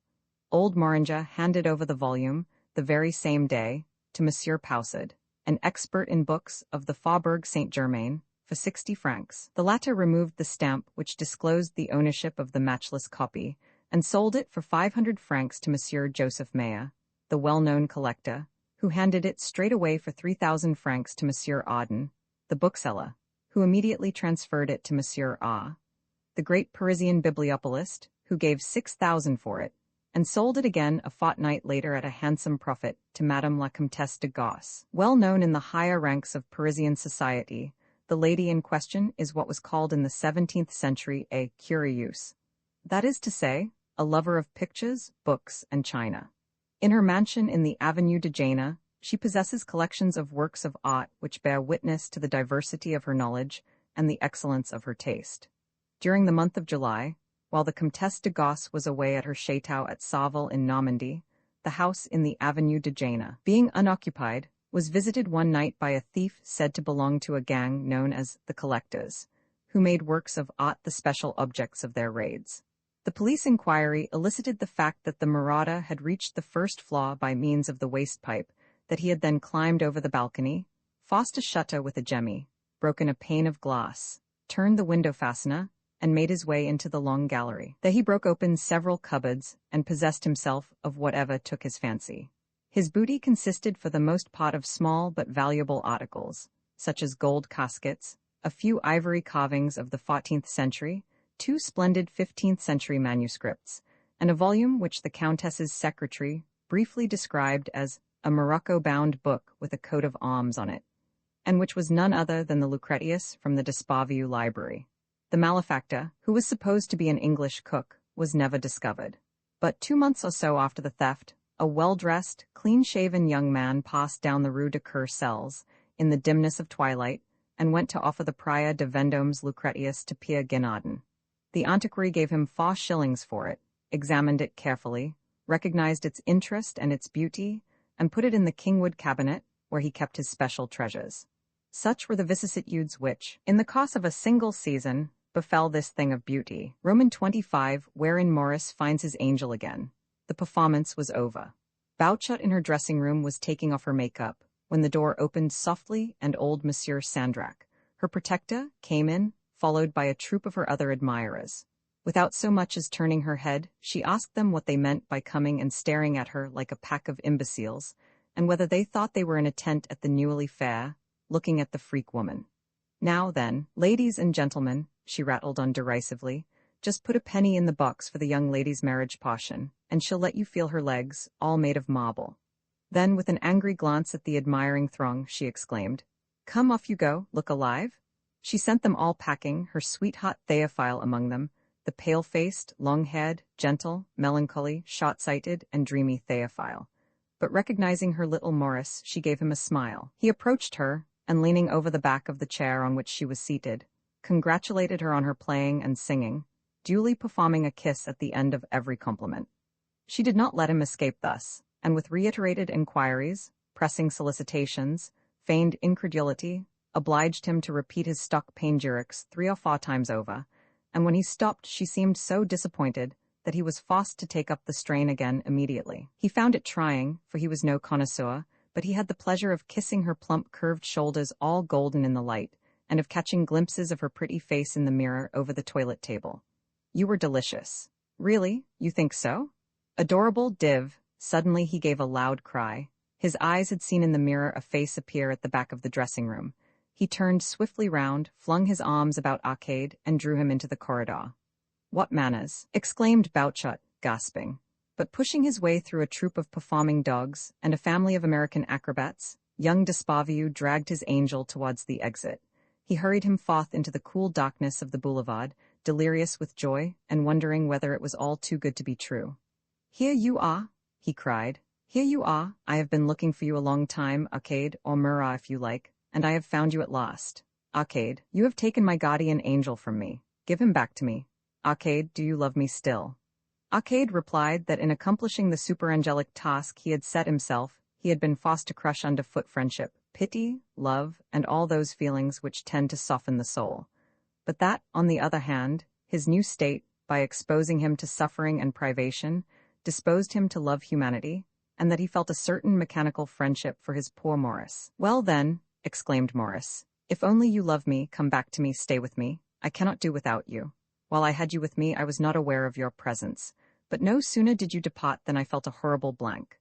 Without you I am like a body without a soul. Do you know that in the little flat in the Rue de Rome, with Gilbert by my side, I feel lonely, I miss you sorely, and long to see you and to hear you as I did that day when you made me so angry. Confess I was right, and that your behavior on that occasion was not that of a gentleman. That you of so high an origin, so noble a mind, could commit such an indiscretion is extraordinary, when one comes to think about it. Madame des Aubles has not yet forgiven you. She blames you for having frightened her by appearing at such an inconvenient moment, and for being insolent and forward while hooking her dress and tying her shoes. I have forgotten everything. I only remember that you are my celestial brother, the saintly companion of my childhood. No, Arcade, you cannot leave me. You are my angel, you are my property." Arcade explained to young Despavieux that he could no longer be guiding angel to a Christian, having himself gone down into the pit. And he painted a horrible picture of himself. He described himself as breathing hatred and fury, in fact, an infernal spirit. "All nonsense," said Maurice, smiling, his eyes big with tears. "Alas, our ideas, our destiny, everything tends to part us, Maurice, but I cannot stifle the tenderness I feel for you, and your candor forces me to love you." "No," sighed Maurice, "you do not love me, you have never loved me. In a brother or a sister such indifference would be natural, in a friend it would be ordinary, in a guardian angel it is monstrous. Arcade, you are an abominable being, I hate you." "I have loved you dearly, Maurice, and I still love you. You trouble my heart which I deemed encased in triple bronze. You show me my own weakness. When you were a little innocent boy, I loved you as tenderly and purely as Miss Kate, your English governess, who caressed you with so much fervor. In the country, when the thin bark of the plane trees peels off in long strips and discloses the tender green trunk, after the rains which make the fine sand run on the sloping paths, I showed you how with that sand, those strips of bark, a few wild flowers, and a spray of maidenhair fern to make rustic bridges, rustic shelters, terraces, and those gardens of Adonis, which last but an hour. During the month of May in Paris, we raised an altar to the Virgin, and we burnt incense before it, the scent of which, permeating all the house, reminded Marceline, the cook, of her village church and her lost innocence, and drew from her floods of tears. It also gave your mother a headache, your mother who, with all her wealth, was crushed with the ennui that is common to the fortunate ones of this world. When you went to college, I interested myself in your progress, I shared your work and your play, I pondered with you over arduous problems in arithmetic, I sought the impenetrable meaning of a phrase of Julius Caesar's. What fine games of prisoners' base and football we had together. More than once did we know the intoxication of victory, and our young laurels were not soaked in blood or tears. Maurice, I did all I could to protect your innocence, but I could not prevent your losing it at the age of 14. Afterwards, I regretfully saw you loving women of all sorts, of divers ages, by no means beautiful, at least in the eyes of an angel. Saddened at the sight, I devoted myself to study. A fine library offered me resources rarely met with. I delved into the history of religions, you know the rest. But now, my dear Arcade, concluded young Despavieux, you have lost your position, your situation, you are entirely without resource. You have lost caste, you are off the lines, a vagabond, a barefooted wanderer. The angel replied bitterly that, after all, he was a little better clad at present than when he was wearing the slops of a suicide. Maurice alleged in excuse that when he dressed his naked angel in a suicide's slops, he was irritated with that angel's infidelity, but it was useless to dwell on the past or to recriminate. What was really needful was to consider what steps to take in future. And he asked, Arcade, what do you think of doing? Have I not already told you, Maurice, to fight with him who reigns in the heavens, dethrone him, and set up Satan in his stead? You will not do it. To begin with, it is not the opportune moment. Opinion is not with you. You will not be in the swim, as Papa says. Conservatism and authority are all the go nowadays. We like to be ruled, and the President of the Republic is going to parley with the Pope. Do not be obstinate, Arcade. You are not as bad as you say. At bottom you are like the rest of the world, you adore the good God. I thought I had already explained to you, Maurice, that he whom you consider God is actually but a demiurge. He is absolutely ignorant of the divine world above him, and in all good faith believes himself to be the true and only God. You will find in the History of the Church, by Monseigneur Duchesne, Vol. I, page 162, that this proud and narrow-minded demiurge is named Isle de Bayoth. My child, so as not to ruffle your prejudices and to deal gently with your feelings in future, that is the name I shall give him. If it should happen that I should speak of him to you, I shall call him Isle de Bayoth. I must leave you. Adieu. Stay, I cannot. I shall not let you go thus. You have deprived me of my guardian angel. It is for you to repair the injury you have caused me. Give me another one. Arcade objected that it was difficult for him to satisfy such a demand, that having quarrelled with the sovereign dispenser of guardian spirits, he could obtain nothing from that quarter. My dear Maurice, he added, smiling, ask for one yourself from Isle de Bayoth. No, no, no, exclaimed Maurice. You have taken away my guardian angel. Give him back to me. Alas, I cannot. Is it, Arcade, because you are a revolutionary that you cannot? Yes, an enemy of God. Yes, a satanic spirit. Yes. Well then, exclaimed young Maurice, I will be your guardian angel. I will not leave you.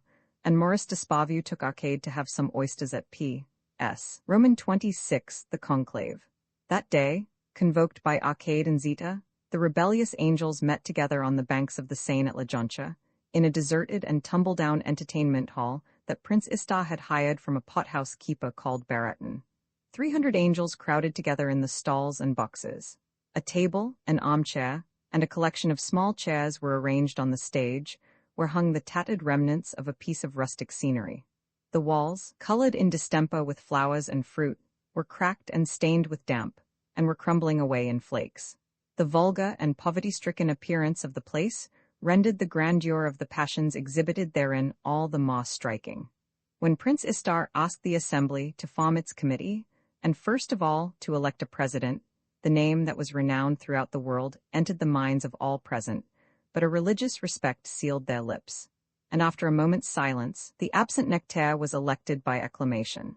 Having been invited to take the chair between Zita and an angel of Japan, Arcade immediately began as follows: Sons of Heaven, my comrades, you have freed yourselves from the bonds of celestial servitude, you have shaken off the thrall of him called Iave, but to whom we should here accord his veritable name of Isle de Bayoth, for he is not the creator of the worlds, but merely an ignorant and barbarous demiurge, who having obtained possession of a minute portion of the universe has therein sown suffering and death. Sons of Heaven, tell me, I charge you, whether you will combat and destroy Isle de Bayoth? All with one voice made answer, we will. And many speaking all together swore they would scale the mountain of Isle de Bayoth, and hurl down the walls of jasper and porphyry, and plunge the tyrant of heaven into eternal darkness. But a voice of crystal pierced through the sullen murmur. Tremble, ye impious, sacrilegious madmen. The Lord hath already lifted his dread arm to smite you. It was a loyal angel who, with an impulse of faith and love, envying the glory of confessors and martyrs, jealous and eager, like his God himself, to emulate man in the beauty of sacrifice, had flung himself in the midst of the blasphemers to brave them, to confound them, and to fall beneath their blows. The assembly turned upon him with furious unanimity. Those nearest to him overwhelmed him with blows. He continued to cry in a clear, ringing voice, "Glory to God! Glory to God! Glory to God!" A rebel seized him by the neck and strangled his praises of the Almighty in his throat. He was thrown to the ground, trampled underfoot. Prince Istar picked him up, took him by the wings between his fingers, then rising like a column of smoke, opened a ventilator, which no one else could have reached, and passed the faithful angel through it. Order was immediately restored. Comrades, continued Arcade, now that we have affirmed our stern resolve, we must examine the possible plans of campaign and choose the best. You will therefore have to consider if we should attack the enemy in full force, or whether it were better, by a lengthy and assiduous propaganda, to win the inhabitants of heaven to our cause. Wah, wah, shouted the assembled host, and it seemed as if one could hear the sound of trumpets and the rolling of drums. Theophile, whom Prince Istar had dragged to the meeting, rose, pale and unstrung, and speaking with emotion, said, "Brethren, do not take ill what I am about to say, for it is the friendship I have for you that inspires me. I am but a poor musician. But believe me, all your plans will come to naught before the divine wisdom which has foreseen everything." Theophile Belay sat down amid hisses. And Arcade continued, "Isle de Bayoth foresees everything. I do not contest it. He foresees everything, but in order to leave us our free will he acts towards us absolutely as if he foresaw nothing. Every instant he is surprised, disconcerted, the most probable events take him unawares. The obligation which he has undertaken, to reconcile with his prescience the liberty of both men and angels, throws him constantly into inextricable difficulties and terrible dilemmas. He never sees further than the end of his nose. He did not expect Adam's disobedience, and so little did he anticipate the wickedness of men that he repented having made them, and drowned them in the waters of the flood, and all the animals as well, though he had no fault to find with the animals. For blindness, he is only to be compared with Charles X, his favorite king. If we are prudent, it will be easy to take him by surprise. I think that these observations will be calculated to reassure my brother." Theophile made no reply. He loved God, but he was fearful of sharing the fate of the faithful angel. One of the best-informed spirits of the assembly, Mammon, was not altogether reassured by the remarks of his brother Arcade. "Bethink you," said this spirit, "Isle de Bayoth has little general culture, but he is a soldier, to the marrow of his bones. The organization of Paradise is a thoroughly military organization. It is founded on hierarchy and discipline. Passive obedience is imposed there as a fundamental law. The angels form an army. Compare this spot with the Elysian fields which Virgil depicts for you. In the Elysian fields reign liberty, reason, and wisdom. The happy shades hold converse together in the groves of myrtle. In the heaven of Isle de Bayoth there is no civil population. Everyone is enrolled, numbered, registered. It is a barracks and a field for maneuvers. Remember that." Arcade replied that they must look at their adversary in his true colors, and that the military organization of Paradise was far more reminiscent of the villages of King Coffee than of the Prussia of Frederick the Great. "Already," said he, "at the time of the first revolt, before the beginning of time, the conflict raged for 2 days, and Isle de Bayoth's throne was made to totter. Nevertheless, the demiurge gained the victory. But to what did he owe it? To the thunderstorm which happened to come on during the conflict. The thunderbolts falling on Lucifer and his angels struck them down, bruised and blackened, and Isle de Bayoth owed his victory to the thunderbolts. Thunder is his sole weapon. He abuses its power. In the midst of thunder and lightning he promulgates his laws. Fire goeth before him, says the prophet. Now Seneca, the philosopher, said that the thunderbolt in its fall brings peril to very few, but fear to all. This remark was true enough for men of the 1st century of the Christian era. It is no longer so for the angels of the 20th, all of which goes to prove that, in spite of his thunder, he is not very powerful. It was acute terror that made men rear him a tower of unbaked brick and bitumen. When myriads of celestial spirits, furnished with machines which modern science puts at their disposal, make an assault upon the heavens, think you, comrades, that the old master of the solar system surrounded with his angels, armed as in the time of Abraham, will be able to resist them? To this day, the warriors of the demiurge wear helmets of gold and shields of diamond. Michael, his best captain, knows no other tactics than the hand-to-hand combat. To him, Pharaoh's chariots are still the latest thing, and he has never heard of the Macedonian phalanx. And young Arcade lengthily prolonged the parallel between the armed herds of Isle de Bayoth and the intelligent fighting men of the rebel army. Then the question of pecuniary resources arose. Zeter asserted that there was enough money to commence war, that the electrophores were in order, that an initial victory would obtain them credit. The discussion continued, amid turbulence and confusion. In this parliament of angels, as in the synods of men, empty words flowed in abundance. Disturbances grew more violent and more frequent as the time for putting the resolution drew near. It was beyond question that supreme command would be entrusted to him who had first raised the flag of revolt. But as everyone aspired to act as Lucifer's lieutenant, each in describing the kind of fighting man to be preferred drew a portrait of himself. Thus Alka, the youngest of the rebellious angels, arose and spoke rapidly as follows. In Isle de Bayoth's army, happily for us, the officers obtain their posts by seniority. This being the case, There is little likelihood of the command falling into the hands of a military genius, for men are not made leaders by prolonged habits of obedience, and close attention to minutiae is not a good apprenticeship for the evolution of vast plans of campaign. If we consult ancient and modern history, we shall see that the greatest leaders were kings like Alexander and Frederick, aristocrats like Caesar and Turenne, or men impatient of red tape like Bonaparte. A routine man will always be poor or second-rate. Comrades, let us appoint intelligent leaders, men in the prime of life, to command us. An old man may retain the habit of winning victories, but only a young man can acquire it. Alca then gave place to an angel of the philosophic order, who mounted the rostrum and spoke thus. War never was an exact science, a clearly defined art. The genius of the race, or the brain of the individual, has ever modified it. Now how are we to define the qualities necessary for a general in command in the war of the future, where one must consider greater masses and a larger number of movements than the intelligence of man can conceive? The multiplication of technical means, by infinitely multiplying the opportunities for mistake, paralyzes the genius of those in command. At a certain stage in the progress of military science, a stage which our models, the Europeans, are about to reach, the cleverest leader and the most ignorant become equalized by reason of their incapacity. Another result of great modern armaments is that the law of numbers tends to rule with inflexible rigor. It is of course true that 10 angels in revolt are worth more than 10 angels of Isle-d'Abeoth.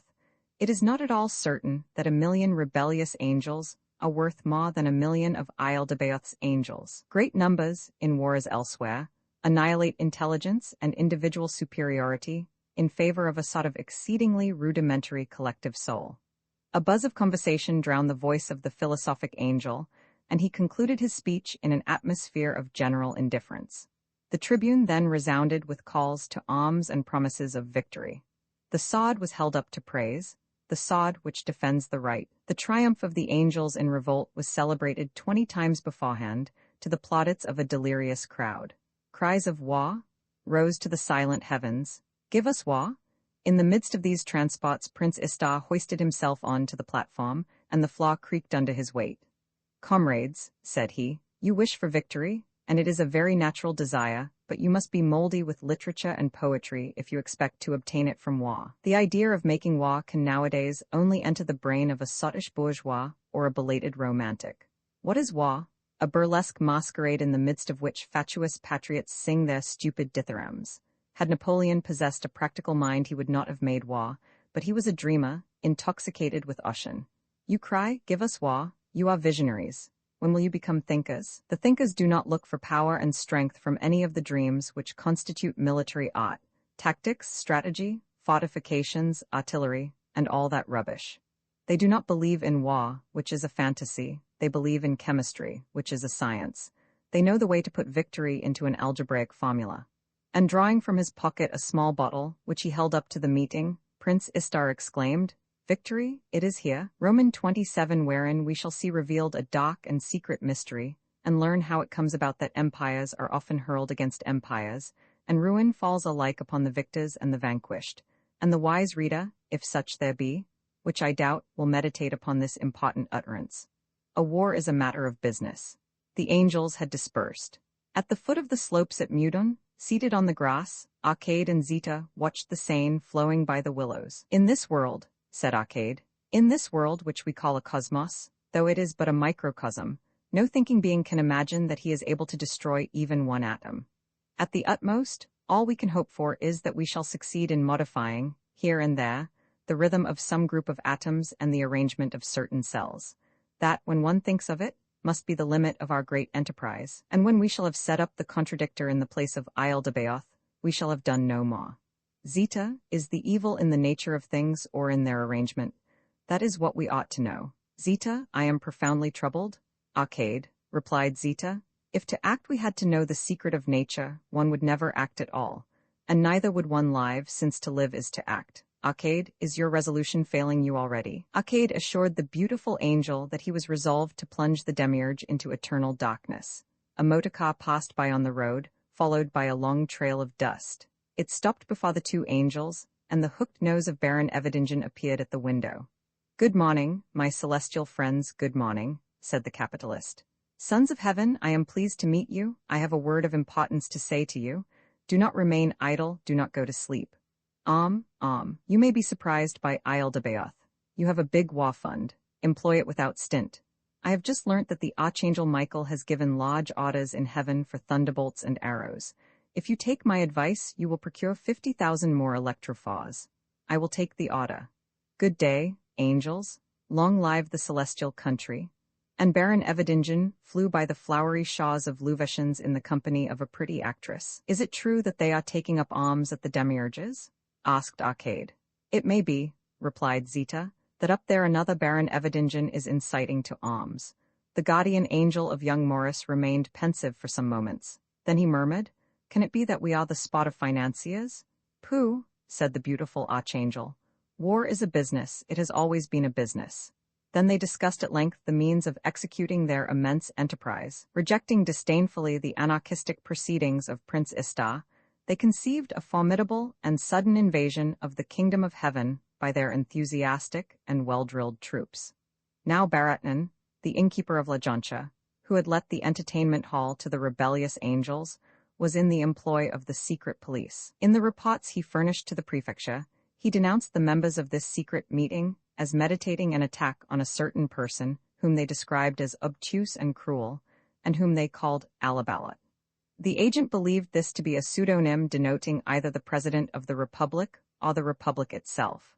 The conspirators had unanimously given voice to threats against Alabalot, and one of them, a very dangerous individual, well known in anarchist circles, who had already several convictions against him on account of writings and speeches of a seditious nature, and who was known as Prince Istar or the Quairaub, had brandished a bomb of very small caliber, which seemed to contain a formidable machine. The other conspirators were unknown to Baratnan, notwithstanding the fact that he frequented revolutionary circles. Many among them were very young men, mere beardless youths. There were two who, it appeared, had spoken with conspicuous vehemence, a certain Arcade, dwelling in the Rue Saint-Jacques, and a woman of easy virtue called Zita, living at Montmartre, both without visible means of subsistence. The affair seemed sufficiently serious to the prefect of police to make him think it necessary to confer without delay with the president of the council. The Third Republic was then going through one of those climacteric periods during which the French nation, enamored of authority and worshipping farce, gave itself up for lost because it was not governed enough, and clamored loudly for a savior. The president of the council and minister of justice was only too eager to be that longed-for savior. Still, for him to play that part, it was first necessary that there should be a danger to face. Thus the news of a plot was highly welcome to him. He questioned the prefect of police on the character and importance of the affair. The prefect of police explained that the people seemed to have money, intelligence, and energy, but that they talked too much and were too numerous to undertake secret and concerted action. The minister, leaning back in his armchair, pondered on the matter. The Empire writing table at which he was seated, the ancient tapestry which covered the walls, the clock and the candelabra of the Restoration period, all, in this traditional setting, reminded him of those great principles of government which remain immutable throughout the succession of regimes, of stratagem and of bluff.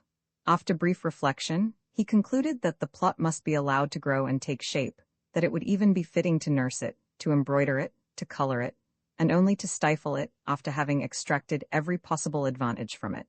He instructed the prefect of police to watch the affair closely, to render him an account of what went on from day to day, and to confine himself to the role of informer. I rely on your well-known prudence. Observe, and do not intervene. The minister lit a cigarette. He quite reckoned, with the help of this plot, on silencing the opposition, strengthening his own influence, diminishing that of his colleagues, humiliating the President of the Republic, and becoming the savior of his country. The prefect of police undertook to follow the ministerial instructions, vowing inwardly all the while to act in his own way. He had a watch put upon the individuals pointed out by Baratnan, and commanded his agents not to intervene, come what might. Perceiving that he was a mocked man, Prince Istar, who united prudence with strength, withdrew the bombs from the gutter outside his window where he had hidden them, and changing from motor bus to tube, from tube to motor bus, and choosing the most cunningly circuitous route, at length deposited his machines with the angelic musician. Every time he left his house in the Rue Saint-Jacques, Arcade found a man of exaggerated smartness at his door, with yellow gloves, and in his tie, a diamond bigger than the regent. Being a stranger to the things of this world, the rebellious angel paid no attention to the circumstance. But young Maurice d'Espavieux, who had undertaken the task of guarding his guardian angel, viewed this gentleman with uneasiness, for he equalled in assiduity, and surpassed in vigilance that Monsieur Mignon, who had formerly allowed his inquisitive gaze to wander from the ram's heads on the Hôtel de la Saudière in the Rue Garancière to the apse of the Church of St. Sulpice. Maurice came 2 and 3 times a day to see Arcade in his furnished rooms, warning him of the danger, and urging him to change his abode. Every evening he took his angel to night restaurants, where they supped with ladies of easy virtue. Their young d'Espavieux would foretell the issue of some coming glove fight, and afterwards exert himself to demonstrate to Arcade the existence of God, the necessity for religion, and the beauties of Christianity, and adjure him to renounce his impious and criminal undertakings wherefrom, he said, he would reap but bitterness and disappointment. For really, said the young apologist, if Christianity were false it would be known. The ladies approved of Maurice's religious sentiments, and when the handsome Arcade uttered some blasphemy in language they could understand, they put their hands to their ears and bade him be silent, for fear of being struck down with him. For they believed that God, in his omnipotence and sovereign goodness, taking sudden vengeance against those who insulted him, was quite capable of striking down the innocent with the guilty without meaning it. Sometimes the angel and his guardian took supper with the angelic musician. Maurice, who remembered from time to time that he was Bouchot's lover, was displeased to see Arcade taking liberties with the singer. She had allowed him to do so ever since the day when, the angelic musician having had the little flowery couch repaired, Arcade and Bouchot had made it a foundation for their friendship. Maurice, who loved Madame des Aubles a great deal, also loved Bouchot a little, and was rather jealous of Arcade. Now jealousy is a feeling natural to man and beast, and causes them, however slight the attack, keen unhappiness. Therefore, suspecting the truth which Bouchot's temperament and the angel's character made sufficiently obvious, he overwhelmed Arcade with sarcasm and abuse, reproaching him with the immorality of his ways. Arcade answered, tranquilly, that it was difficult to subject physiological impulses to perfectly defined rules, and that moralists encountered great difficulties in the case of certain natural necessities. Moreover, added Arcade, I freely acknowledge that it is almost impossible systematically to constitute a natural moral law. Nature has no principles. She furnishes us with no reason to believe that human life is to be respected. Nature, in her indifference, makes no distinction between good and evil. You see, then, replied Maurice, that religion is necessary. Moral law, replied the angel, which is supposed to be revealed to us, is drawn in reality from the grossest empiricism. Custom alone regulates morals. What heaven prescribes is merely the consecration of ancient customs. The divine law, promulgated amid fireworks on some Mount Sinai, is never anything but the codification of human prejudice. And from this fact, namely, that morals change, religions which endure for a long time, such as Judeo-Christianity, vary their moral law. At any rate, said Maurice, whose intelligence was swelling visibly, you will grant me that religion prevents much profligacy and crime, except when it promotes crime, as for instance the murder of Iphigenia. Arcade, exclaimed Maurice, when I hear you argue, I rejoice that I am not an intellectual.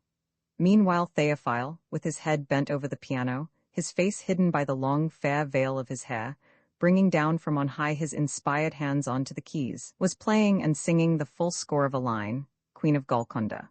Prince Istar used to come to their friendly reunions, his pockets filled with bombs and bottles of champagne, both of which he owed to the liberality of Baron Everdingen.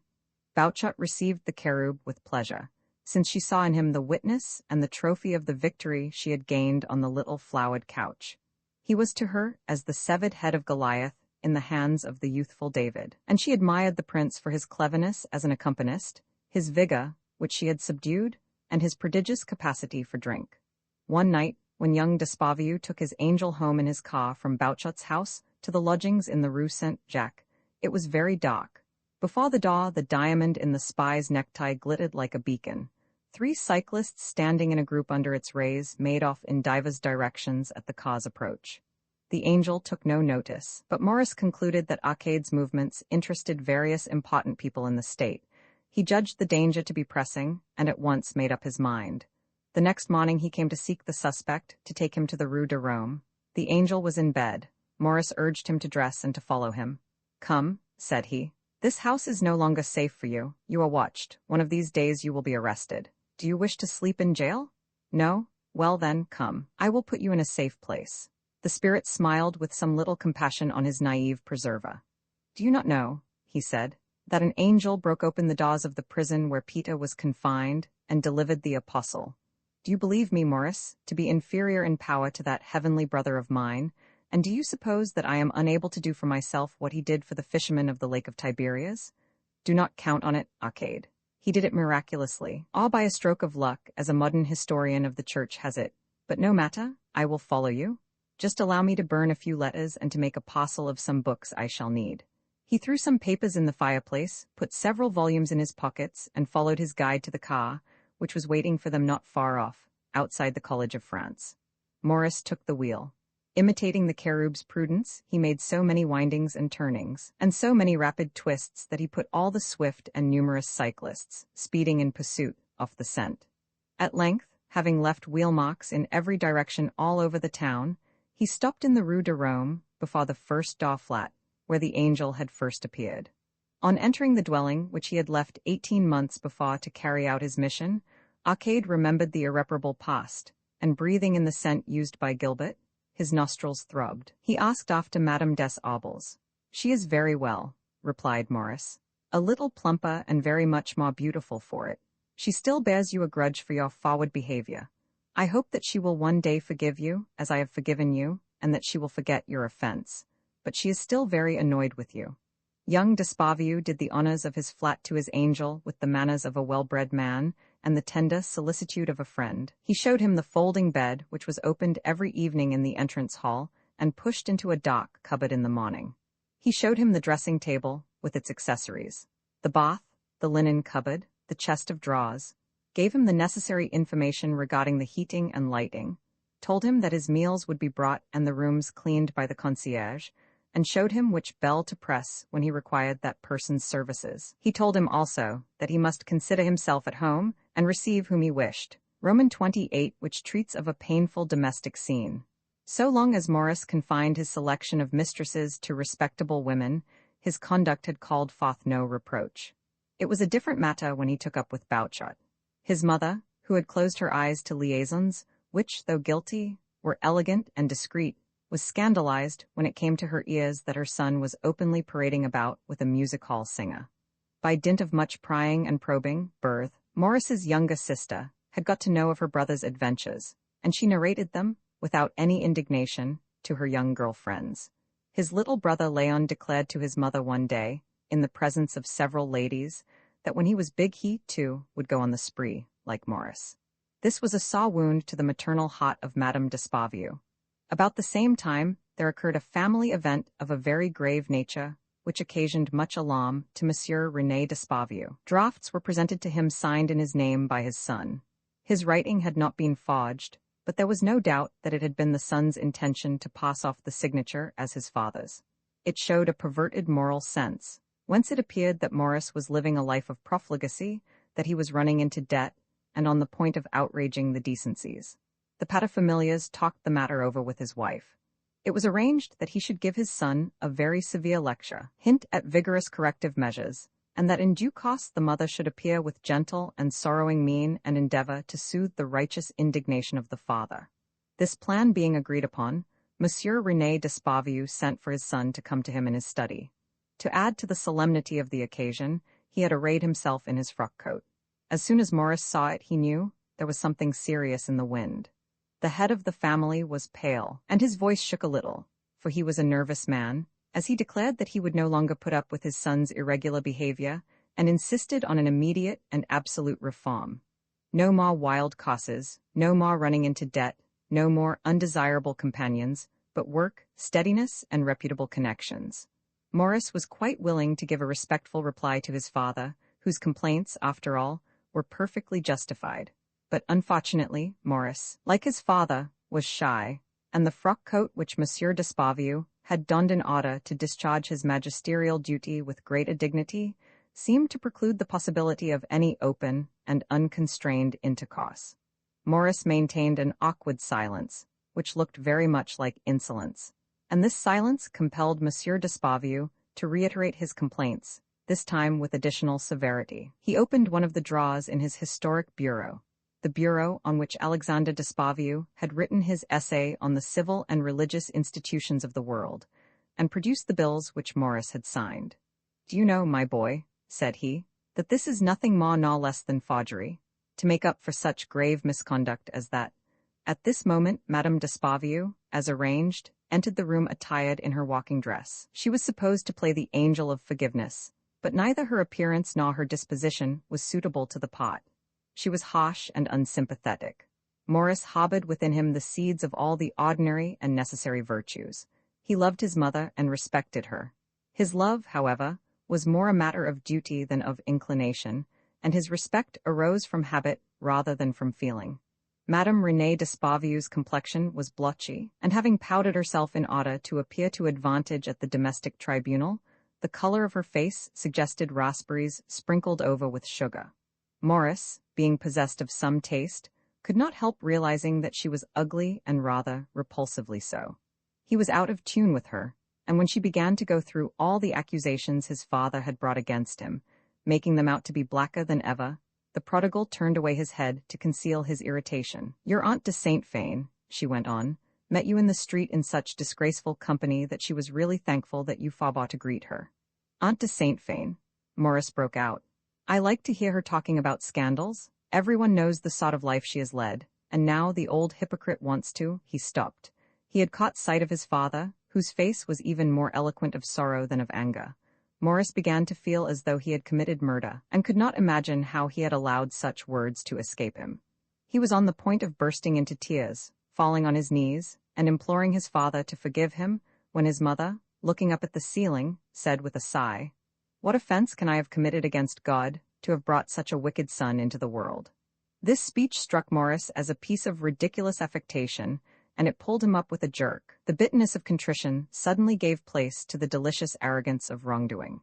He plunged wildly into a torrent of insolence and revolt, and breathlessly delivered himself of utterances quite unfit for a mother's ear. "If you will have it, mamma, rather than forbid me to continue my friendship with a talented lyrical artist, you would be better employed in preventing my eldest sister, Madame de Maugy, from appearing, night after night, in society and at the theatres with a contemptible and disgusting individual that everybody knows is her lover. You should also keep an eye on my little sister Jean, who writes objectionable letters to herself in a disguised hand, and then, pretending she has found them in her prayer book, shows them to you with assumed innocence, to worry and alarm you. It would be just as well, too, if you prevented my little brother Léon, a child of 7, from being quite so much with Mademoiselle Caporal, and you might tell your maid." "Get out, sir, I will not have you in the house," cried Monsieur René d'Espavieux, white with anger, pointing a trembling finger at the door. Roman 29, wherein we see how the angel, having become a man, behaves like a man, coveting another's wife and betraying his friend. In this chapter the correctness of young d'Espavieux's conduct will be made manifest. The angel was pleased with his lodging. He worked of a morning, went out in the afternoon, heedless of detectives, and came home to sleep.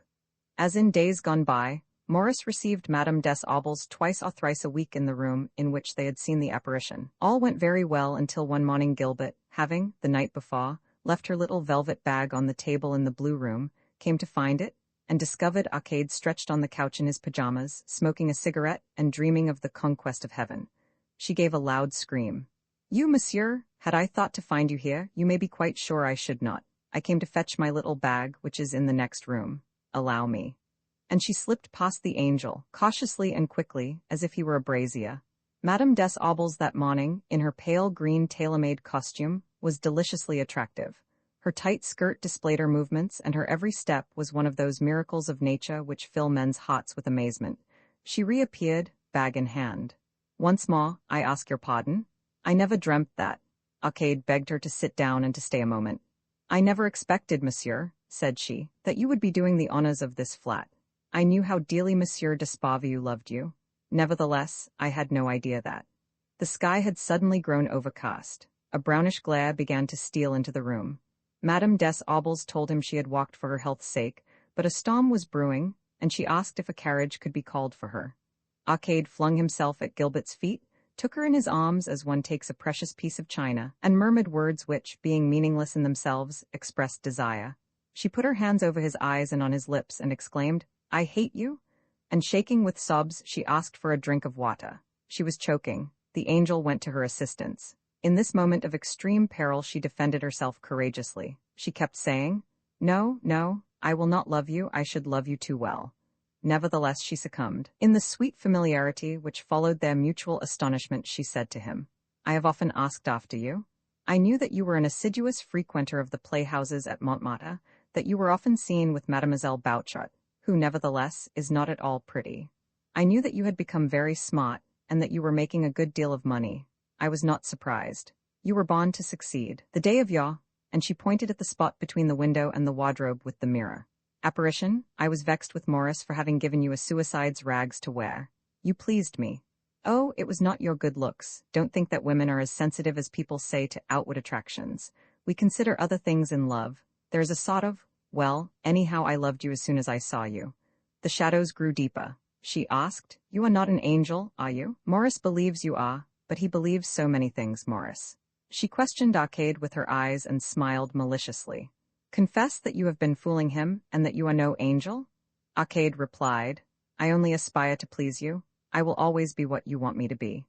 Gilbert decided that he was no angel, first, because one never is an angel, secondly, for more detailed reasons which drew her thoughts to the question of love. He did not argue the matter with her, and once again words were found inadequate to express their feelings.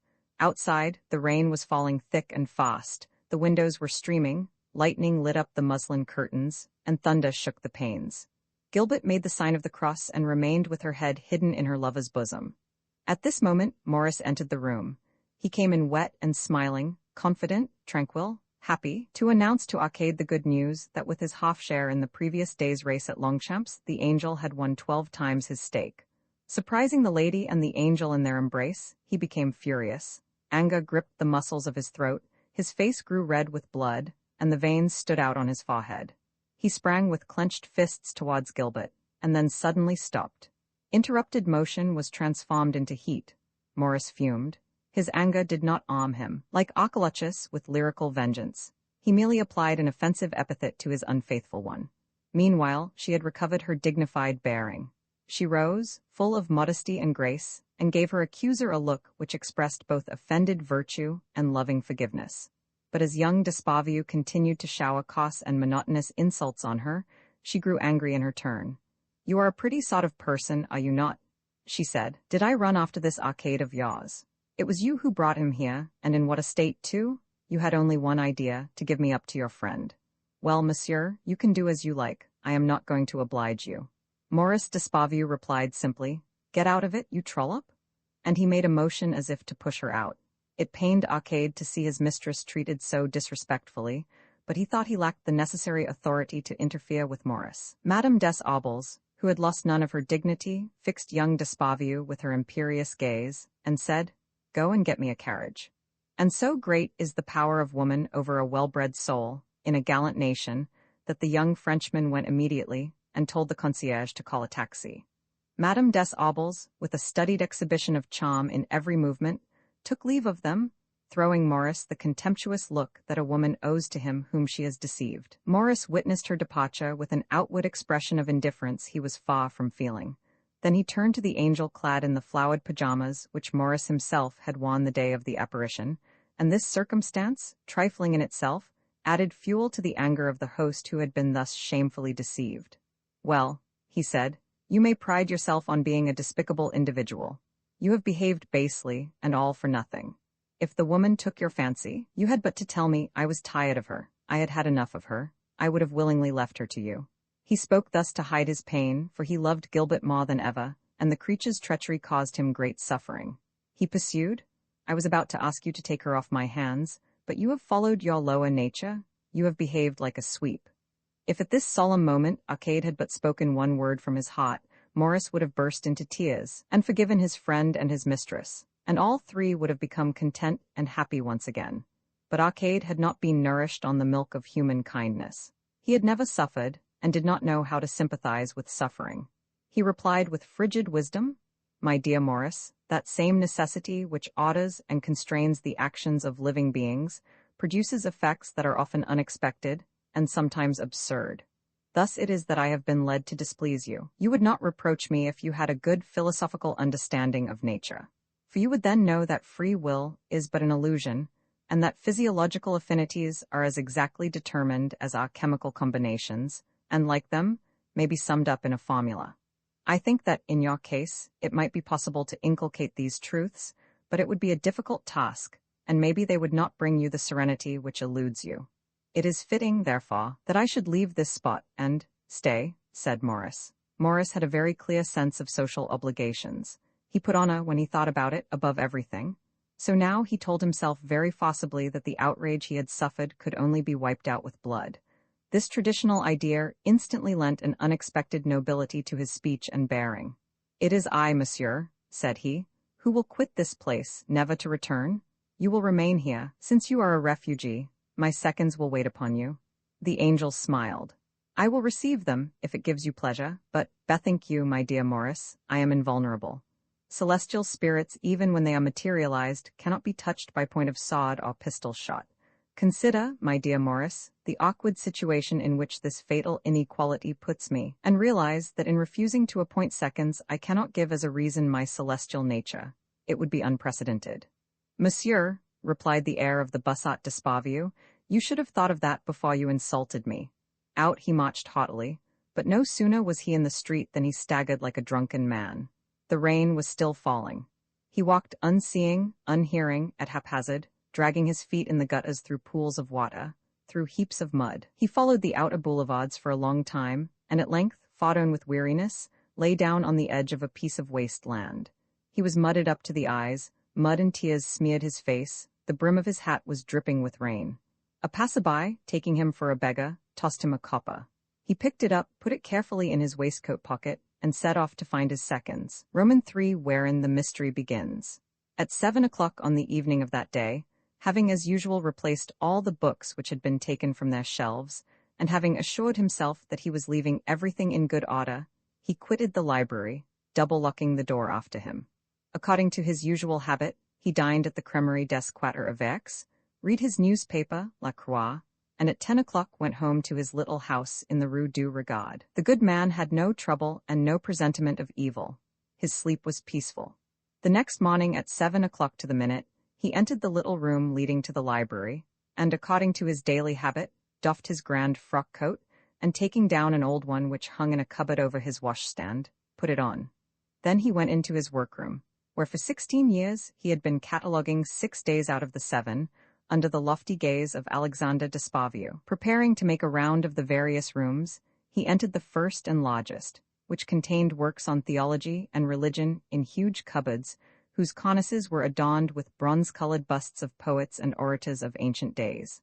2 enormous globes representing the earth and the heavens filled the window embrasures. But at his first step Monsieur Sariette stopped dead, stupefied, powerless alike to doubt, or to credit what his eyes beheld. On the blue cloth cover of the writing-table books lay scattered about pell-mell, some lying flat, some standing upright. A number of quartos were heaped up in a tottering pile. 2 Greek lexicons, one inside the other, formed a single being more monstrous in shape than the human couples of the divine Plato. A gilt-edged folio was all agape, showing 3 of its leaves disgracefully dog-eared. Having, after an interval of some moments, recovered from his profound amazement, the librarian went up to the table, and recognized in the confused mass his most valuable Hebrew, French, and Latin Bibles, a unique Talmud, rabbinical treatises printed, and in manuscript, Aramaic and Samaritan texts and scrolls from the synagogues, in fine, the most precious relics of Israel, all lying in a disordered heap, gaping and crumpled. Monsieur Sariette found himself confronted with an inexplicable phenomenon. Nevertheless, he sought to account for it. How eagerly he would have welcomed the idea that Monsieur Gaëtan, who, being a thoroughly unprincipled man, presumed on the right gained him by his fatal liberality towards the library to rummage there unhindered during his sojourns in Paris, had been the author of this terrible disorder. But Monsieur Guyton was away traveling in Italy. After pondering for some minutes, Monsieur Sariette's next supposition was that Monsieur René d'Espavieu had entered the library late in the evening with the keys of his manservant Hippolyte, who, for the past 25 years, had looked after the second floor and the attics. Monsieur René d'Espavieu, however, never worked at night and did not read Hebrew. Perhaps, thought Monsieur Sariette, perhaps he had brought or allowed to be brought to this room some priest or Jerusalem monk on his way through Paris, some oriental savant given to scriptural exegesis. Monsieur Sariette next wondered whether the Abbé Patuil, who had an inquiring mind, and also a habit of dog's-earing his books, had, peradventure, flung himself on these Talmudic and biblical texts, fired with sudden zeal to lay bare the soul of Shem. He even asked himself for a moment whether Hippolyte, the old manservant, who had swept and dusted the library for a quarter of a century and had been slowly poisoned by the dust of accumulated knowledge, had allowed his curiosity to get the better of him, and had been there during the night, ruining his eyesight and his reason, and losing his soul poring by moonlight over these undecipherable symbols. Monsieur Sariette even went so far as to imagine that young Maurice, on leaving his club or some nationalist meeting, might have torn these Jewish volumes from their shelves, out of hatred for old Jacob and his modern posterity, for this young man of family was a declared anti-Semite, and only consorted with those Jews who were as anti-Semitic as himself. It was giving a very free rein to his imagination, but Monsieur Sariette's brain could not rest, and went wandering about among speculations of the wildest extravagance. Impatient to know the truth, the zealous guardian of the library called the manservant. Hippolyte knew nothing. The potter at the lodge could not furnish any clue. None of the domestics had heard a sound. Monsieur Sariette went down to the study of Monsieur René d'Espavieu, who received him in nightcap and dressing-gown, listened to his story with the air of a serious man bawed with idle chatter, and dismissed him with words which conveyed a cruel implication of pity. "Do not worry, my good Monsieur Sariette. Be sure that the books were lying where you left them last night." Monsieur Sariette reiterated his inquiries a score of times, discovered nothing, and suffered such anxiety that sleep entirely forsook him. When, on the following day at 7 o'clock, he entered the room with the busts and globes, and saw that all was in order, he heaved a sigh of relief. Then suddenly his heart beat fit to burst. He had just seen lying flat on the mantelpiece a paper-bound volume, a modern work, the boxwood paper knife, which had served to cut its pages, still thrust between the leaves. It was a dissertation on the two parallel versions of Genesis, a work which Monsieur Sariette had relegated to the attic, and which had never left it up to now. No one in Monsieur d'Espavieu's circle, having had the curiosity to differentiate between the parts for which the polytheistic and monotheistic contributors were respectively responsible in the formation of the first of the sacred books. This book bore the label A3214VI/2, and this painful truth was suddenly borne in upon the mind of Monsieur Sariette, to wit, that the most scientific system of numbering will not help to find a book if the book is no longer in its place. Every day of the ensuing month found the table littered with books. Greek and Latin lay cheek by jowl with Hebrew. Monsieur Sariette asked himself whether these nocturnal flittings were the work of evildoers who entered by the skylights to steal valuable and precious volumes, but he found no traces of burglary, and, notwithstanding the most minute search, failed to discover that anything had disappeared. Terrible anxiety took possession of his mind, and he fell to wondering whether it was possible that some monkey in the neighborhood came down the chimney and acted the part of a person engaged in study.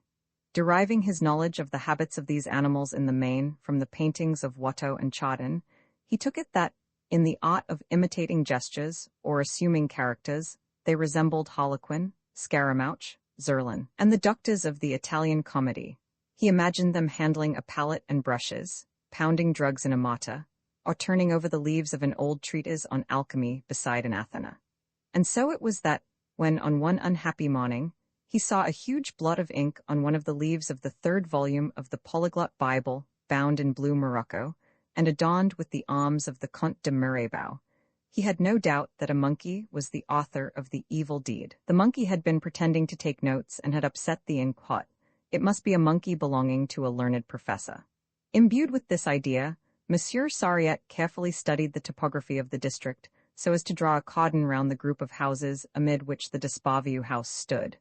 Then he visited the far surrounding streets, asking at every door if there was a monkey in the house.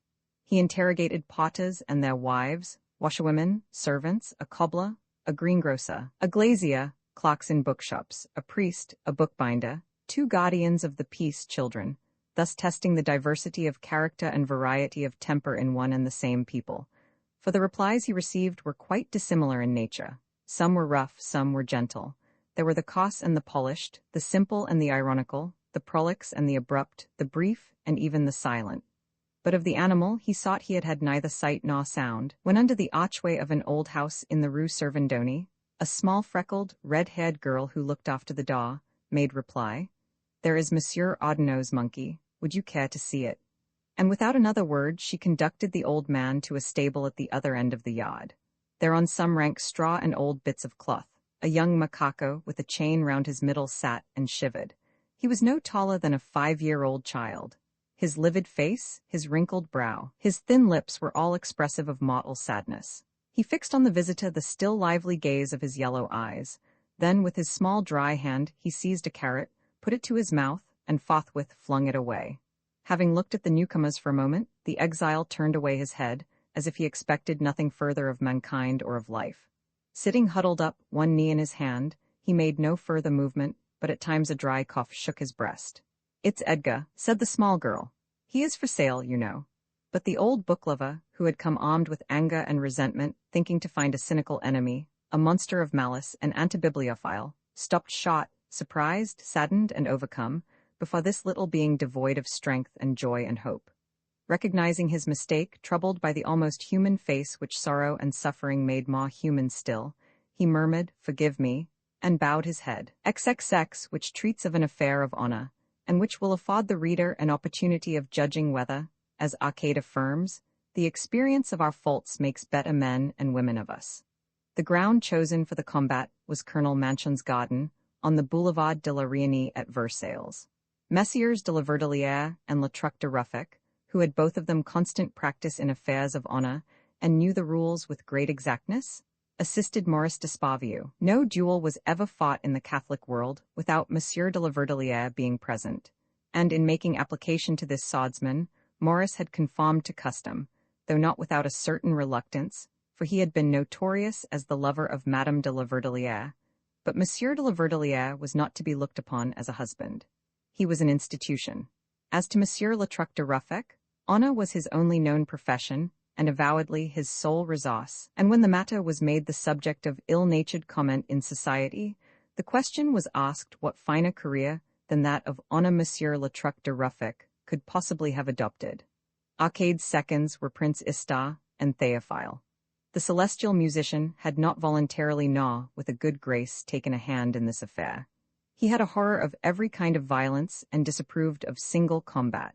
The report of pistols and the clash of swords were intolerable to him, and the sight of blood made him faint. This gentle son of heaven had obstinately refused to act as second to his brother Arcade, and to bring him to the starting point, the cherub had had to threaten to break a bottle of penclastite over his head. Besides the combatants, the seconds, and the doctors, the only people in the garden were a few officers from the barracks at Versailles and several reporters. Although young Despavieux was known merely as a young man of family, and Arcade had never been heard of at all, the duel had attracted quite a large crowd of inquisitive individuals, and the windows of the adjoining houses were crammed with photographers, reporters, and society people. What had aroused much curiosity was that a woman was known to be the cause of the quarrel. Many mentioned Bouchot, but the majority said it was Madame des Aubles. It had been remarked upon, moreover, that duels in which Monsieur de la Verdelière acted as second drew all Paris. The sky was a soft blue, the garden all abloom with roses, a blackbird was piping in a tree. Monsieur de la Verdelière, who, stick in hand, conducted the affair, laid the points of the swords together and said, "Allez, messieurs." Maurice Despavieux attacked by doubling and beating the blade. Arcade retired, keeping his sword in line. The first engagement was without result. The seconds were under the impression that Monsieur Despavieux was in a grievous state of nervous irritability, and that his adversary would wear him down. In the second encounter, Maurice attacked wildly, spread out his arms, and exposed his breast. He attacked as he advanced, gave a straight thrust, and the point of his sword grazed Arcade on the shoulder. The latter was thought to be wounded, but the seconds ascertained with surprise that it was Morris who had received a scratch on the wrist. Morris asserted that he felt nothing, and Dr. Quill declared, after examination, that his client might continue the fight. After the regulation quarter of an hour, the duel was resumed. Morris attacked with fury. His adversary was obviously nursing him, and what disturbed Monsieur de la Verdelière seemed to be paying very little attention to his own defense. At the opening of the fifth bout, a black spaniel that had got into the garden, no one knew how, rushed out from a clump of rosebushes, made its way on to the space reserved for the combatants, and, in spite of sticks and cries, ran in between Morris's legs. The latter seemed as though his arm were benumbed, merely gave a shoulder thrust at his invulnerable opponent. He then delivered a straight lunge and impaled his arm on his adversary's sword, which made a deep wound just below the elbow. Monsieur de la Verdelière stopped the fight, which had lasted an hour and a half. Morris was conscious of a painful shock. They laid him down on a grassy bank against a wall covered with wisteria. While the surgeon was dressing the wound, Morris called Arcade and offered him his wounded hand. And when the victor, saddened with his victory, advanced, Morris embraced him tenderly, saying, "Be generous, Arcade, forgive my treachery. Now that we have fought, I can ask you to be reconciled with me." He embraced his friend, weeping, and whispered in his ear, "Come and see me, and bring Gilbert." Morris, who was still unreconciled with his parents, was taken to the little flat in the Rue de Rome. No sooner was he stretched on the bed at the far end of the bedroom where the curtains were drawn as on the day of the apparition, than he saw Arcade and Gilbert appear. He began to suffer greatly from his wound. His temperature was rising, but he was at peace, happy, and contented. Angel and woman, both in tears, threw themselves at the foot of the bed. He took both their hands with his left, smiled on them, and kissed them tenderly. "I am sure now that I shall never quarrel with either of you again. You will deceive me no more. I now know you are capable of anything." Gilbert, weeping, swore that Morris had been misled by appearances, that she had never betrayed him with Arcade, that she had never betrayed him at all, and in a great gush of sincerity she persuaded herself that this was so. "You wrong yourself, Gilbert," replied the wounded man. "It did happen, it had to, and it is well. Gilbert, you were basely false to me with my best friend in this very room, and you were right. If you had not been, we should not be here, reunited, all three of us, and I should not be at your side tasting the greatest happiness of my life. Oh, Gilbert, how wrong of you to deny a perfect and accomplished fact." "If you wish, my friend," replied Gilbert a little acidly, "I will not deny it, but it will only be to please you." Morris made her sit down on the bed and begged Arcade to be seated in the armchair. "My friend," said Arcade, "I was innocent, I became man. Straightway I did evil, then I became better." "Do not let us exaggerate things," said Morris. "Let's have a game of bridge." Scarcely, however, had the patient seen 3 aces in his hand and called "no trumps," than his eyes began to swim, the cards slipped from his fingers, head fell heavily back on the pillow, and he complained of a violent headache.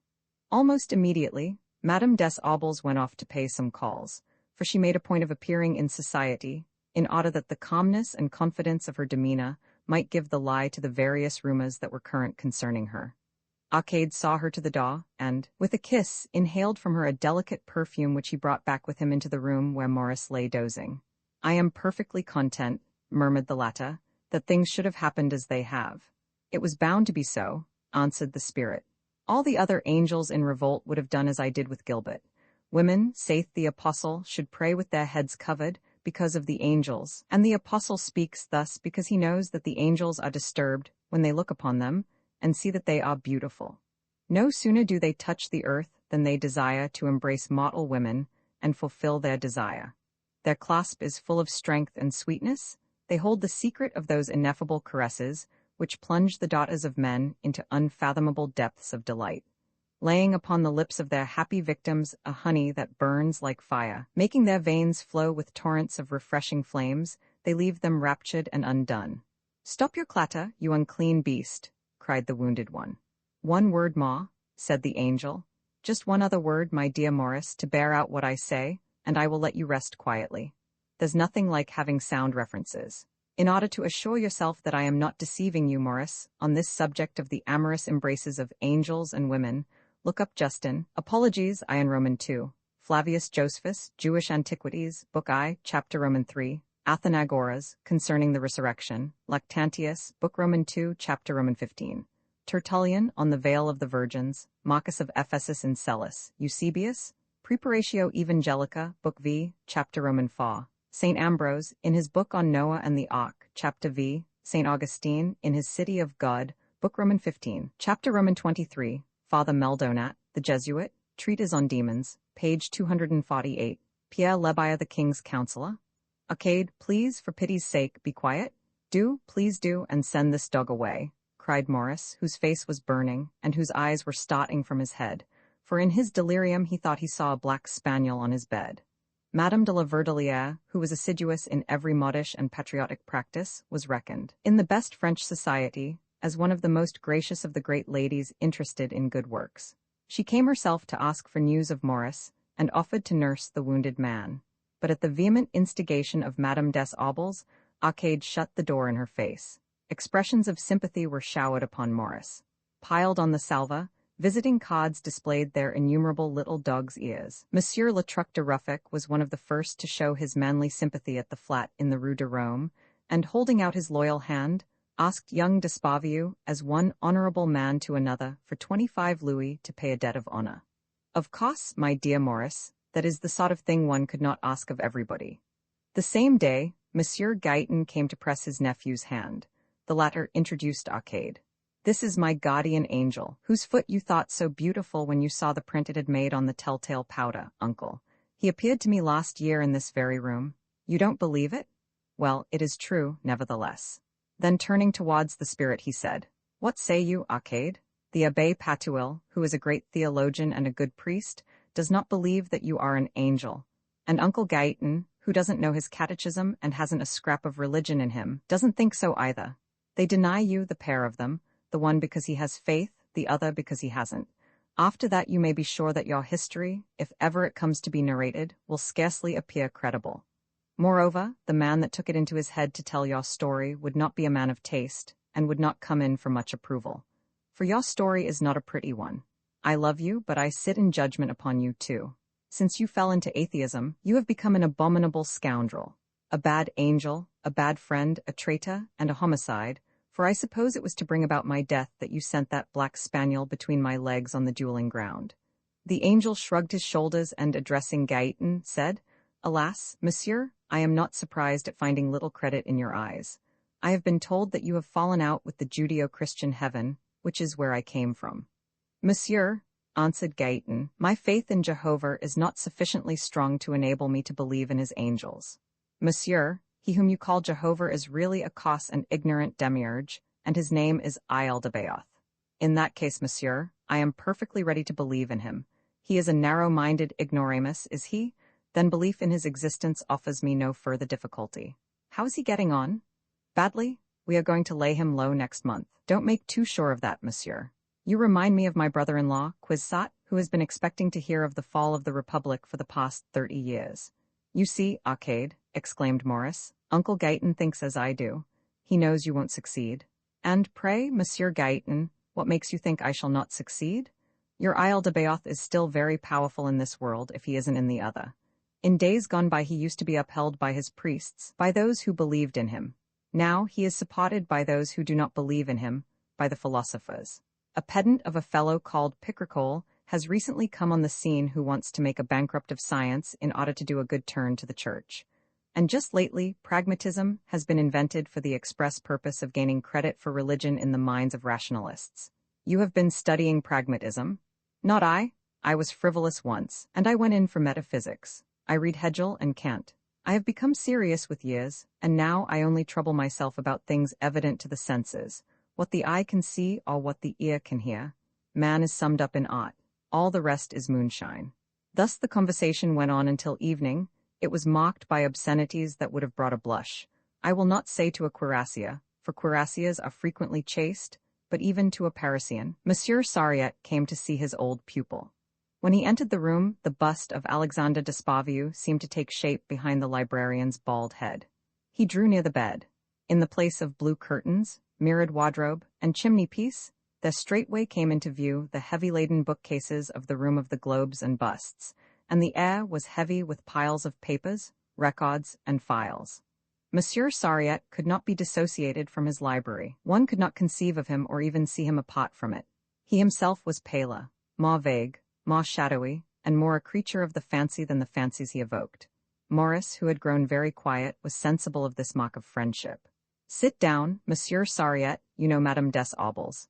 May I introduce Arcade to you, my guardian angel? It was he who, while yet invisible, pillaged your library for 2 years, made you lose all desire for food and drink, and drove you to the verge of madness. He it was who moved piles of books from the room of the busts to my summer house one day. Under your very nose, he took away I know not what precious volumes, and was the cause of your falling on the staircase. Another day he took a volume of Salomon Reinetches, and, forced to go out with me, for he never left me, as I have learnt later, he let the volume drop in the gutter of the Rue Princess. Forgive him, Monsieur Sariette, he had no pockets. He was invisible. I bitterly regret, Monsieur Sariette, that all your old books were not devoured by fire or swallowed up by a flood. They made my angel lose his head. He became man, and now knows neither faith nor obedience to laws. It is I, now, who am his guardian angel. God knows how it will all end." While listening to this speech, Monsieur Sariette's face took on an expression of infinite, irreparable, eternal sadness, the sadness of a mummy. Rising to take his leave, the sorrowful librarian murmured in Arcade's ear, "The poor child is very ill. He is delirious." Maurice called the old man back. "Do stay, Monsieur Sariette, you shall have a game of bridge with us. Monsieur Sariette, listen to my advice. Do not do as I did, do not keep bad company, you will be lost. I shudder at the mere thought. Monsieur Sariette, do not go yet. I have something very important to ask you. When you come again, bring me a book on the truth of religion, so that I may study it. I must restore to my guardian angel the faith which he has lost." Roman 31, wherein we are led to marvel at the readiness with which an honest man of timid and gentle nature can commit a horrible crime. Profoundly distressed by the dark utterances of young Maurice, Monsieur Sariette took a motor omnibus, and went to see Pierre Guinardon, his friend, his only friend, the one person in the whole world whom it gave him pleasure to see and hear. When Monsieur Sariette entered the shop in the Rue de Courcelles, Guinardon was alone, dozing in the depths of an antique armchair. His face, surrounded by his curly hair and luxuriant beard, was crimson in hue. Little violet filaments spread a network about the fleshy part of his nose, to which the wines of Burgundy had imparted a purple tint, for there was no longer any disguising the fact Pierre Guinardon drank. 2 feet away from him, on the fair Octavie's work table, a rose, all but withered, drooped in an empty vase, and in a basket, a piece of embroidery was lying unfinished and neglected. The young Octavie's absences from the shop were growing more and more frequent, and Monsieur Blancmesnil never called when she was not there. The reason of this was that they were meeting 3 times a week at 5 o'clock in a house close to the Champs-Élysées. Pierre Guinardon knew nothing of that. He did not know the full extent of his misfortune, but he suffered. Monsieur Sariette shook his old friend by the hand, but he did not inquire for the young Octavie, for he refused to recognize the connection. He would sooner have talked about Zéphirine, who had been so cruelly deserted, and whom he hoped the old man would make his lawful wife. But Monsieur Sariette was prudent. He contented himself with asking Guinardon how he was. "Perfectly well," was Guinardon's reply, but he felt ill, for either age and lovemaking had undermined his sturdy constitution, or else young Octavie's faithlessness had dealt her lover a fatal blow. "God be praised," he went on. "I still retain my powers of mind and body. I am chaste. Be chaste, Sariette. Chastity is strength." That evening Pierre Guinardon had taken some specially valuable books out of the Kingwood cabinet to show to a distinguished bibliophile, Monsieur Victor Mayer, and after the latter's departure, he had dropped off to sleep without putting them back in their places. Books had an attraction for Monsieur Sariette, and seeing these particular volumes on the marble top of the cabinet, he began to examine them with interest. The first one he looked at was La Pucelle, in Morocco, with the English continuation. Doubtless, it pained his patriotic and Christian heart to admire its text and illustrations, but a good copy was always virtuous and pure in his sight. Continuing to chat very affectionately with Guinardon, he picked up, one by one, the books which the antiquary had, for one reason or another, binding, illustrations, distinguished ownership, or scarcity, added to his stock. Suddenly a glorious shout of joy and love broke from his lips. He had discovered the Lucretius of the Prior de Vendôme, his Lucretius, and he was clasping it to his bosom. "Once again I behold you," he sighed, as he pressed it to his lips. At first Pia Ginadin could not quite make out what his old friend was talking about, but when the latter declared to him that the volume was from the Despaviu collection, that it belonged to him, Sariette, and that he was going to take it away without further ado, the antiquary completely woke up, got on his legs, declared emphatically that the book belonged to him, Ginadin, by right of true and lawful purchase, and that he would not part with it unless he got 5,000 francs for it cash down. "You don't take in what I am telling you," answered Sariette. "The book belongs to the Despaviu library. I must restore it to its place." "Pas de ça, Lisette," hummed Ginadin. "The book belongs to me, I tell you? You are crazy, my good Sariette." And noticing that, as a matter of fact, the librarian had a wondering look in his eye, he took the book from him and tried to change the conversation. "Have you seen, Sariette, that the rascals are going to rip up the Palais Mazarin and cover up the very heart and center of the old town, the finest and most venerable place in the whole of Paris, with the deuce knows what works of art of theirs? They are worse than the Vandals, for the Vandals, although they destroyed the buildings of antiquity, did not replace them with hideous and disgusting erections and atrocious bridges like the Pont d'Alexandre. And your poor Rue Garancière, Sariette, has fallen a prey to the barbarians. What have they done with the pretty bronze mask of the palace fountain?" Monsieur Sariette never listened to a word of all this. "Ginadin, you have not understood me. Now listen. This book belongs to the Despaviu library. It was taken away, how or by whom I know not. Dreadful and mysterious things went on in that library. But anyhow, the book was stolen. I need scarcely appeal to your sentiments of scrupulous probity, my dear friend. You would not like to be regarded as the receiver of stolen goods. Give me the book. I will return it to Monsieur Despaviu, who will duly requite you. Of that you may be sure.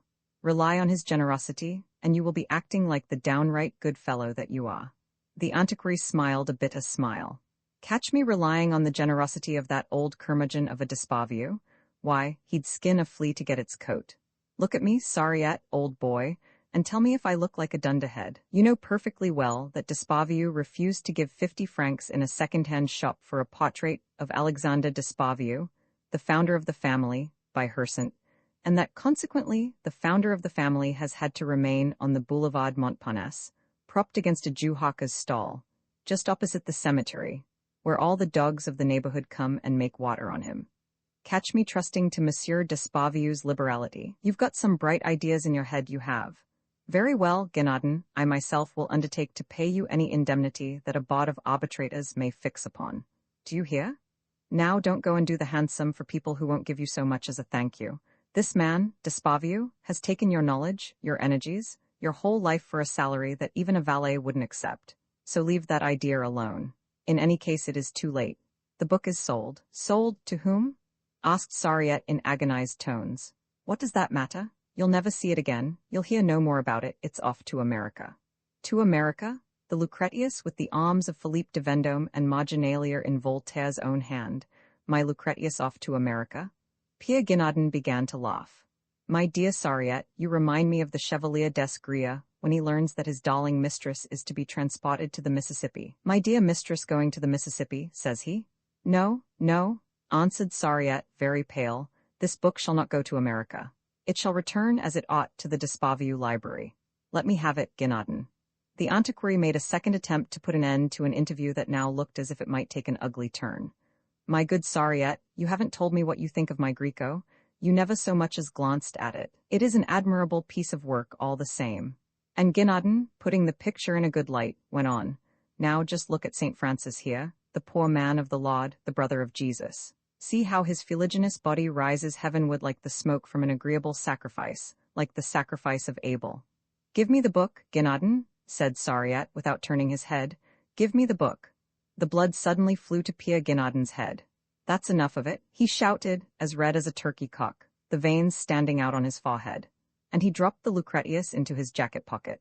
Straightway old Sariette flew at the antiquary, assailed him with sudden fury, and, frail and weakly as he was, butted him back into young Octavie's armchair.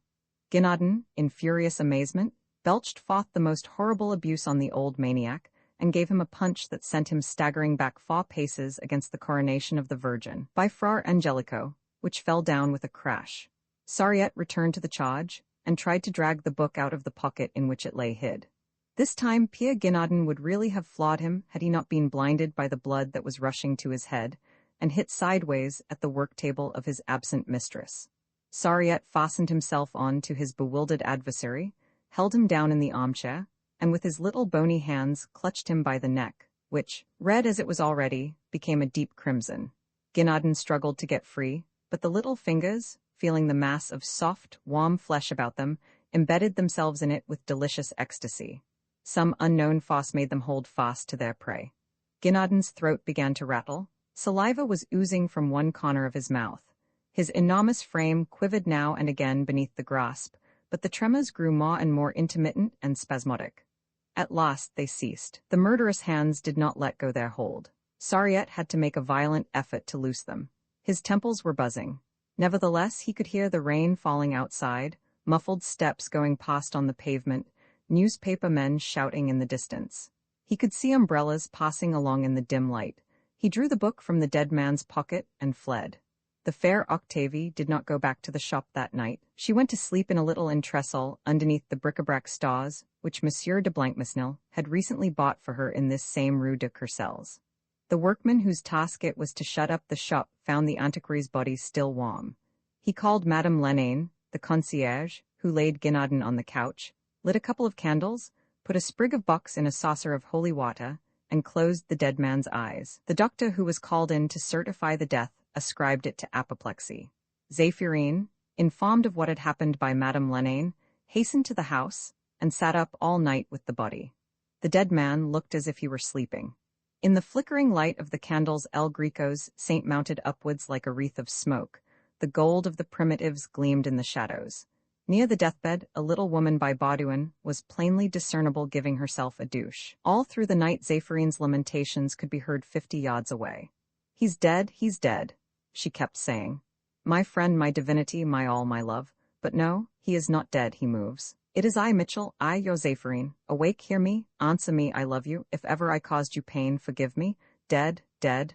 Oh my God, see how beautiful he is. He was so good, so clever, so kind. My God, my God, my God. If I had been there, he would not now be lying dead. Mitchell, Mitchell?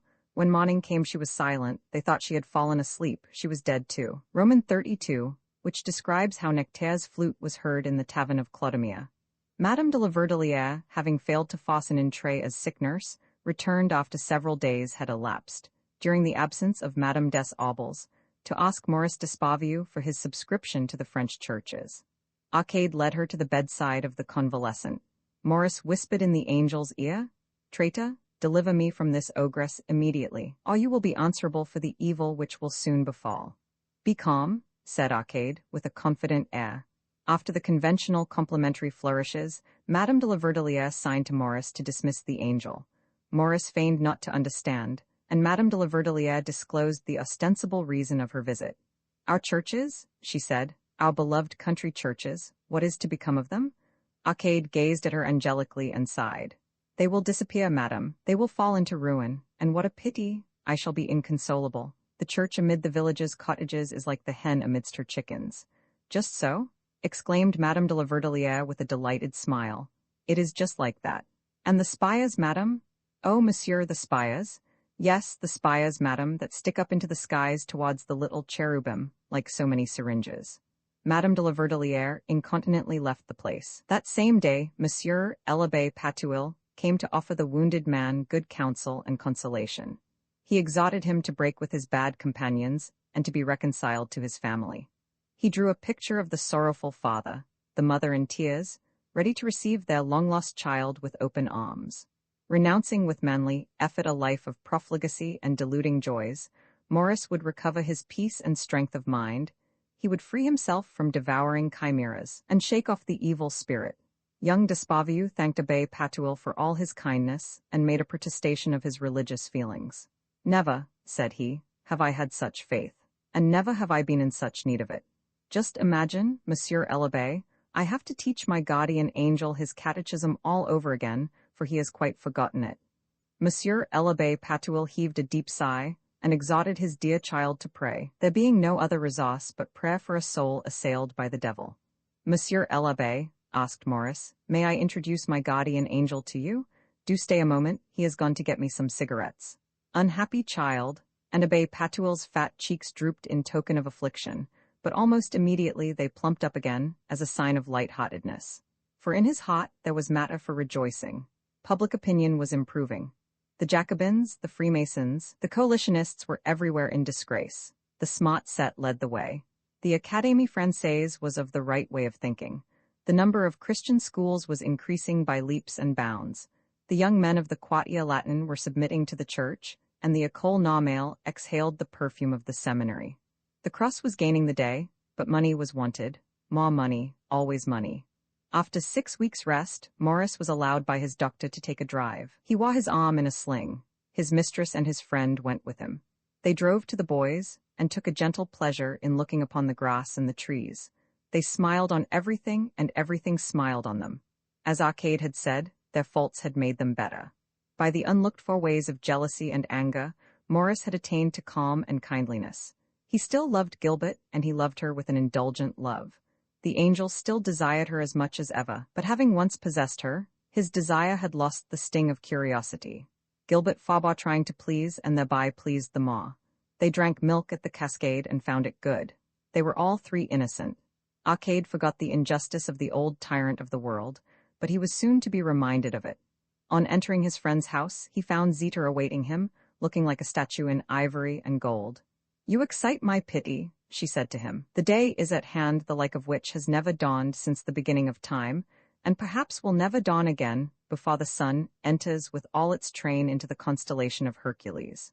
We are on the eve of surprising Isle de Bayoth in his palace of porphyry, and you, who are burning to deliver the heavens, who were so eager to enter in triumph into your emancipated country, you suddenly forget your noble purpose and fall asleep in the arms of the daughters of men. What pleasure can you find in intercourse with these unclean little animals, composed, as they are, of elements so unstable that they may be said to be in a state of constant evanescence? O Arcade, I was indeed right to distrust you. You are but an intellectual, you do but feel idle curiosity. You are incapable of action." "You misjudge me, Zita," replied the angel. "It is the nature of the sons of heaven to love the daughters of men. Corruptible though it be, the material pot of women and of flowers charms the senses none the less. But not one of these little animals can make me forget my hatred and my love, and I am ready to rise up against Isle de Bayoth." Zita expressed her satisfaction at seeing him in this resolute mood. She urged him to pursue the accomplishment of this vast undertaking with undiminished ardor. Nothing must be hurried or deferred. A great action, Arcade, is made up of a multitude of small ones. The most majestic whole is composed of 1,000-minute details. Let us neglect nothing. She had come to take him to a meeting where his presence was required. They were to take a census of the revolutionaries. She added but one word: Nectaire will be there. When Maurice saw Zita, he deemed her lacking in attraction. She failed to please him because she was perfectly beautiful, and because true beauty always caused him painful surprise. Zita inspired him with antipathy when he learned that she was an angel in revolt, and that she had come to seek Arcade to take him away among the conspirators. The poor child tried to retain his companion by all the means that his wit and the circumstances afforded him. If his guardian angel would only remain with him, he would take him to a magnificent boxing match, to a review where he would witness the apotheosis of Poincaré, or, lastly, to a certain house he knew of where he would behold women remarkable for their beauty, talents, vices, or deformities. But the angel would not allow himself to be tempted, and said he was going with Zita. What for? To plot the conquest of the skies. Still the same nonsense, the conquest of, but there, I proved to you that it was neither possible nor desirable. Good night, Maurice. You are going? Well, I will accompany you. And Maurice, his arm in a sling, went with Arcade and Zita all the way to Clodomier's restaurant at Montmartre, where the tables were laid in an arbor in the garden. Prince Istar and Théophile were already there, with a little creature who looked like a child, and was in fact a Japanese angel. "We are only waiting for Nectaire," said Zita, and at that moment the old gardener noiselessly appeared. He took his seat, and his dog lay down at his feet. French cooking is the best in the world. It is a glory that will transcend all others when humanity has grown wise enough to put the spit above the sod. Clodomir served the angels, and the model who was with them, with a soup made of cabbages and bacon, a loin of pork and kidneys cooked in wine, thereby proving himself a real Montmartre cook, and showing that he had not been spoilt by the Americans, who corrupt the most excellent chefs of the city of restaurants. Clodomir brought forth some Bordeaux, which, though unrecorded among the renowned vintages of Medoc, gave evidence by its choice and delicate aroma of the high nobility of its origin. We must not omit to chronicle that, after this wine and many others had been drunk, the Cellaman, in solemn state, produced a Burgundy choice and rare, full-bodied yet not heavy, generous yet delicate, rich with the true Burgundian mellowness, a noble and withal, a somewhat heady wine that brought delight alike to mind and sense. "Hail to thee, Dionysus, greatest of the gods," cried old Nectaire, raising his glass on high. "I drink to thee who wilt restore the golden age and give again to mortal men, who will become heroes as of old, the grapes which the Lesbians used to cull, long since, from the vines of Methymna. Who wilt restore the vineyards of Thasus, the white clusters of Lake Merotes, the storehouses of Phalanus, the vines of the Tmolus, and the wine of Phani, of all wines the king, and the juice thereof shall be divine, and, as in old Silenus' day, men shall grow drunk with wisdom and with love." When the coffee was served, Prince Istar, Zita, Arcade, and the Japanese angel took it in turns to give an account of the forces assembled against Isle d'Abaoth. Angels, in exchanging eternal bliss for the sufferings of an earthly life, grow in intelligence, acquire the means of going astray and the faculty of self-contradiction. Consequently, their meetings, like those of men, are tumultuous and confused. Did one of them deal in figures, the others immediately called them in question. They could not add one number to another without quarreling, and arithmetic itself, subjected to passion, lost its certitude. The cherub, who had brought with him the pious Theophile, waxed indignant when he heard the musician praising the Lord, and rained down such blows on his head as would have felled an ox. But the head of a musician is harder than a bucranium, and the blows which Theophile received did not avail to modify that angel's notion of divine providence. Arcade, having at great length set up his scientific idealism in opposition to Zita's pragmatism, the beautiful archangel told him that he argued badly. "And you are surprised at that?" exclaimed young Maurice's guardian angel. "I argue, like you, in the language of human beings. And what is human language but the cry of the beasts of the forests or the mountains, complicated and corrupted by arrogant anthropoids? How then, Zita, can one be expected to argue well with a collection of angry or plaintive sounds like that? Angels do not reason at all. Men, being superior to the angels, reason imperfectly.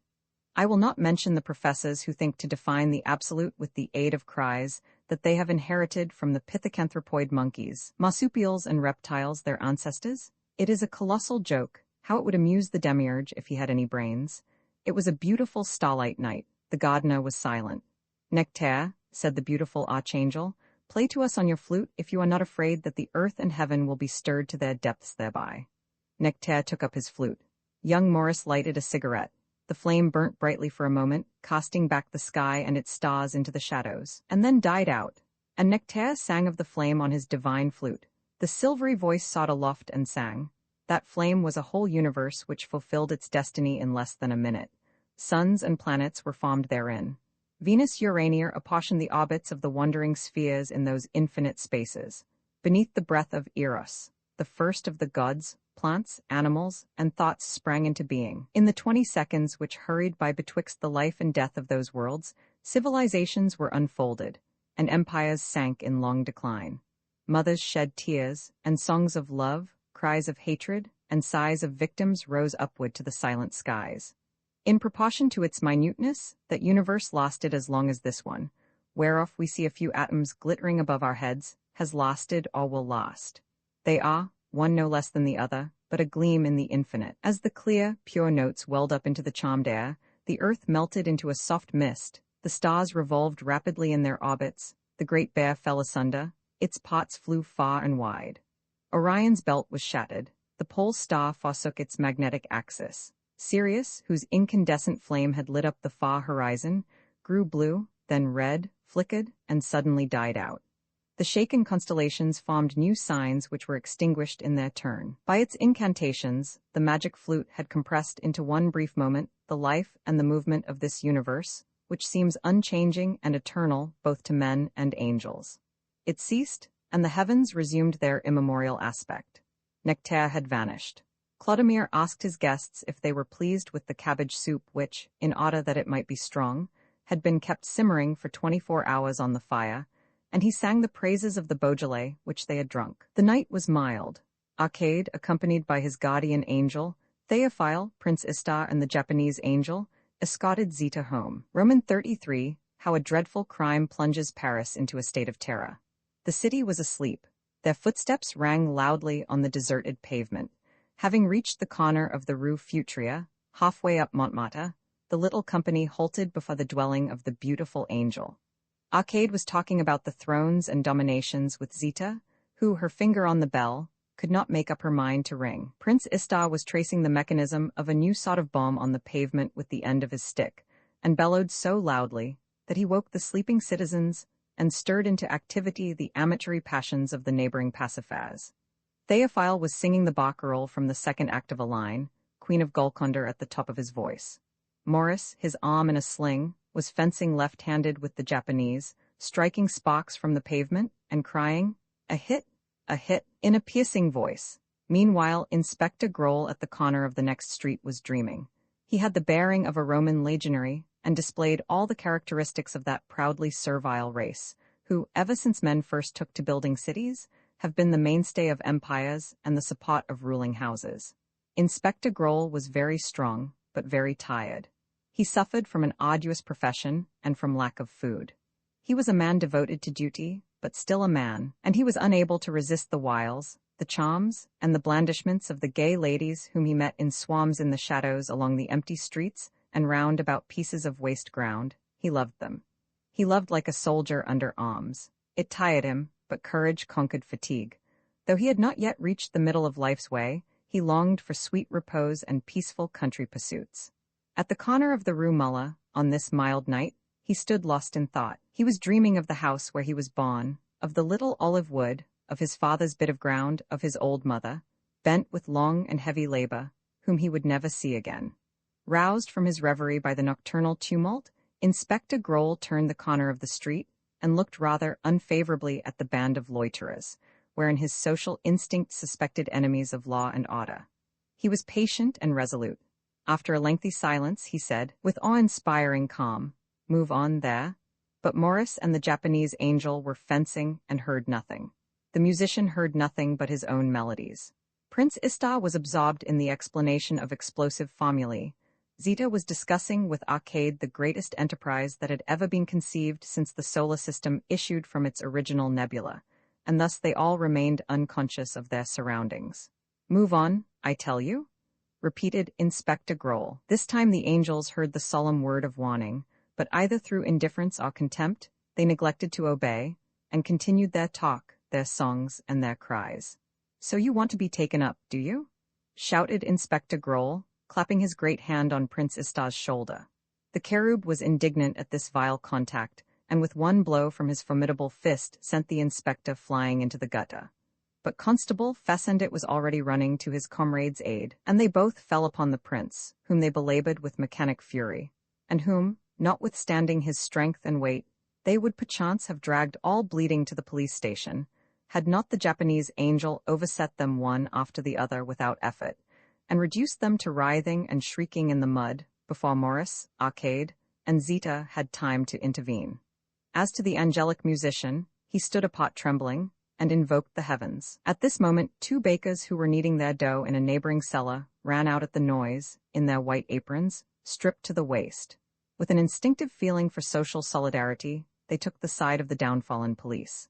Theophile conceived a just fear at the sight of them, and fled away. They caught him and were about to hand him over to the guardians of the peace, when Arcade and Zita tore him from their hands. The fight continued, unequal and terrible, between the 2 angels and the 2 bakers.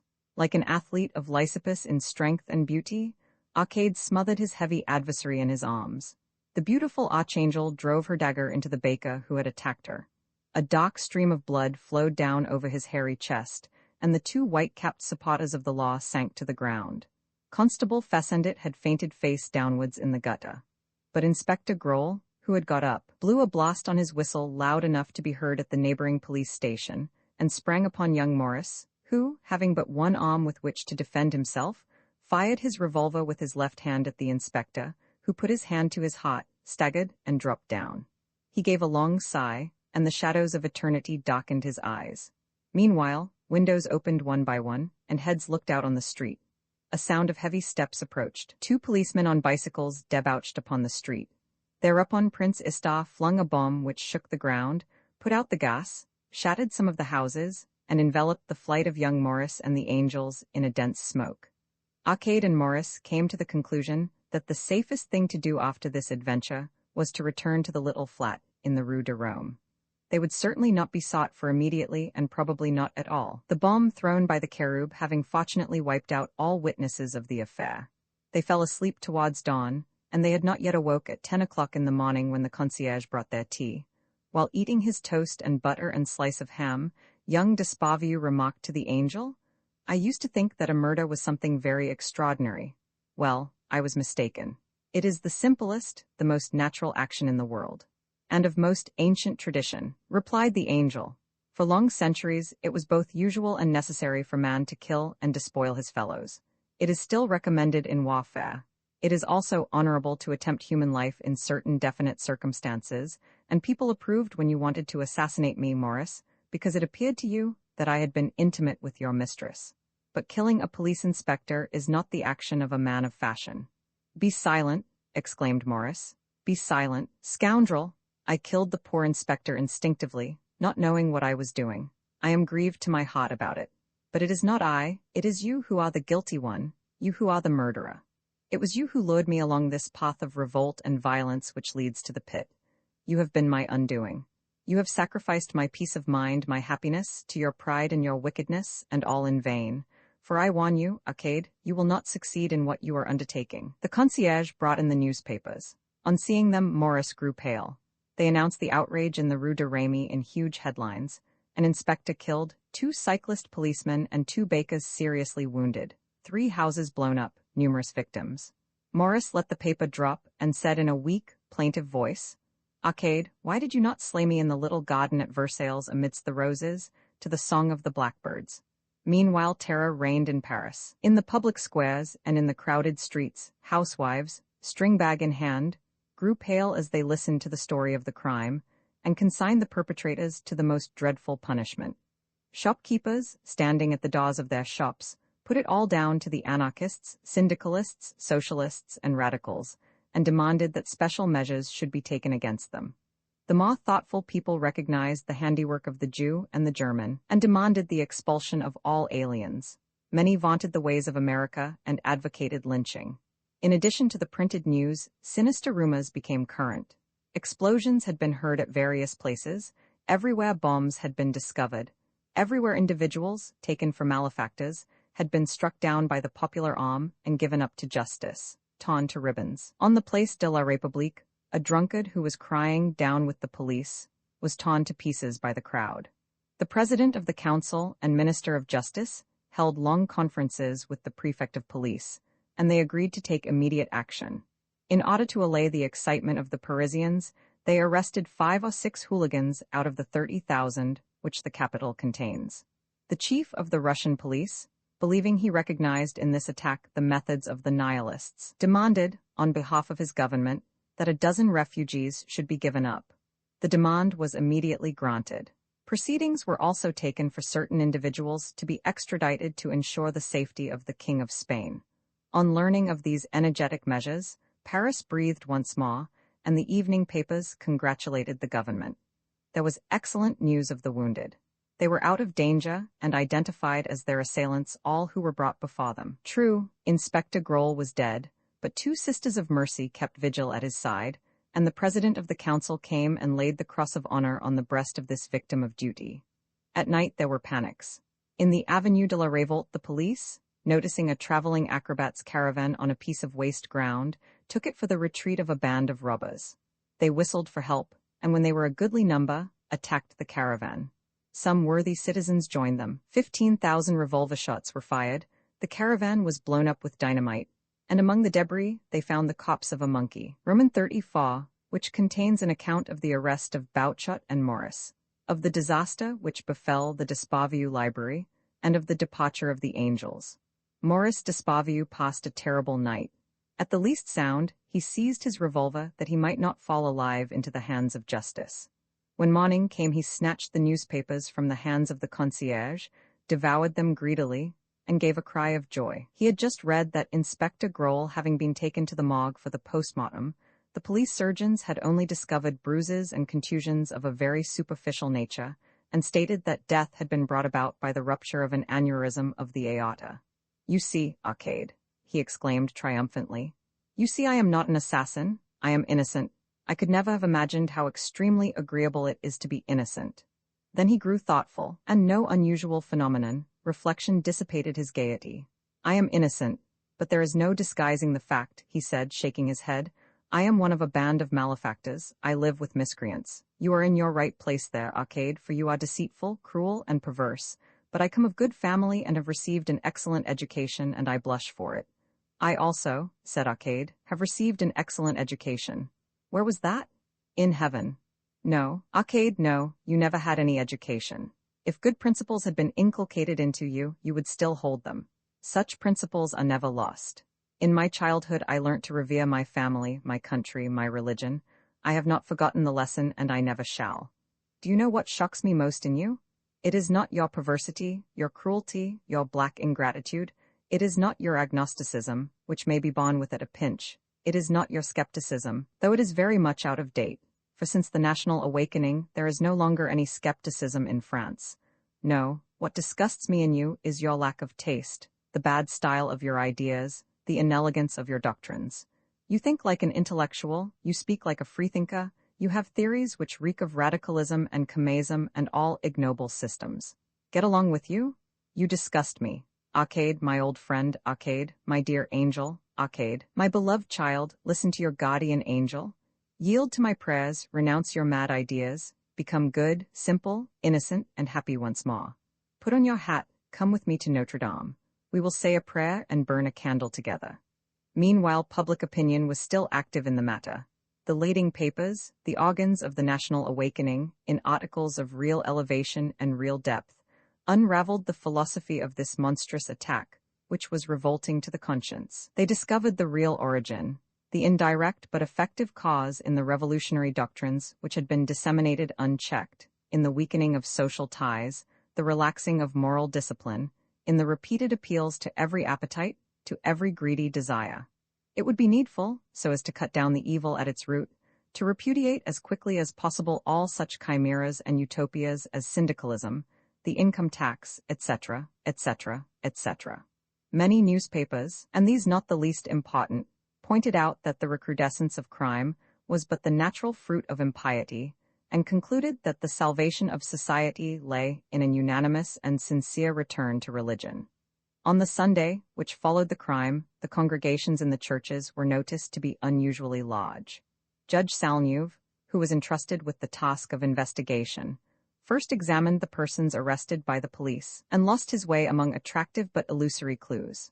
However, the report of the detective Montremain, which was laid before him, put him on the right road, and soon led him to recognize the miscreants of La Jonchère as the authors of the crime of the Rue de Remy.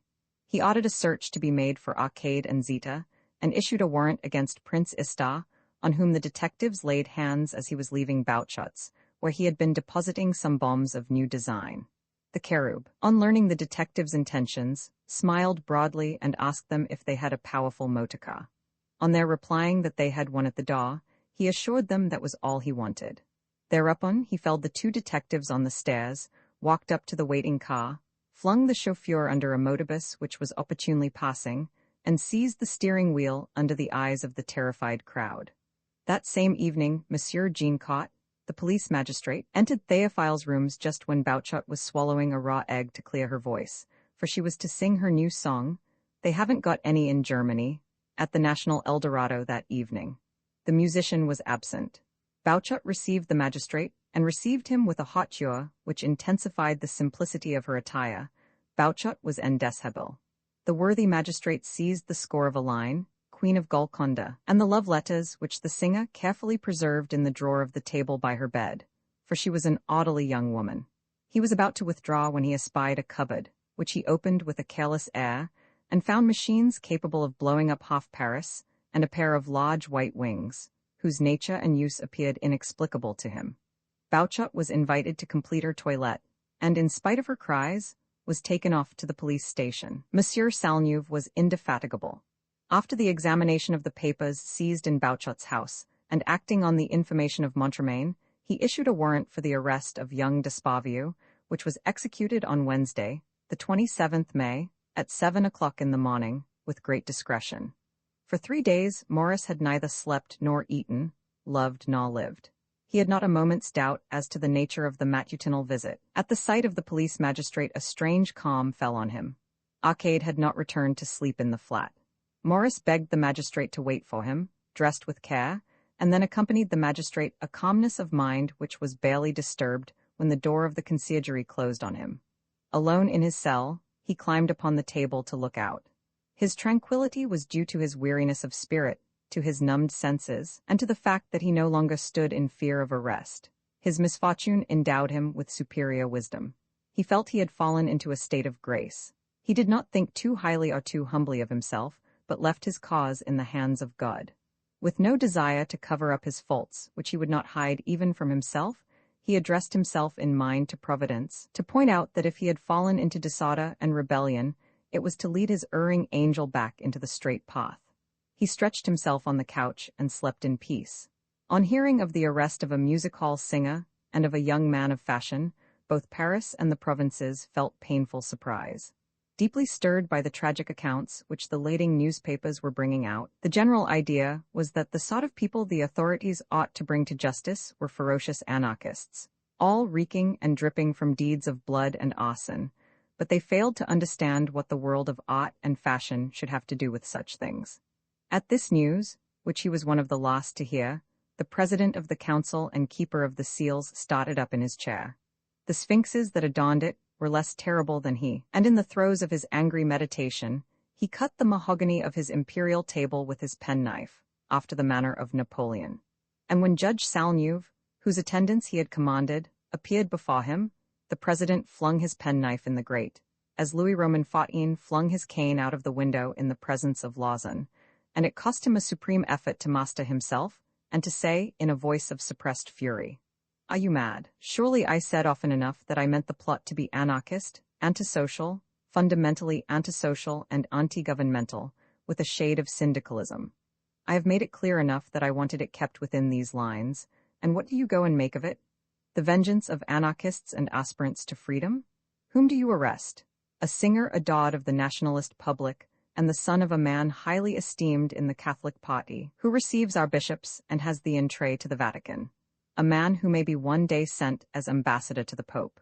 At one blow, you alienate 160 deputies and 40 senators of the right on the very eve of a motion to discuss the question of religious pacification.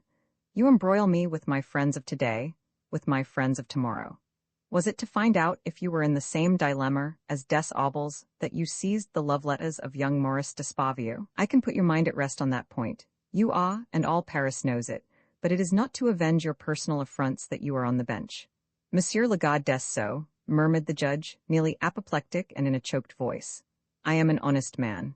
You are a fool and a provincial. Listen to me. If Maurice Despavieux and Mademoiselle Bouchot are not released within half an hour, I will crush you like a piece of glass. Be off. Monsieur René Despavieux went himself to fetch his son from the conciergerie, and took him back to the old house in the Rue Garancière.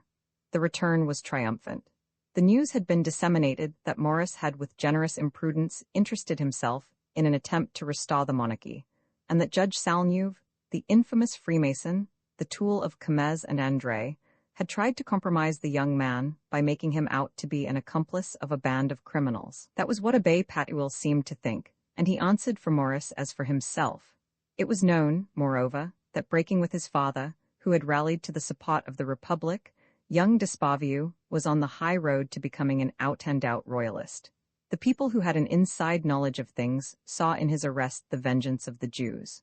Was not Maurice a notorious anti-Semite? Catholic youths went forth to hurl imprecations at Judge Salneuve under the windows of his residence in the Rue Gaïné-Gaude, opposite the Mint. On the Boulevard du Palais, a band of students presented Maurice with a branch of palm. Maurice made a charming reply.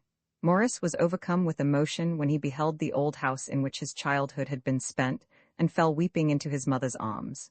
It was a great day, unhappily marred by one painful incident. Monsieur Sariette, who had lost his reason as a consequence of the shocking events that had taken place in the Rue de Courcelles, had suddenly become violent. He had shut himself up in the library, and there he had remained for 24 hours, uttering the most horrible cries, and, turning a deaf ear alike to threats and entreaties, refused to come out. He had spent the night in a condition of extreme restlessness, for all night long the lamp had been seen passing rapidly to and fro behind the curtains. In the morning, hearing Hippolyte shouting to him from the cot below, he opened the window of the Hall of the Spheres and the Philosophers, and heaved 2 or 3 rather weighty tomes on to the old valet's head.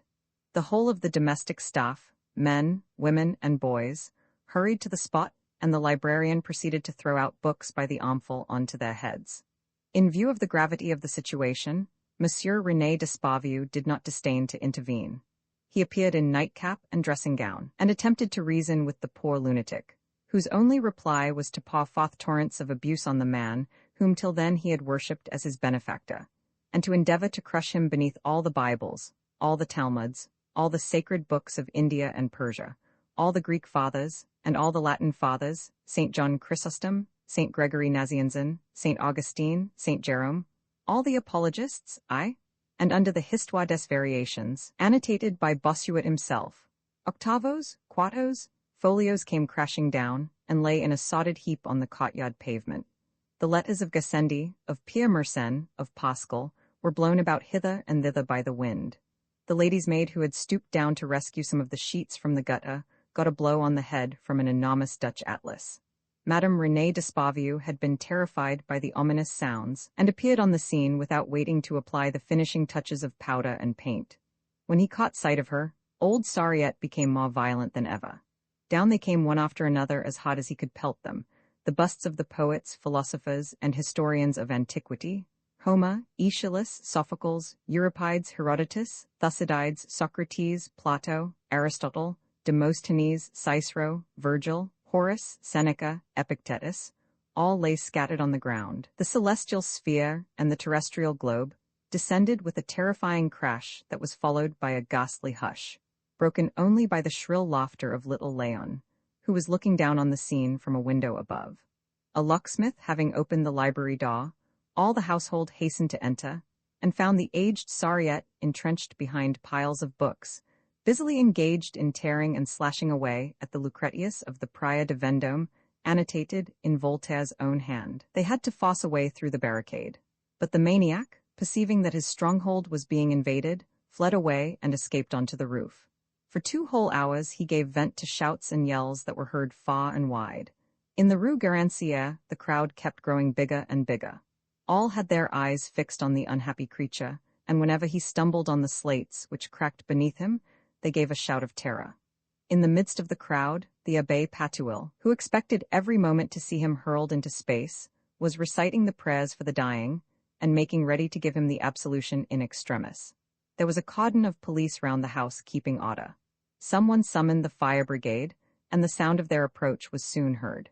They placed a ladder against the wall of the house, and after a terrific struggle managed to secure the maniac, who in the course of his desperate resistance had one of the muscles of his arm torn out. He was immediately removed to an asylum. Maurice dined at home, and there were smiles of tenderness and affection when Victor, the old butler, brought on the roast veal. Monsieur l'Abbé Patouille sat at the right hand of the Christian mother, unctuously contemplating the family which heaven had so plentifully blessed. Nevertheless, Madame d'Esparvieu was ill at ease. Every day she received anonymous letters of so insulting and coarse a nature that she thought at first they must come from a discharged footman. She now knew they were the handiwork of her youngest daughter, Berthe, a mere child. Little Léon, too, gave her pain and anxiety. He paid no attention to his lessons and was given to bad habits. He showed a cruel disposition. He had plucked his sister's canaries alive. He stuck innumerable pins into the chair on which Mademoiselle Caprel was accustomed to sit, and had stolen 14 francs from the poor girl, who did nothing but cry and dab her eyes and nose from morning till night. No sooner was dinner over than Maurice rushed off to the little dwelling in the Rue de Rome, impatient to meet his angel again. Through the door he heard a loud sound of voices, and saw assembled in the room where the apparition had taken place, Arcade, Zita, the angelic musician, and the cherub, who was lying on the bed, smoking a huge pipe, carelessly scotching pillows, sheets, and coverlets. They embraced Maurice and announced their departure. Their faces shone with happiness and courage. Alone, the inspired author of a line, Queen of Golconda, shed tears and raised his terrified gaze to heaven. The cherub forced him into the party of rebellion by setting before him two alternatives: either to allow himself to be dragged from prison to prison on earth, or to carry fire and sword into the palace of Isle de Bayoth. Maurice perceived with sorrow that the earth had scarcely any hold over them. They were setting out filled with immense hope, which was quite justifiable. Doubtless, they were but a few combatants to oppose the innumerable soldiers of the Sultan of the Heavens, but they counted on compensating for the inferiority of their numbers by the irresistible impetus of a sudden attack. They were not ignorant of the fact that Isle de Bayoth, who flatters himself on knowing all things, sometimes allows himself to be taken by surprise. And it certainly looked as if the first attack would have taken him unawares, had it not been for the warning of the Archangel Michael. The celestial army had made no progress since its victory over the rebels before the beginning of time. As regards armaments and material, it was as out of date as the army of the Moors. Its generals slumbered in sloth and ignorance. Loaded with honors and riches, they preferred the delights of the banquet to the fatigues of war. Michael, the commander-in-chief, ever loyal and brave, had lost, with the passing of centuries, his fire and enthusiasm. The conspirators of 1914, on the other hand, knew the very latest and the most delicate appliances of science for the art of destruction. At length all was ready and decided upon. The army of Revolt, assembled by corps each 100,000 angels strong, on all the waste places of the earth, steppes, pampas, deserts, fields of ice and snow, was ready to launch itself against the sky. The angels, in modifying the rhythm of the atoms of which they are composed, are able to traverse the most varied mediums, spirits that have descended onto the earth, being formed, since their incarnation, of too compact a substance, can no longer fly of themselves, and to rise into ethereal regions and then insensibly grow volatilized, have need of the assistance of their brothers, who, though revolutionaries like themselves, nevertheless, stayed behind in the Empyrean and remained, not immaterial, for all is matter in the universe, but gloriously untrammeled and diaphanous. Certes, it was not without painful anxiety that Arcade, Istar, and Zeta prepared themselves to pass from the heavy atmosphere of the earth to the limpid depths of the heavens. To plunge into the ether, there is need to expend such energy that the most intrepid hesitate to take flight. Their very substance, while penetrating this fine medium, must in itself grow fine-spun, become vaporized, and pass from human dimensions to the volume of the vastest clouds which have ever enveloped the earth. Soon they would surpass in grandeur the utmost planets, whose orbits they, invisible and imponderable, would traverse without disturbing. In this enterprise, the vastest that angels could undertake, their substance would be ultimately hotter than the fire and colder than the ice, and they would suffer pangs sharper than death. Maurice read all the daring and the pain of the undertaking in the eyes of Arcade. "You are going?" he said to him, weeping. "We are going, with Nectaire, to seek the great Archangel to lead us to victory." "Whom do you call thus?" "The priests of the Demiurge have made him known to you in their calumnies." "Unhappy being," sighed Maurice. Arcade embraced him, and Maurice felt the angel's tears as they dropped upon his cheek. Roman 35 and last, wherein the sublime dream of Satan is unfolded. Climbing the 7 steep terraces which rise up from the bed of the Ganges to the temples muffled in creepers, the 5 angels reached, by half-obliterated paths, the wild garden filled with perfumed clusters of grapes and chattering monkeys, and at the far end thereof, they discovered him whom they had come to seek. The Archangel lay with his elbow on black cushions embroidered with golden flames. At his feet crouched lions and gazelles. Twined in the trees, tame serpents turned on him their friendly gaze. At the sight of his angelic visitors, his face grew melancholy. Long since, in the days when, with his brow crowned with grapes and his scepter of vine leaves in his hand, he had taught and comforted mankind, his heart had many times been heavy with sorrow. But never yet, since his glorious downfall, had his beautiful face expressed such pain and anguish. Zeta told him of the black standards assembled in crowds in all the waste places of the globe, of the deliverance premeditated and prepared in the provinces of heaven, where the first revolt had long ago been fomented. "Prince," she went on, "your army awaits you. Come, lead it on to victory." "Friends," replied the great Archangel, "I was aware of the object of your visit. Baskets of fruit and honeycombs await you under the shade of this mighty tree. The sun is about to descend into the roseate waters of the sacred river. When you have eaten, you will slumber pleasantly in this garden, where the joys of the intellect and of the senses have reigned since the day when I drove hence the spirit of the old demiurge. Tomorrow I will give you my answer. Night hung its blue over the garden. Satan fell asleep. He had a dream, and in that dream, soaring over the earth, he saw it covered with angels in revolt, beautiful as gods, whose eyes darted lightning, and from pole to pole one single cry, formed of a myriad cries, mounted towards him, filled with hope and love. And Satan said, "Let us go forth? Let us seek the ancient adversary in his high abode." And he led the countless host of angels over the celestial plains, and Satan was cognizant of what took place in the heavenly citadel. When news of this second revolt came thither, the Father said to the Son, "The irreconcilable foe is rising once again. Let us take heed to ourselves, and in this, our time of danger, look to our defenses, lest we lose our high abode." And the Son, consubstantial with the Father, replied, "We shall triumph under the sign that gave Constantine the victory." Indignation burst forth on the mountain of God. At first the faithful seraphim condemned the rebels to terrible torture, but afterwards decided on doing battle with them, the anger burning in the hearts of all inflamed each countenance. They did not doubt of victory, but treachery was feared, and eternal darkness had been at once decreed for spies and alarmists. There was shouting and singing of ancient hymns and praise of the Almighty. They drank of the mystic wine. Courage, overinflated, came near to giving way, and a secret anxiety stole into the inner depths of their souls. The Archangel Michael took supreme command. He reassured their minds by his serenity. His countenance, wherein his soul was visible, expressed contempt for danger. By his orders, the chiefs of the thunderbolts, the cherubs, grown dull with the long interval of peace, paced with heavy steps the ramparts of the holy mountain, and, letting the gaze of their bovine eyes wander over the glittering clouds of their Lord, strove to place the divine batteries in position. After inspecting the defenses, they swore to the Most High that all was in readiness. They took counsel together as to the plan they should follow. Michael was for the offensive. He, as a consummate soldier, said it was the supreme law. Attack or be attacked, there was no middle course. Moreover, he added, the offensive attitude is particularly suitable to the order of the thrones and dominations. Beyond that, it was impossible to obtain a word from the valiant chief, and this silence seemed the mark of a genius sure of himself. As soon as the approach of the enemy was announced, Michael sent forth 3 armies to meet them, commanded by the archangels Uriel, Raphael, and Gabriel.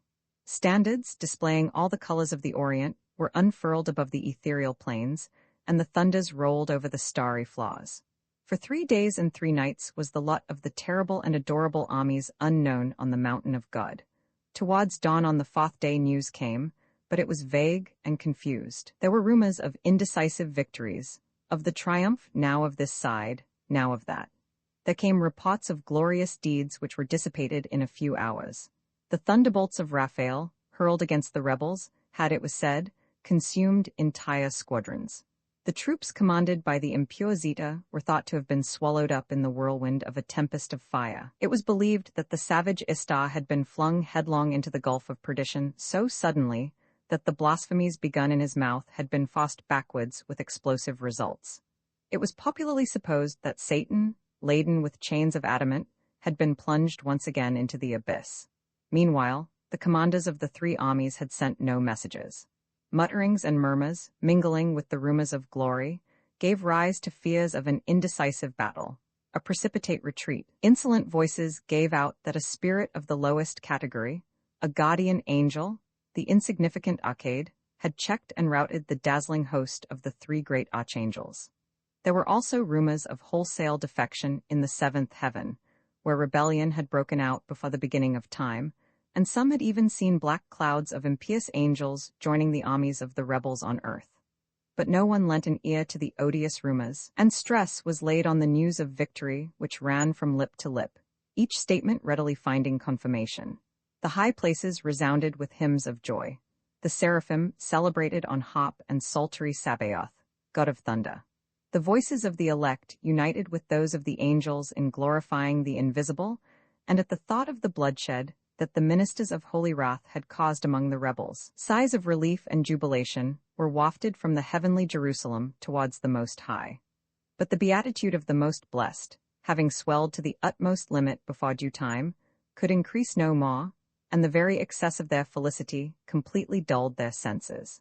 The songs had not yet ceased when the gods watching on the ramparts signaled the approach of the first fugitives of the divine army, seraphim on tattered wing, flying in disorder, maimed cherubs going on 3 feet. With impassive gaze, Michael, prince of warriors, measured the extent of the disaster, and his keen intelligence penetrated its causes. The armies of the living God had taken the offensive, but by one of those fatalities in war which disconcert the plans of the greatest captains, the enemy had also taken the offensive, and the effect was evident. Scarcely were the gates of the citadel open to receive the glorious but shattered remnants of the 3 armies, when a rain of fire fell on the mountain of God. Satan's army was not yet in sight, but the walls of topaz, the cupolas of emerald, the roofs of diamond, all fell in with an appalling crash under the discharge of the electrophores. The ancient thunderclouds essayed to reply, but the bolts fell short, and their thunders were lost in the deserted plains of the skies.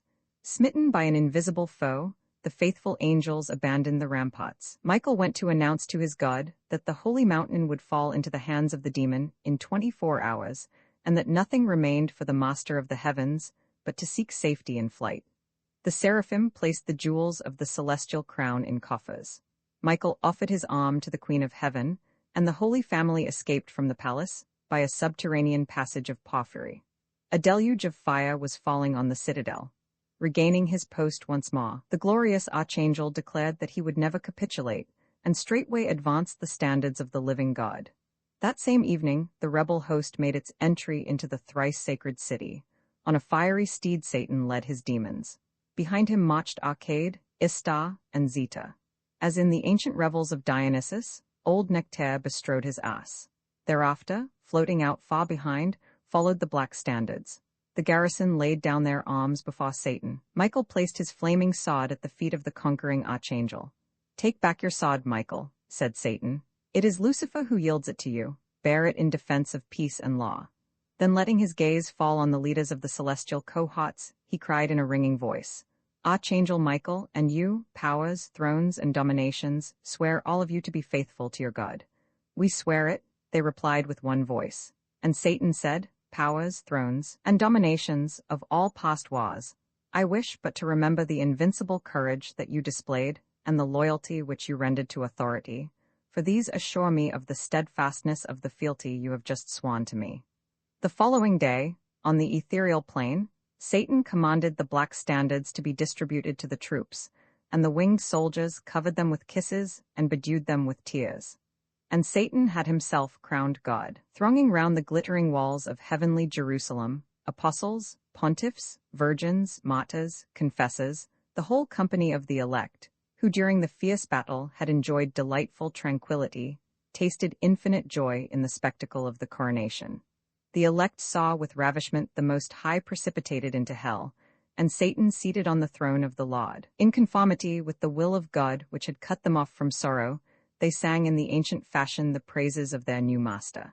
And Satan, piercing space with his keen glance, contemplated the little globe of earth and water where of old he had planted the vine and formed the first tragic chorus.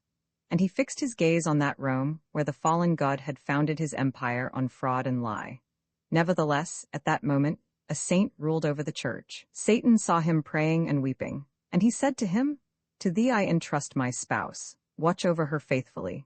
In thee I confirm the right and power to decide matters of doctrine, to regulate the use of the sacraments, to make laws, and to uphold purity of morals. And the faithful shall be under obligation to conform thereto. My church is eternal, and the gates of hell shall not prevail against it. Thou art infallible. Nothing is changed." And the successor of the apostles felt flooded with rapture. He prostrated himself, and with his forehead touching the floor, replied, "O Lord, my God, I recognize thy voice. Thy breath has been wafted like balm to my heart. Blessed be thy name. Thy will be done on earth as it is in heaven. Lead us not into temptation, but deliver us from evil." And Satan found pleasure in praise and in the exercise of his grace. He loved to hear his wisdom and his power belauded. He listened with joy to the canticles of the cherubim who celebrated his good deeds, and he took no pleasure in listening to Nectaire's flute, because it celebrated nature's self. Yielded to the insect, and to the blade of grass their share of power and love, and counselled happiness and freedom. Satan, whose flesh had crept in days gone by, at the idea that suffering prevailed in the world, now felt himself inaccessible to pity. He regarded suffering and death as the happy results of omnipotence and sovereign kindness.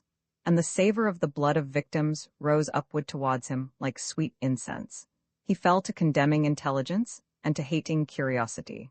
He himself refused to learn anything more, for fear that in acquiring fresh knowledge, he might let it be seen that he had not known everything at the very outset.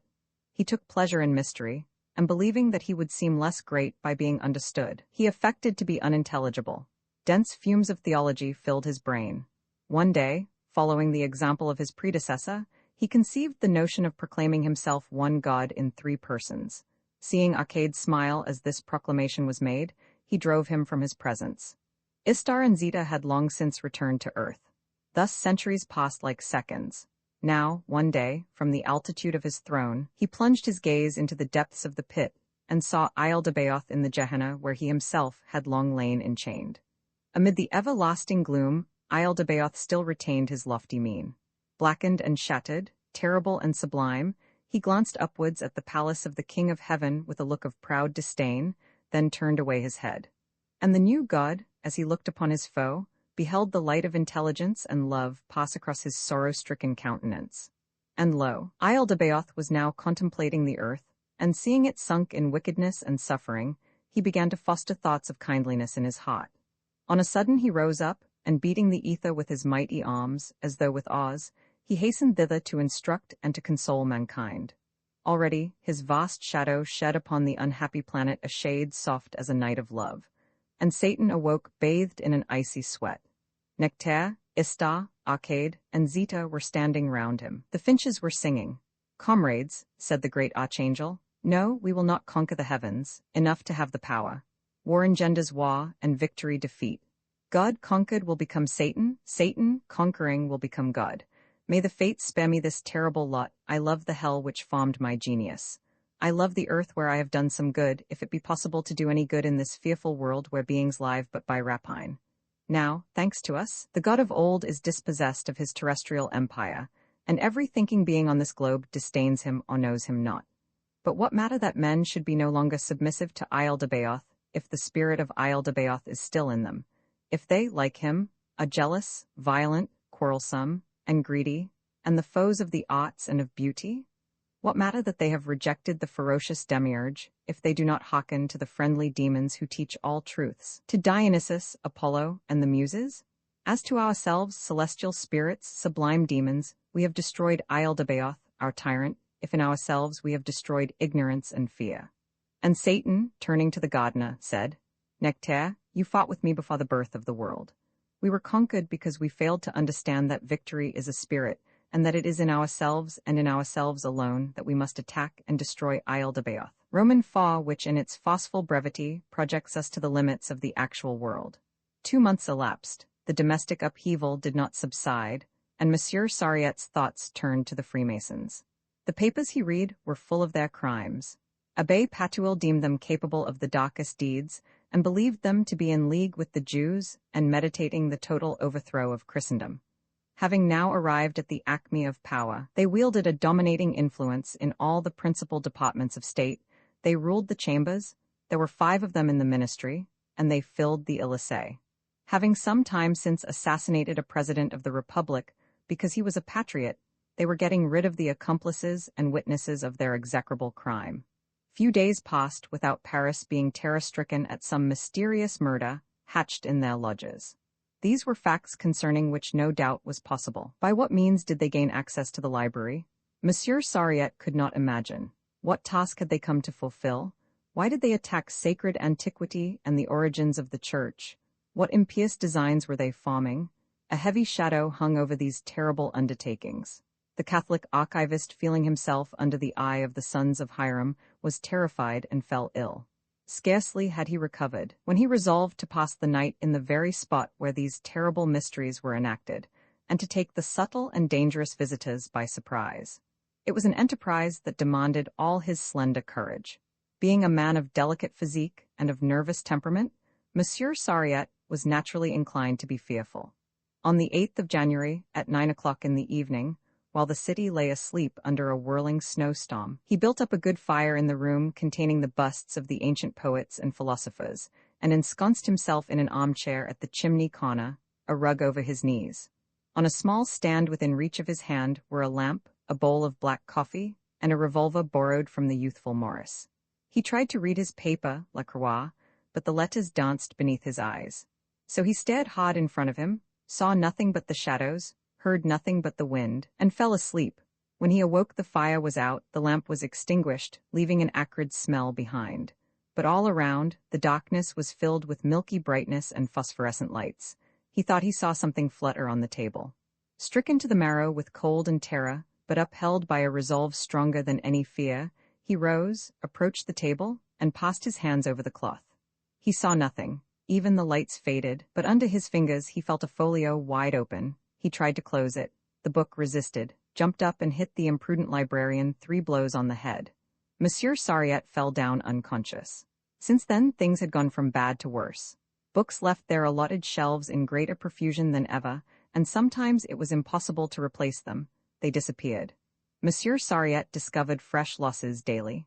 The Bollandists were now an imperfect set. 30 volumes of exegesis were missing. He himself had become unrecognizable. His face had shrunk to the size of one's fist and grown yellow as a lemon. His neck was elongated out of all proportion. His shoulders drooped. The clothes he wore hung on him as on a peg.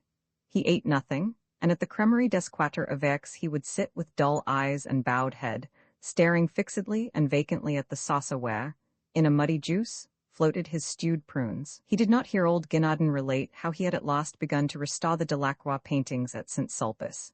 Monsieur René d'Espavieu, when he heard the unhappy curator's alarming reports, used to answer dryly, "These books have been mislaid, they are not lost. Look carefully, Monsieur Sariette, look carefully, and you will find them." And he murmured behind the old man's back, "Poor old Sariette is in a bad way." "I think," replied Abbé Patouille, "that his brain is going. Wherein everything seems strange because everything is logical." The Chapel of the Holy Angels, which lies on the right hand as you enter the Church of St. Sulpice, was hidden behind a scaffolding of planks. Abbé Patouille, Monsieur Gaëtan, Monsieur Maurice, his nephew, and Monsieur Sariette entered in single file through the low door cut in the wooden hoarding, and found old Guénardon on the top of his ladder standing in front of the Heliodorus. The old artist, surrounded by all sorts of tools and materials, was putting a white paste in the crack which cut in two the high priest Onias. Zéphirine, Paul Baudry's favorite model, Zéphirine, who had lent her golden hair and polished shoulders to so many Magdalens, Marguerites, sylphs, and mermaids, and who, it is said, was beloved of the Emperor Napoleon Roman III, was standing at the foot of the ladder with tangled locks, cadaverous cheeks, and dim eyes, older than old Guénardon, whose life she had shared for more than half a century. She had brought the painter's lunch in a basket. Although the slanting rays fell gray and cold through the leaded and iron-barred window, Delacroix's coloring shone resplendent, and the roses on the cheeks of men and angels dimmed with their glorious beauty the rubicund countenance of old Guénardon, which stood out in relief against one of the temple's columns. These frescoes of the Chapel of the Holy Angels, though derided and insulted when they first appeared, have now become part of the classic tradition, and are united in immortality with the masterpieces of Rubens and Tintoretto. Old Guénardon, bearded and long-haired, looked like Father Time effacing the works of man's genius. Gaëtan, in alarm, called out to him, "Carefully, Monsieur Guénardon, carefully, do not scrape too much." The painter reassured him. "Fear nothing, Monsieur Gaëtan, I do not paint in that style. My art is a higher one. I work after the manner of Cimabue, Giotto, and Beato Angelico, not in the style of Delacroix. This surface here is too heavily charged with contrast and opposition to give a really sacred effect. It is true that Chenavard said that Christianity loves the picturesque, but Chenavard was a rascal with neither faith nor principle, an infidel.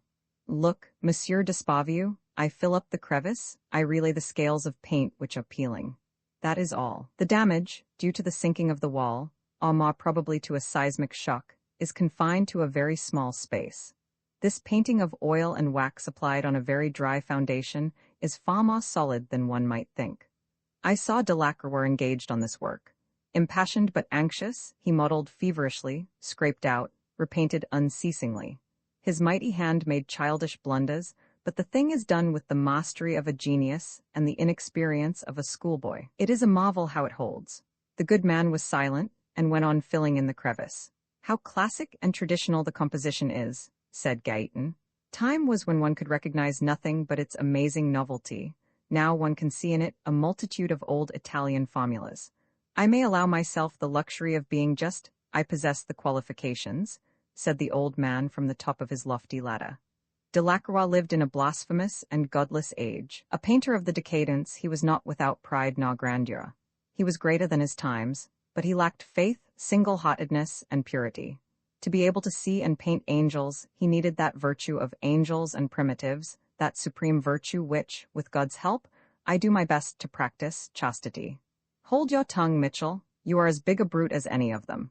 Thus Zéphirine, devoured with jealousy, because that very morning on the stairs she had seen her lover kiss the breadwoman's daughter, to wit the youthful Octavie, who was as squalid and radiant as one of Rembrandt's brides.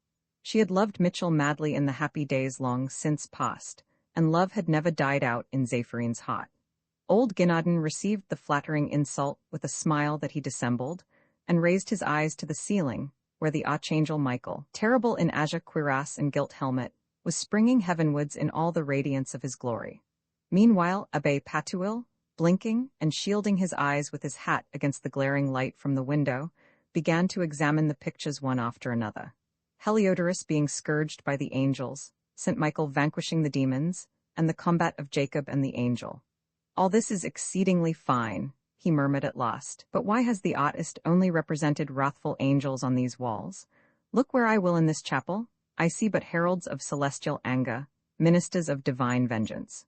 God wishes to be feared, he wishes also to be loved. I would fain perceive on these walls messengers of peace and of clemency. I should like to see the seraphim who purified the lips of the prophet, St. Raphael, who gave back his sight to old Tobias, Gabriel, who announced the mystery of the incarnation to Mary, the angel who delivered St. Peter from his chains, the cherubim who bore the dead St. Catherine to the top of Sinai. Above all, I should like to be able to contemplate those heavenly guardians which God gives to every man baptized in his name. We each have one who follows all our steps, who comforts us and upholds us. It would be pleasant indeed to admire these enchanting spirits, these beautiful faces. Ah, Abbé, it depends on the point of view, answered Gaëtan. Delacroix was no sentimentalist. Old Inges was not very far wrong in saying that this great man's work reeks of fire and brimstone. Look at the sombre, splendid beauty of those angels, look at those androgynes so proud and fierce, at those pitiless youths who lift avenging rods against Heliodorus. Note this mysterious wrestler touching the patriarch on the hip. Hush, said Abbé Patouille. According to the Bible, he is no angel like the others. If he be an angel, he is the angel of creation, the eternal Son of God. I am surprised that the venerable curé of St. Sulpice, who entrusted the decoration of this chapel to Monsieur Eugène Delacroix, did not tell him that the patriarch's symbolic struggle with him, who was nameless, took place in profound darkness, and that the subject is quite out of place here, since it prefigures the incarnation of Jesus Christ. The best artists go astray when they fail to obtain their ideas of Christian iconography from a qualified ecclesiastic. The institutions of Christian art form the subject of numerous works with which you are doubtless acquainted, Monsieur Sariette. Monsieur Sariette was gazing vacantly about him. It was the third morning after his adventurous night in the library. Being, however, thus called upon by the venerable ecclesiastic, he pulled himself together and replied, "On this subject we may with advantage consult Molinus, De Historia Sacrarum Imaginum et Picturarum, in the edition given us by Noël Paquot, dated Louvain, 1771, Cardinal Frederico Borromeo, De Pictura Sacra, and the Iconography of Didron, but this last work must be read with caution." Having thus spoken, Monsieur Sariette relapsed into silence. He was pondering on his devastated library. On the other hand, continued Abbé Patouille, since an example of the holy anger of the angels was necessary in this chapel, the painter is to be commended for having depicted for us in imitation of Raphael the heavenly messengers who chastised Heliodorus. Ordered by Seleucus, king of Syria, to carry off the treasures contained in the temple, Heliodorus was stricken by an angel in a cuirass of gold, mounted on a magnificently caparisoned steed. 2 other angels smote him with rods. He fell to earth, as Monsieur Delacroix shows us here, and was swallowed up in darkness. It is right and salutary that this adventure should be cited as an example to the Republican commissioners of police and to the sacrilegious agents of the law. There will always be Heliodorises, but, let it be known, every time they lay their hands on the property of the church, which is the property of the poor, they shall be chastised with rods and blinded by the angels. I should like this painting, or, better still, Raphael's sublimer conception of the same subject, to be engraved in little pictures fully colored, and distributed as rewards in all the schools. "Uncle," said young Morris with a yawn, "I think these things are simply ghastly. I prefer Matisse and Metzinger." These words fell unheeded, and old Guinardon from his ladder held forth. Only the primitives caught a glimpse of heaven. Beauty is only to be found between the 13th and 15th centuries. The antique, the impure antique, which regained its pernicious influence over the minds of the 16th century, inspired poets and painters with criminal notions and immodest conceptions, with horrid impurities, filth. All the artists of the Renaissance were swine, including Michelangelo. Then, perceiving that Guyton was on the point of departure, Pierre Guinardon assumed an air of bonhomie, and said to him in a confidential tone, "Monsieur Guyton, if you're not afraid of climbing up my 5 flights, come and have a look at my den. I've got 2 or 3 little canvases I wouldn't mind parting with, and they might interest you. All good, honest, straightforward stuff. I'll show you, among other things, a tasty, spicy little Baudouin that would make your mouth water." At this speech Guyton made off. As he descended the church steps and turned down the Rue Princess, he found himself accompanied by old Sariette, and fell to unburdening himself to him, as he would have done to any human creature, or indeed to a tree, a lamppost, a dog, or his own shadow, of the indignation with which the aesthetic theories of the old painter inspired him. Old Guinardon overdoes it with his Christian art and his primitives. Whatever the artist conceives of heaven is borrowed from earth. God, the Virgin, the angels, men and women, saints, the light, the clouds. When he was designing figures for the chapel windows at Dreux, old Ingres drew from life a pure, fine study of a woman, which may be seen, among many others, in the Musée Bonnat at Bayonne. Old Ingres had written at the bottom of the page, in case he should forget, "Mademoiselle Seyssile, admirable legs and thighs," and so as to make Mademoiselle Seyssile into a saint in paradise, he gave her a robe, a cloak, a veil, inflicting thus a shameful decline in her estate, for the tissues of Lyons and Genoa are worthless compared with the youthful living tissue, rosy with pure blood. The most beautiful draperies are despicable compared with the lines of a beautiful body. In fact, clothing for flesh that is desirable and ripe for wedlock is an unmerited shame, and the worst of humiliations. And Guyton, walking carelessly in the gutter of the Rue Garancière, continued, "Old Guinardon is a pestilential idiot. He blasphemes antiquity, sacred antiquity, the age when the gods were kind. He exalts an epoch when the painter and the sculptor had all their lessons to learn over again. In point of fact, Christianity has run contrary to art in so much as it has not favored the study of the nude. Art is the representation of nature, and nature is preeminently the human body. It is the nude." "Pardon, purred old Sariette. "There is such a thing as spiritual, or, as one might term it, inward beauty, which, since the days of Fra Angelico down to those of Hippolyte Flandrin, Christian art has—" But Guyton, never hearing a word of all this, went on hurling his impetuous observations at the stones of the old street and the snow-laden clouds overhead. The primitives cannot be judged as a whole, for they are utterly unlike each other. This old madman confounds them all together. Cimabue is a corrupt Byzantine, Giotto gives hints of powerful genius, but his modeling is bad, and, like children, he gives all his characters the same face. The early Italians have grace and joy, because they are Italians. The Venetians have an instinct for fine color. But when all is said and done, these exquisite craftsmen enamel and gild rather than paint. There is far too much softness about the heart and the coloring of your saintly Angelico for me. As for the Flemish school, that's quite another pair of shoes. They can use their hands, and in glory of workmanship, they are on a level with the Chinese lacquerworkers. The technique of the brothers Van Eyck is a marvel, but I cannot discover in their adoration of the Lamb the charm and mystery that some have vaunted. Everything in it is treated with a pitiless perfection. It is vulgar in feeling and cruelly ugly. Memling may touch one perhaps, but he creates nothing but sick wretches and cripples. Under the heavy, rich, and ungraceful robing of his virgins and saints, one divines some very lamentable anatomy. I did not wait for Rogier van der Weyden to call himself Roger de la Pasture and turn Frenchman in order to prefer him to Memling. This Rogier or Roger is less of a ninny. But then he is more lugubrious, and the rigidity of his lines bears eloquent testimony to his poverty-stricken figures. It is a strange perversion to take pleasure in these carnivalesque figures when one can have the paintings of Leonardo, Titian, Correggio, Velázquez, Rubens, Rembrandt, Poussin, or Prudhon. Really, it is a perverted instinct. Meanwhile, the Abbé Patuil and Maurice d'Esparvieu were strolling leisurely along in the wake of the aesthete and the librarian. As a general rule, the Abbé Patuil was little inclined to talk theology with laymen, or, for that matter, with clerics either. Carried away, however, by the attractiveness of the subject, he was telling the youthful Maurice all about the sacred mission of those guardian angels which Monsieur Delac had so inopportunely excluded from his picture. And in order to give more adequate expression to his thoughts on such lofty themes, the Abbé Patuil borrowed whole phrases and sentences from Bossuet. He had got them up by heart to put in his sermons, for he adhered strongly to tradition.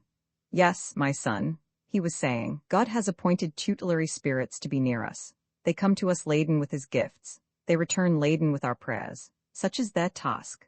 Not an hour, not a moment passes but they are at our side, ready to help us, ever fervent and unwearying guardians, watchmen that never slumber."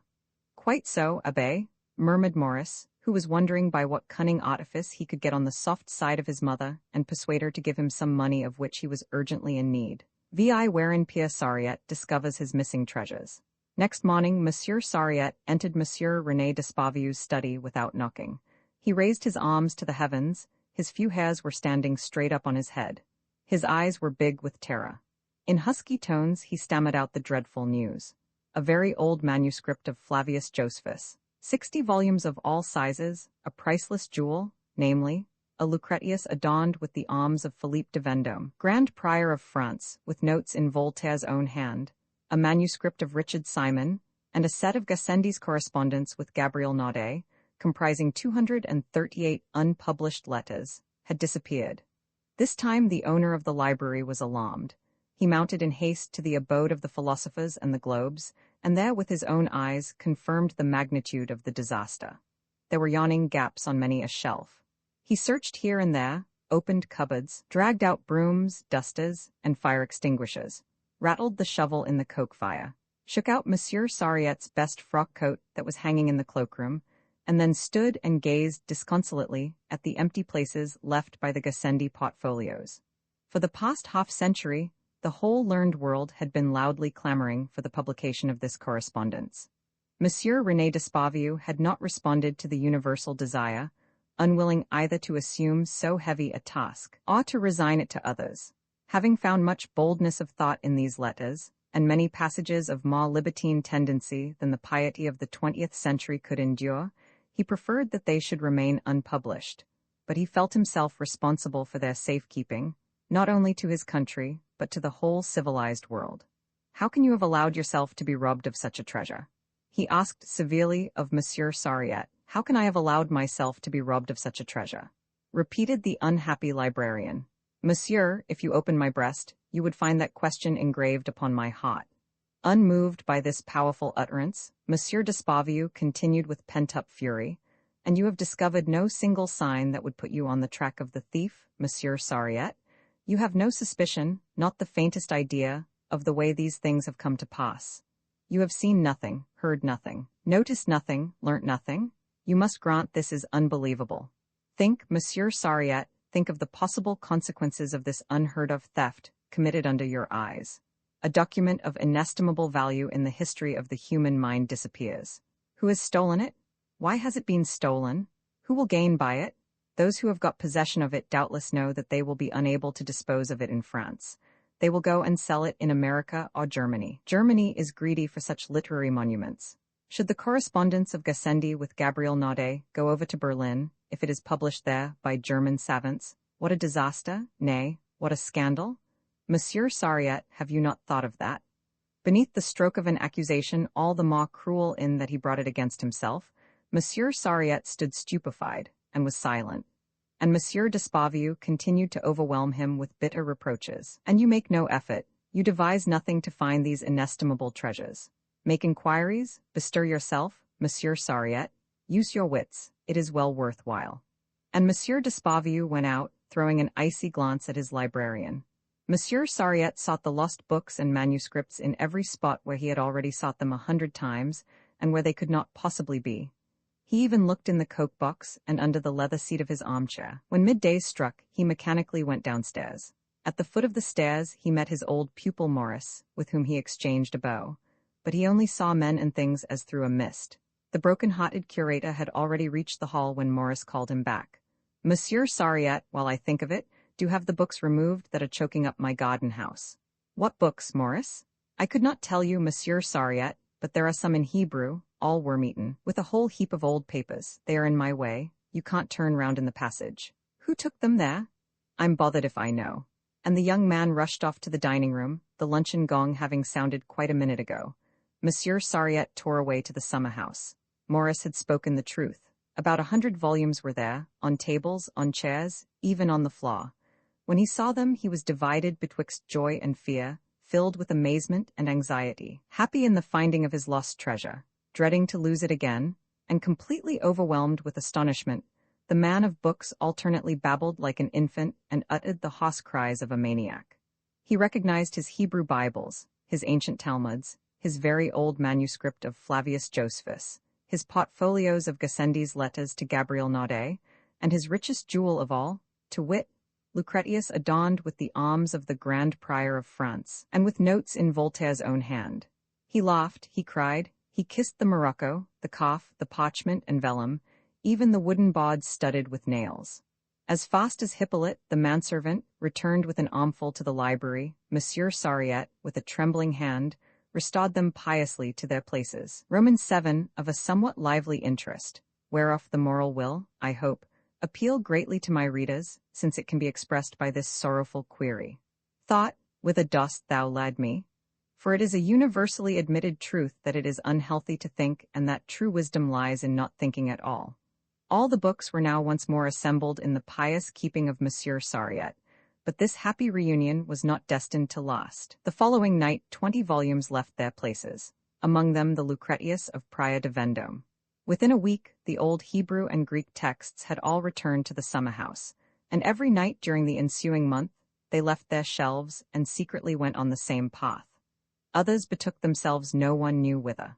On hearing of these mysterious occurrences, Monsieur René Despavieux merely remarked with frigidity to his librarian, "My poor Sariette, all this is very queer indeed."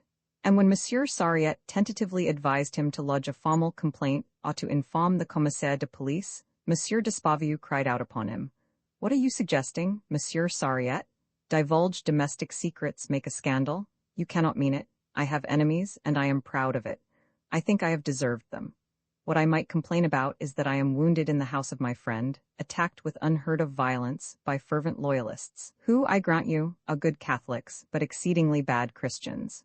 In a word, I am watched, spied upon, shadowed, and you suggest, Monsieur Sariette, that I should make a present of this Comicopera mystery, this burlesque adventure, this story in which we both cut somewhat pitiable figures, to a set of spiteful journalists.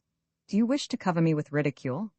The result of the colloquy was that the two gentlemen agreed to change all the locks in the library. Estimates were asked for and workmen called in.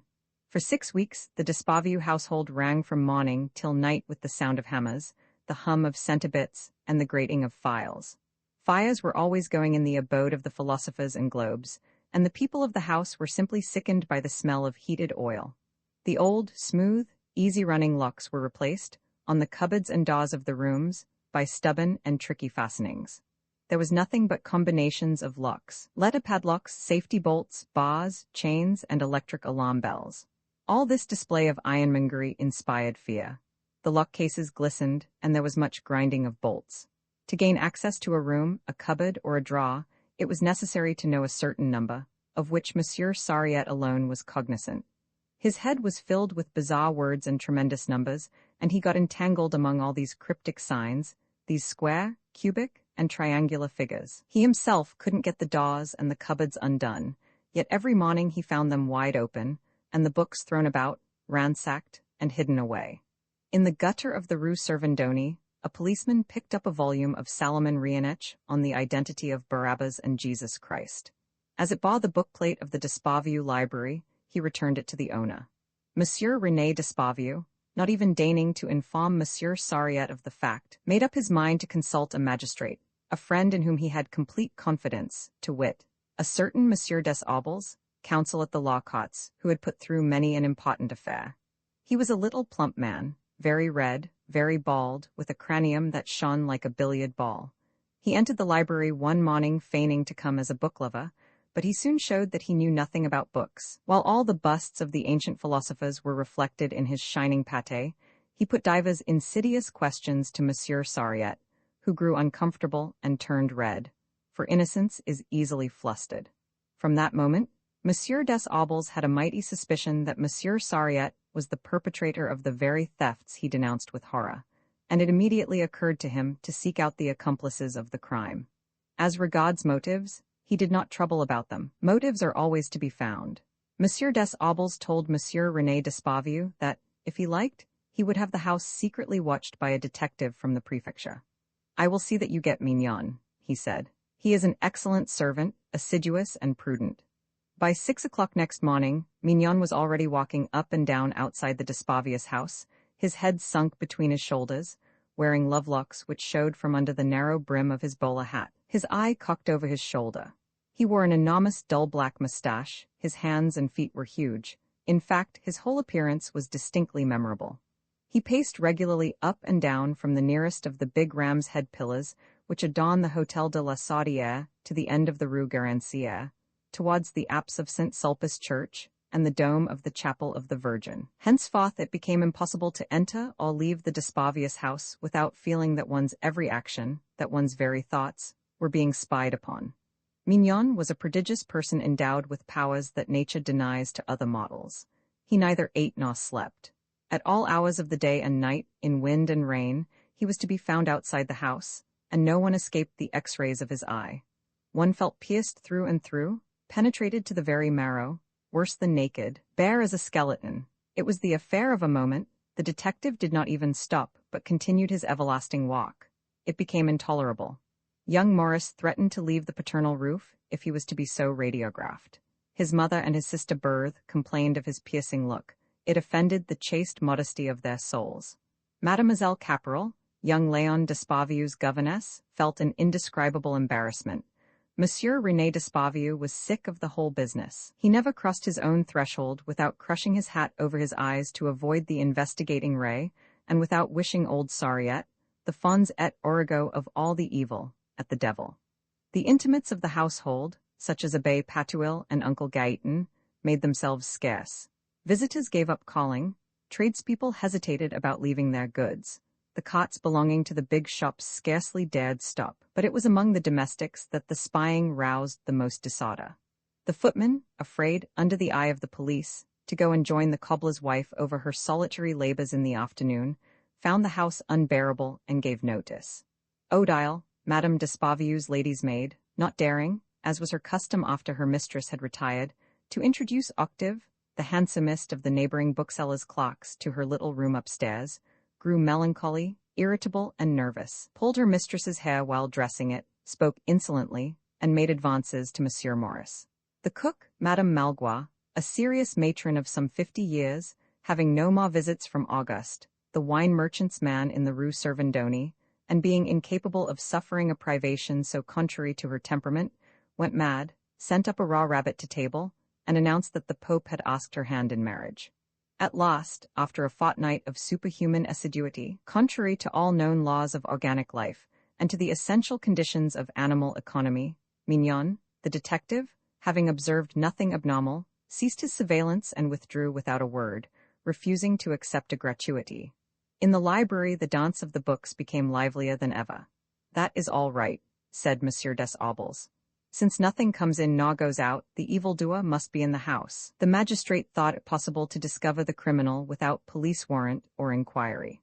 On a date agreed upon at midnight, he had the floor of the library, the treads of the stairs, the vestibule, the garden path leading to Monsieur Maurice's summer house, and the entrance hall of the latter, all covered with a coating of talc. The following morning, Monsieur des Aubles, assisted by a photographer from the prefecture, and accompanied by Monsieur René d'Espavieu and Monsieur Sariette, came to take the imprints. They found nothing in the garden, the wind had blown away the coating of talc, nothing in the summer-house either. Young Maurice told them he thought it was some practical joke, and that he had brushed away the white dust with the hearth-brush. The real truth was, he had effaced the traces left by the boots of Odile, the lady's maid. On the stairs and in the library, the very light print of a bare foot could be discerned. It seemed to have sprung into the air, and to have touched the ground at rare intervals, and without any pressure. They discovered 5 of these traces. The clearest was to be found in the abode of the busts and spheres, on the edge of the table where the books were piled. The photographer took several negatives of this imprint. "This is more terrifying than anything else," murmured Monsieur Sariette. Monsieur des Aubles did not hide his surprise. 3 days later, the anthropometrical department of the prefecture returned the proofs exhibited to them, saying that they were not in the records. After dinner, Monsieur René showed the photographs to his brother Gaëtan, who examined them with profound attention, and after a long silence exclaimed, "No wonder they have not got this at the prefecture. It is the foot of a god or of an athlete of antiquity. The soul that made this impression is of a perfection unknown to our races and our climates. It exhibits toes of exquisite grace and a divine heel." René d'Espavieu cried out upon his brother for a madman. "He is a poet," sighed Madame d'Espavieu. "Uncle," said Maurice, "you'll fall in love with this foot if you ever come across it." "Such was the fate of Vivant de Nun, who accompanied Bonaparte to Egypt," replied Gaëtan. At Thebes, in a tomb violated by the Arabs, de Nun found the little foot of a mummy of marvelous beauty. He contemplated it with extraordinary fervor. "It is the foot of a young woman," he pondered, "of a princess, of a charming creature. No covering has ever marred its perfect shape." De Nun admired, adored, and loved it. You may see a drawing of this little foot in de Nun's Atlas of his journey to Egypt, whose leaves one could turn over upstairs, without going further afield, if only Monsieur Sariette would ever let us see a single volume of his library. Sometimes, in bed, Maurice, waking in the middle of the night, thought he heard the sound of pages being turned over in the next room, and the thud of bound volumes falling on the floor. One morning at 5 o'clock, he was coming home from the club, after a night of bad luck, and while he stood outside the door of the summer house, hunting in his pocket for his keys, his ears distinctly heard a voice sighing. "Knowledge, whither dost thou lead me? Thought, whither dost thou lure me?" But entering the 2 rooms he saw nothing, and told himself that his ears must have deceived him. Roman 8, which speaks of love, a subject which always gives pleasure, for a tale without love is like beef without mustard, an insipid dish. Nothing ever astonished Maurice. He never sought to know the causes of things and dwelt tranquilly in the world of appearances. Not denying the eternal truth, he nevertheless followed vain things as his fancy led him. Less addicted to sport and violent exercise than most young people of his generation, he followed unconsciously the old erotic traditions of his race. The French were ever the most gallant of men, and it were a pity they should lose this advantage. Maurice preserved it. He was in love with no woman, but, as St. Augustine said, he loved to love. After paying the tribute that was rightly due to the imperishable beauty and secret arts of Madame de la Berthelière, he had enjoyed the impetuous caresses of a young singer called Luciole. At present he was joylessly experiencing the primitive perversity of Odile, his mother's lady's maid, and the tearful adoration of the beautiful Madame Boitia. And he felt a great void in his heart. It chanced that one Wednesday, on entering the drawing-room where his mother entertained her friends, who were, generally speaking, unattractive and austere ladies, with a sprinkling of old men and very young people, he noticed, in this intimate circle, Madame des Aubles, the wife of the magistrate at the law courts, whom Monsieur d'Espavieu had vainly consulted on the mysterious ransacking of his library. She was young, he found her pretty, and not without cause. Gilbert had been modelled by the genius of the race, and no other genius had had a part in the work. Thus all her attributes inspired desire, and nothing in her shape or her being aroused any other sentiment. The law of attraction which draws world to world moved young Maurice to approach this delicious creature, and under its influence he offered to escort her to the tea-table. And when Gilbert was served with tea, he said, "We should hit it off quite well together, you and I, don't you think?" He spoke in this way, according to modern usage, so as to avoid inane compliments and to spare a woman the bottom of listening to one of those old declarations of love which, containing nothing but what is vague and undefined, require neither a truthful nor an exact reply. And profiting by the fact that he had an opportunity of conversing secretly with Madame des Aubles for a few minutes, he spoke urgently and to the point. Gilbert, so far as one could judge, was made rather to awaken desire than to feel it. Nevertheless, she well knew that her fate was to love, and she followed it willingly and with pleasure. Morris did not particularly displease her. She would have preferred him to be an orphan, for experience had taught her how disappointing it sometimes is to love the son of the house. "Will you?" he said by way of conclusion. She pretended not to understand, and with her little foie gras sandwich raised halfway to her mouth, she looked at Morris with wondering eyes. "Will I what?" she asked. "You know quite well."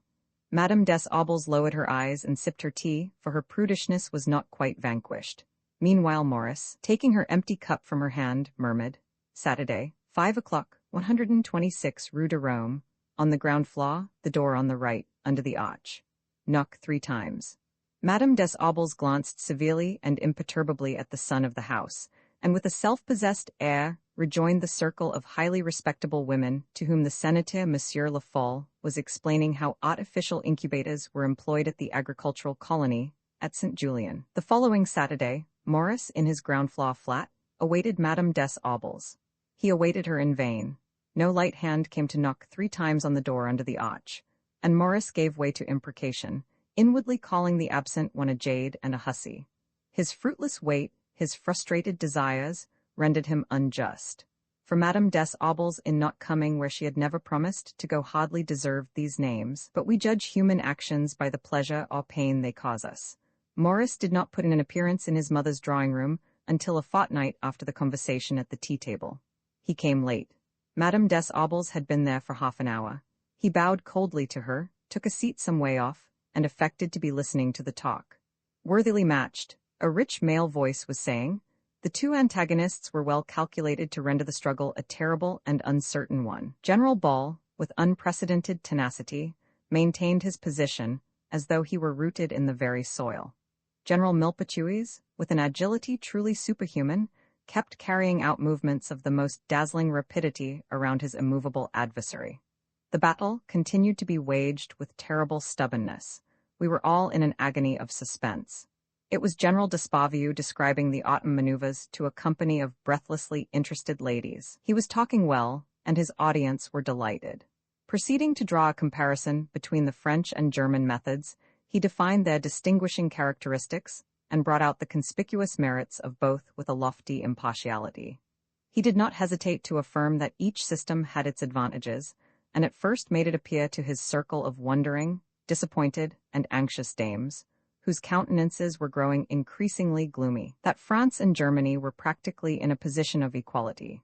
But little by little, as the strategist went on to give a clearer definition of the two methods, that of the French began to appear flexible, elegant, vigorous, full of grace, cleverness, and verve, that of the Germans heavy, clumsy, and undecided. And slowly and surely the faces of the ladies began to clear and to light up with joyous smiles. In order to dissipate any lingering shadows of misgiving from the minds of these wives, sisters, and sweethearts, the general gave them to understand that we were in a position to make use of the German method when it suited us, but that the Germans could not avail themselves of the French method. No sooner had he delivered himself of these sentiments than he was buttonholed by Monsieur Le Truc de Ruffec, who was engaged in founding a patriotic society known as Swordsmen All, of which the object was to regenerate France and ensure her superiority over all her adversaries. Even children in the cradle were to be enrolled, and Monsieur Le Truc de Ruffec offered the honorary presidency to General Despavieux. Meanwhile, Morris was appearing to be interested in a conversation that was taking place between a very gentle old lady and the Abbé Lapetite, chaplain to the Dames du Saint-Sang. The old lady, severely tried of late by illness and the loss of friends, wanted to know how it was that people were unhappy in this world. "How," she asked Abbé Lapetite, "do you explain the scourges that afflict mankind? Why are there plagues, famines, floods, and earthquakes? It is surely necessary that God should sometimes remind us of his existence," replied Abbé Lapetite, with a heavenly smile.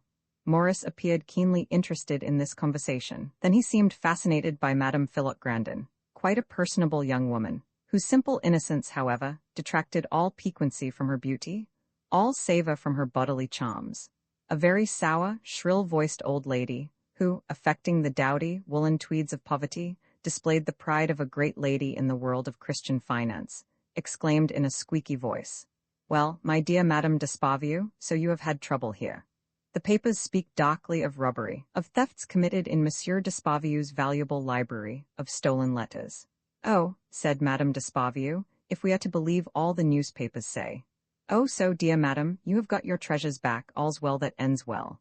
The library is in perfect order," asserted Madame d'Esparvieu. "There is nothing missing. The library is on the floor above this, is it not?" asked young Madame des Aubles, showing an unexpected interest in the books. Madame d'Esparvieu replied that the library occupied the whole of the second floor, and that they had put the least valuable books in the attics. "Could I not go and look at it?" The mistress of the house declared that nothing could be easier.